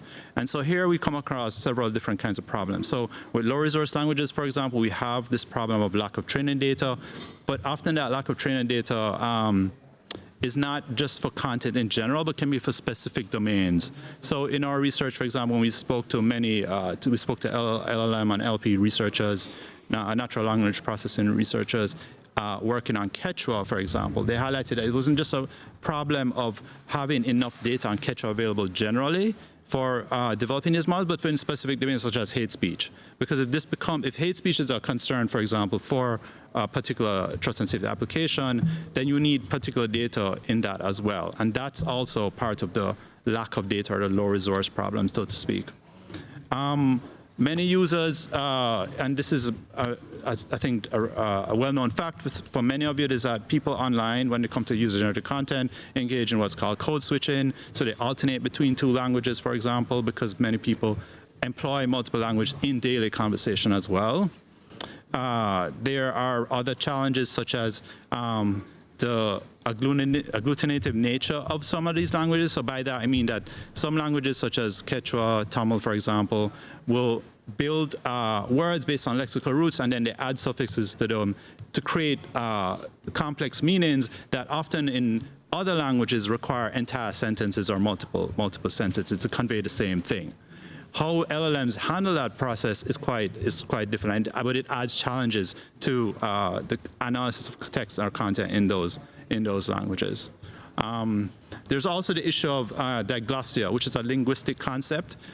Often in many of these languages, particularly in those that have gone through like the colonial experience, there's a combined use of two languages, which I mentioned, but they're done in such a way that there's an asymmetrical relationship between the use of two languages. So if I use the example of Quechua, and its relationship to Spanish, which is a colonial language, one would represent power, status, and issues of importance in how people use that language in the same sentence or paragraph with Quechua, whereas Quechua would be used, for example, in more mundane functions. So this concept of like a certain language, words from a certain language used to represent more power and the other used to represent less power, and that's used together. And the issue that comes up here is to what extent, or a question that comes to mind is to what extent will the development of models around this, building upon this kind of dynamic, replicate or exacerbate this kind of power dynamics between these two languages.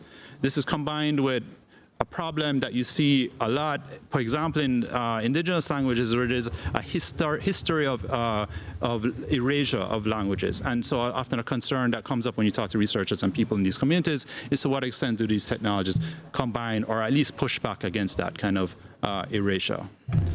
In our research, what we showed or what we found is I'll highlighted some of the problems, but these have like direct impacts on people, social media users who post in these languages.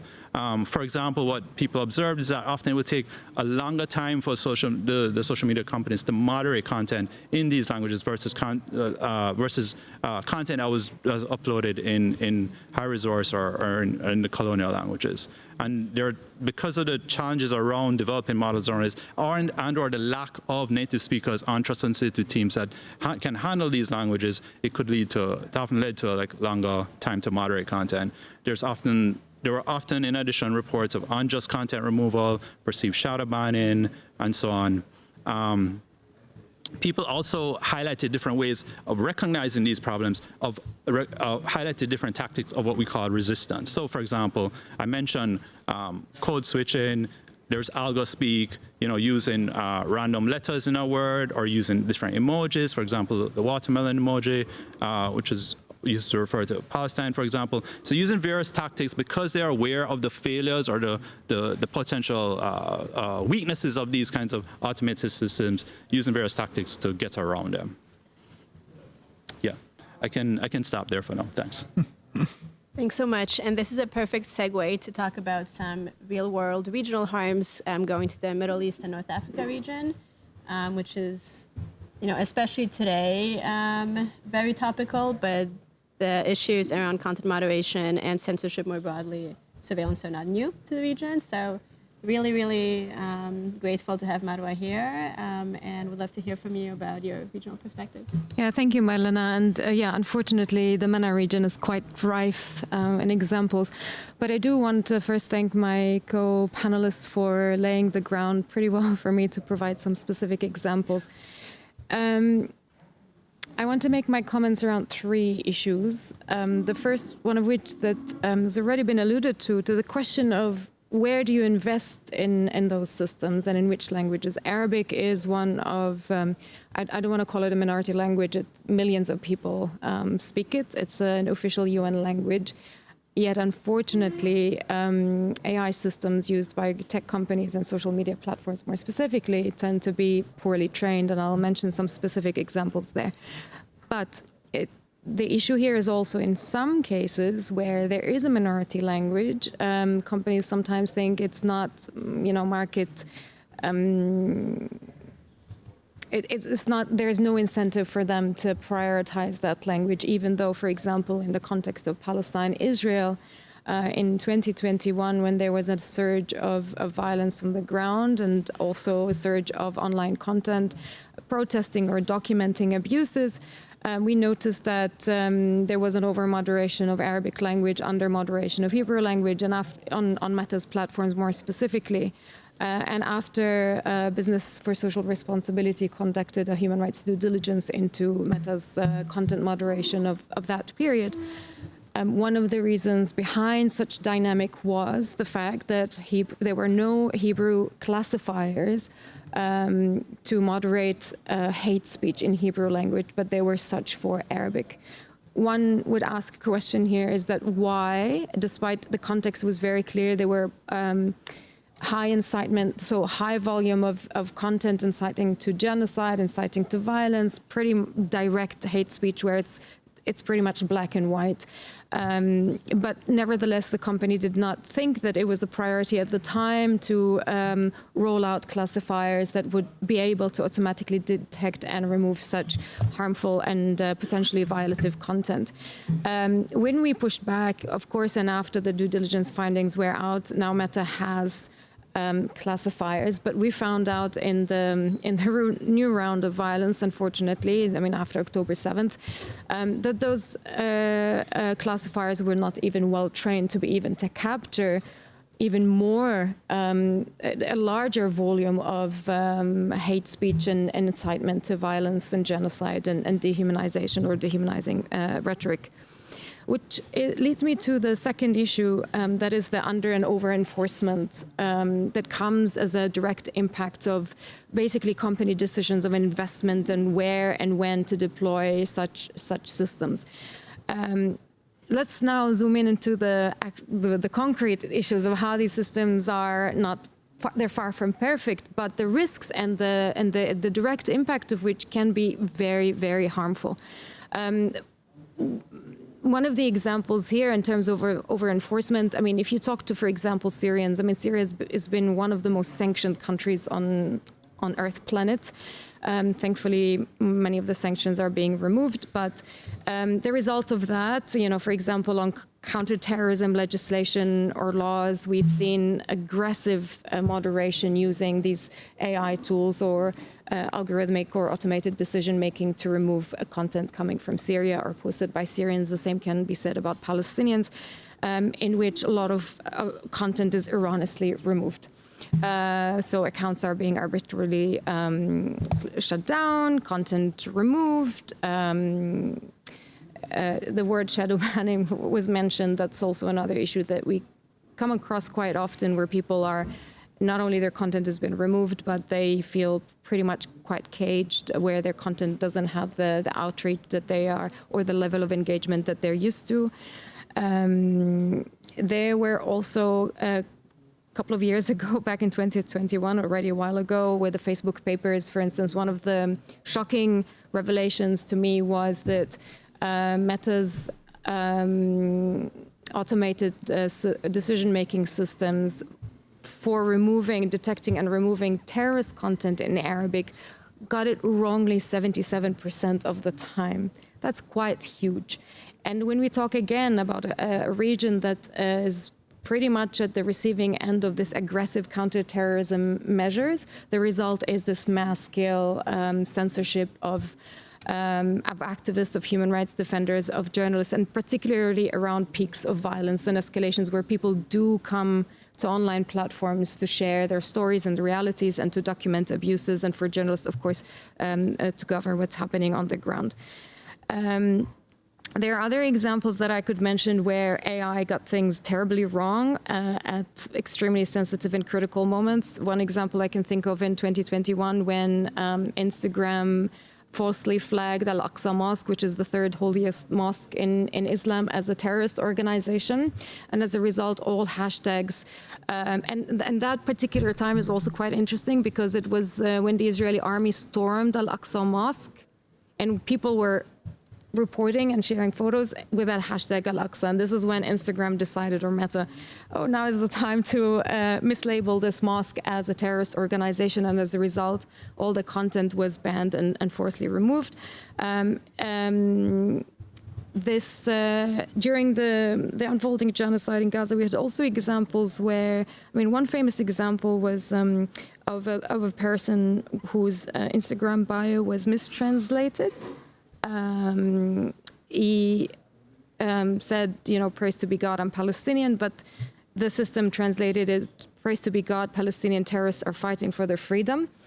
Many years ago, also there was a case of a Palestinian construction worker who was working in Jerusalem, who was arrested by the Israeli police because he was flagged to them that he's about to conduct a terrorist attack. And they relied on Facebook's translation, automated translation, which falsely or mistakenly translated the man saying good morning, posting a picture of himself smoking a cigarette and leaning on a caterpillar, to good morning, I'm going to attack them.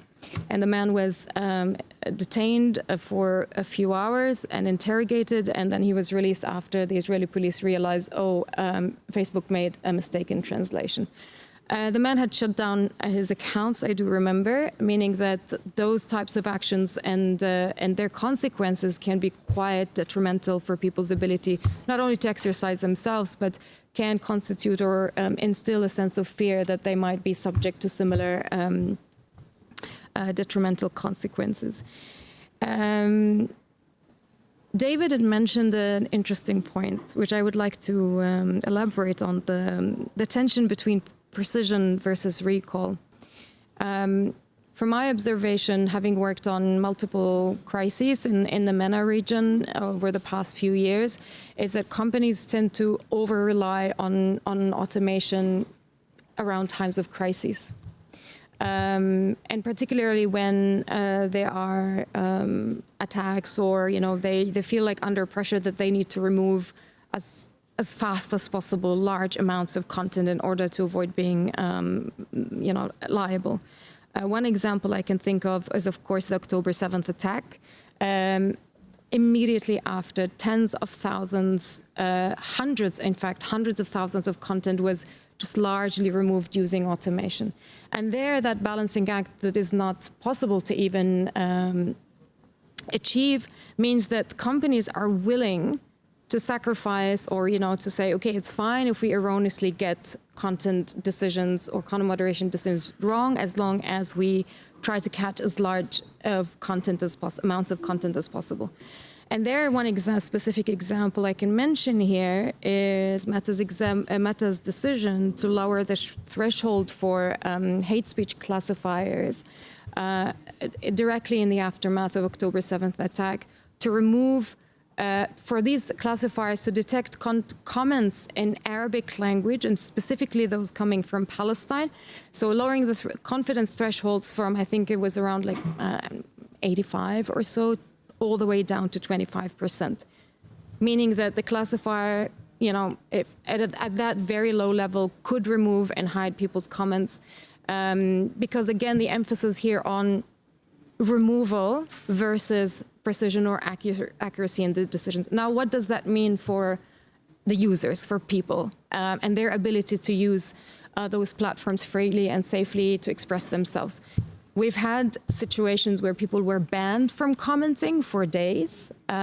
We've had people who had really extremely innocuous, just Palestinian flags or the watermelon emojis being removed.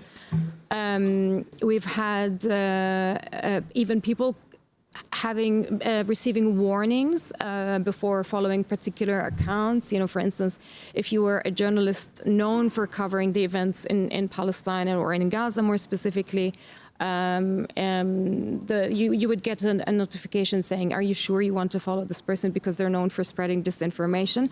I'm talking about credible journalists as, professional journalists, not influencers or content creators. So we've had many examples, again, where hundreds, if not thousands of people who had their content removed as a result of these types of, that tension to which companies tend to tilt towards, again, over-moderation or aggressive moderation rather than accuracy. Lastly, what I want to say is that, okay, I'm not an expert on LLMs, but what concerns me the most is that we are at the cusp yet of another era of new technologies, or a new iteration of technologies in which there's a lot of promise, but there are yet to be proper human rights impact assessments, and that's something that you excellently catch in your report, that we still don't have access to these systems. It's hard to independently audit them, and therefore to understand and also work with the companies, what are the risks and how can be mitigated before they're already rolled out at a scale. And then we as civil society find ourselves in the position of having to document the harm, try to connect the dots and understand, okay, why is it that a certain population at a certain time being subject to censorship, and what could be the catalyst reasons behind it, and then provide that as an evidence for platforms for them to correct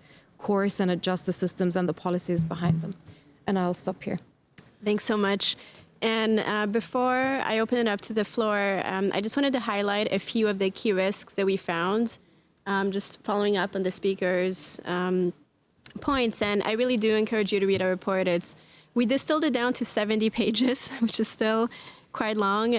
We read over 200 computer science papers and like really brought a human rights legal analysis to it, and try to make it more digestible by having different chapters. So every right is its own chapter. And then there's also one technical primer, some of the concepts that David shared, which are very common in the AI, CS technical world, are less so in policy and vice versa. And then Marwa said we need more human rights impact assessments. So BSI was brought up several times. There's a handful of orgs and people doing that, but it's really concerning that you have these many human rights impact assessments for this big of an impact. And some of the key LLM impacts we found, one on the benefit side, because there can be some potential use cases, is that LLMs are typically better at assessing context. So if we are going to use automated content moderation, they typically perform better. The accuracy level is higher than traditional machine learning. And they can be also better for personalized content moderation. So we talk a lot about user empowerment and agency, and if folks want to kind of like adjust their own moderation settings, if someone is comfortable with sensitive content, for example, or gore or nudity, they can choose that versus others can filter that out. And also LLMs can be better at informing users in real time why their content was removed, for example, what steps they can take to remedy it. There's such a big gap today with explaining to users why their content was removed and what they can do to appeal that. That said, a few key risks specific to LLMs. One, because there's so much content, and I often say, I've been working in AI for a long time, for those who know me, and AI is neither artificial nor intelligent. It uses a lot of infrastructure, a lot of hardware, and it's mostly guesstimates. So LLMs, and I should have begun with that, as large language models. It's basically statistics on steroids. It's not divine intelligence, it's just a lot of data with a lot of computing power, which is also one of the reasons why it's so concentrated. What happens when systems have so much data, often from web scraping, is that they can infer sensitive attributes, much more than traditional ML systems can. And when we think about the relationships between governments and companies today, that really puts minorities at risk of being targeted and increasingly surveilled. Marwa and folks here already talked about over and under enforcement. Unfortunately, marginalized groups are both impacted by false positives and false negatives. That means, like per Marwa's example, Palestinian content is both overly censored and at the same time, genocidal, hateful content is not removed from the platform. Hallucinations is a very typical Gen AI LLM example. So when companies rely on LLM-driven content moderation to moderate misinformation, for example, the LLMs can put out really confident-sounding statements that are just wrong. So using that to inform human content moderators or automated removal often leads to just errors and inaccuracy. One last thing I will mention is that our organization, ECNL, we work a lot on protest, civic space, assembly, and association. These are often actions and content that are by default contrarian, minority, anti-power. Protests, you usually protest something. You protest a powerful institution. And if you think about AI, both traditional machine learning and LLMs, they are statistical bell curves. And minority content falls outside this data set. And Marwa and David, I think, hinted at that when we think about crisis and quote-unquote exceptional content. So even the best intentioned platforms will make errors just because this is content that falls outside of data sets and the bell curve. It is by definition exceptional or contrarian. So that's really something to consider when you think about assembly and protests. And I'll just leave it at that. We also have a lot of work on participation, so I encourage you all to check that out and reach out. And I would love to open it up now. One of the things that we've been thinking a lot about ECNL after doing this human rights impact assessment is now what kind of recommendations can we make to AI developers and deployers? What are we still missing in the academic and civil society community? What gaps are there? So if anybody has thoughts on that, I would love to hear from you. Otherwise, any other questions? And folks online, please either write your question in the chat and I'll bring it to the floor, or you can raise your hand. Yeah, I'll take a couple questions just because we have limited time. Please raise your hand if you have a question.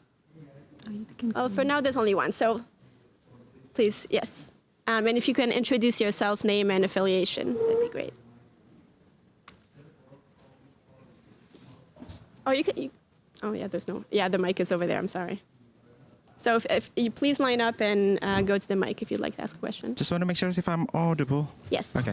So this is Baldassar from University College London. I'm just wondering if there are any avenues for other actors, in this case, government and civil society, to influence the technical design of the LLM used for content moderation within digital platform, or is it like largely proprietary by this social media companies, and there's no way to influence the technical life cycle, so to speak, and then we just rely on a tech platform to make decision on what is the next iteration of the LLM going to be, or is there really like avenues, some kind of like external human in the loop mechanism, so that civil society or government can influence in a more technical sense to complement the legal intervention and program intervention? Thank you.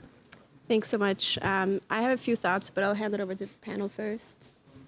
Dhanaraj, do you? Sure, thanks. Great question. So one of the kind of feedback that came up a lot in our research is to engage with greater community leadership and participation in the building of LLMs. So for example, that can come in the form of the building of data sets, ownership of data sets, right? Data sets for specific kinds of content. In building LLMs, there are many examples, by the way, around the world of this happening, with local researchers and communities coming together to build LLMs, build models, language technologies for specific purposes outside of social media. The problem that came up a lot, and I don't know how if others have thoughts on this, was that social media companies, the ones we engage, are often not aware of these communities of local LLM developers, NLP researchers, or these kinds of efforts, which they could benefit a lot from, but there's a gap there, a disconnect there, and I think that's one area as well. There's also significant opportunities for governments and even industry to invest in these kinds of partnerships as well, and to support those kinds of efforts. Just building on that, I do think that there is an opportunity coming up where there is a lot of enthusiasm and interest within the trust and safety community for open source. So in particular, there's a new project called Roost, Robust Open Online Safety Tooling, which is where a lot of companies are coming together to open source some of the technologies and tools in the space. That's been a sticky area when it comes to really challenging online safety issues, but I think there is an opportunity there, and there's ways for people to get involved. So I think that's one positive to look at. Plus one to involving communities from the get-go, from the start, yes, and I also do confirm that I don't think that social media companies are connected to local developers or local LLM experts. I certainly don't see that happening in the region. I would also say, in addition to these voluntary multi-stakeholder mechanisms or forums, maybe there should be a space for mandatory human rights impact assessments. Also from throughout the cycle of development, starting from the very beginning up and, of course, during the launch of those systems and their enrollment, and of course following any adjustments or modifications of such systems and their use. Yeah, and I'll just add briefly on the AI lifecycle.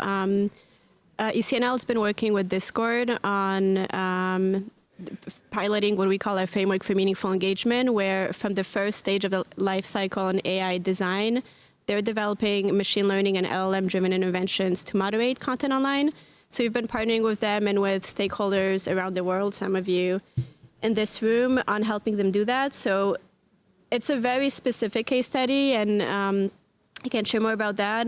Another example where I think folks can be involved is after the deployment stage. So the way that LLMs work is they're trained, and then there's the whole validation/evaluation section. They're often done through reinforcement learning by human feedback. I won't go into details, but basically it requires people to go through the outputs and retrain them.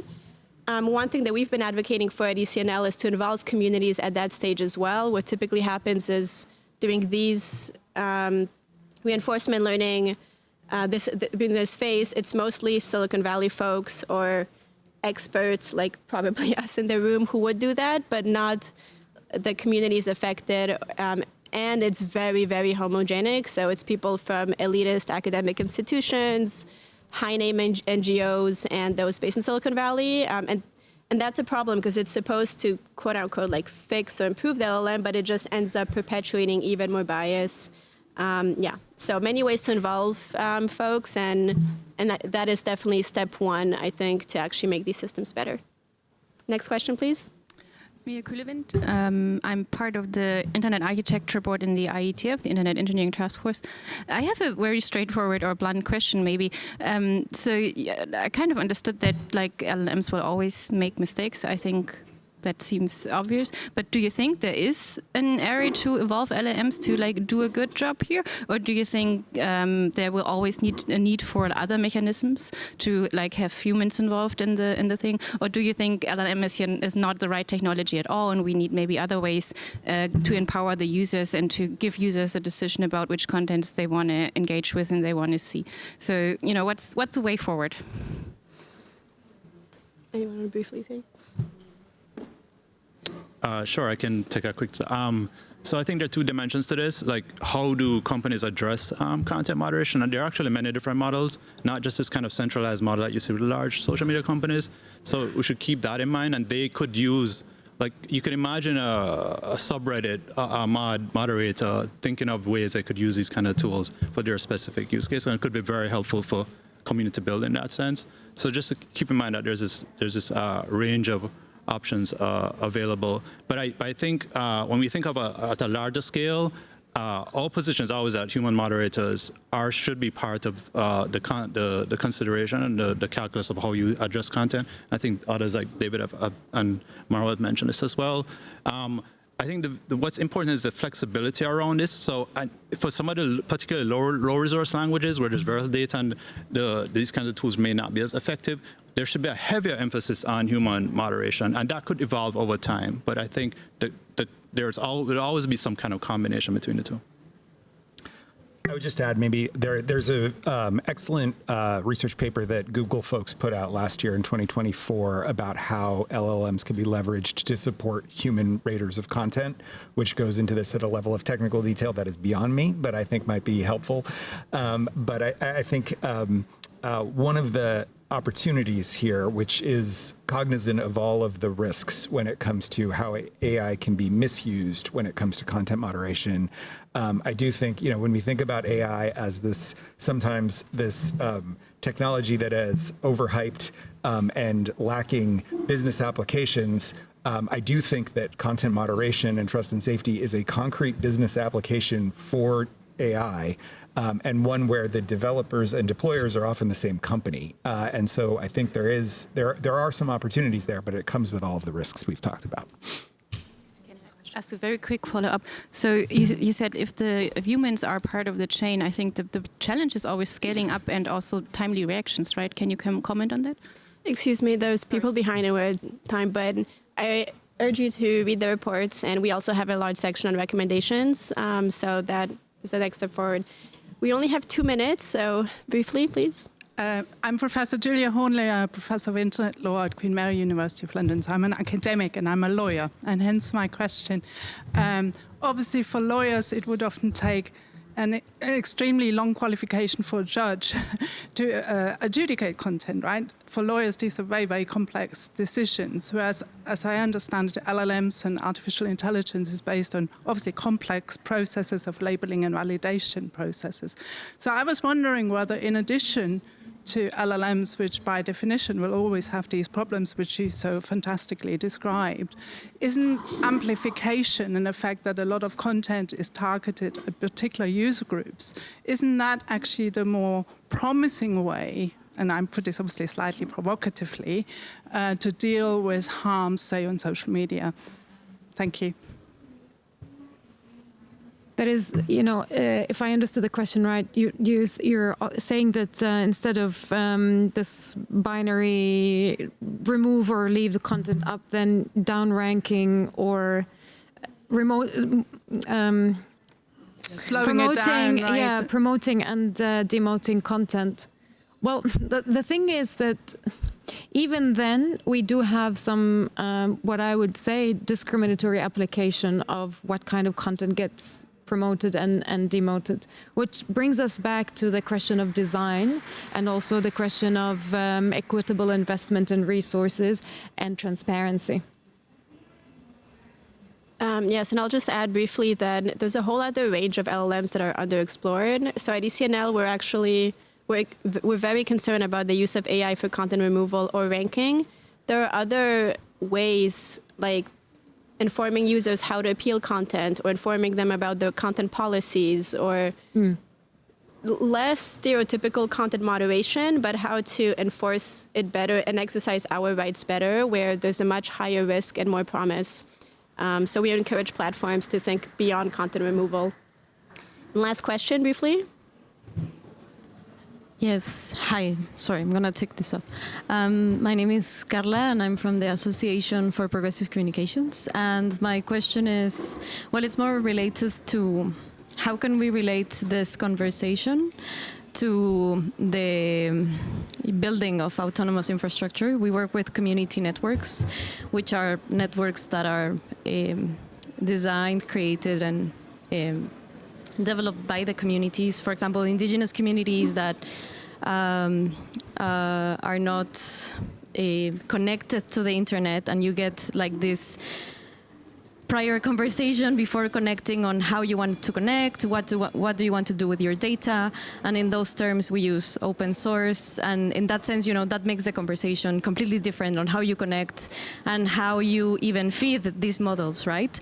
So how can we connect these two movements, let's say, right? Like where is your work at on taking one step back and looking at the infrastructure, at the connection, at the different servers where all this data is collected and how the data is collected, right? So I would like to know more about that from your side. Do you want to take 30 seconds? Sure. So some of the examples that came up in our research relate to, as I mentioned earlier, like community participation and ownership of data. So there are models where it's really engaging communities about what kinds of data, like how you classify data, what categories of data are important, and who ultimately owns it and becomes a steward of that.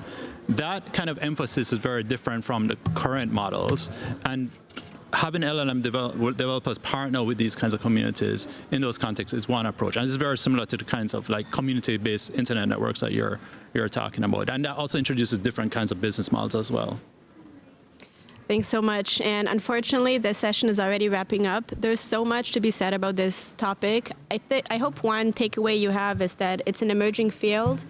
There's still too little transparency, and if we can urge platforms to share more data, including how and when LLMs are used. We often don't even know that.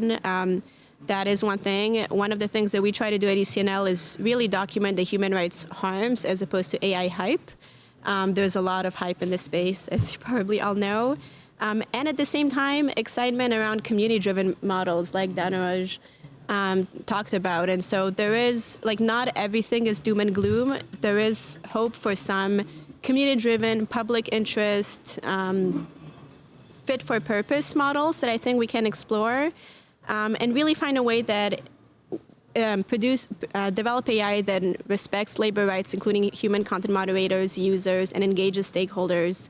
And going forward, we will obviously continue to work closely with our partners, many of you in the room, and implement the recommendations with the platforms, test them as well. They're very much ongoing, so you'll see that in our report on the last section. Please reach out if you want to get involved. This conversation is only starting. Who knows if LLMs will even be deployed? They're very expensive to run to begin with. That's something we didn't really talk about. But in any case, hearing your voice and concerns is really important. So thank you so much for being here, and happy IGF.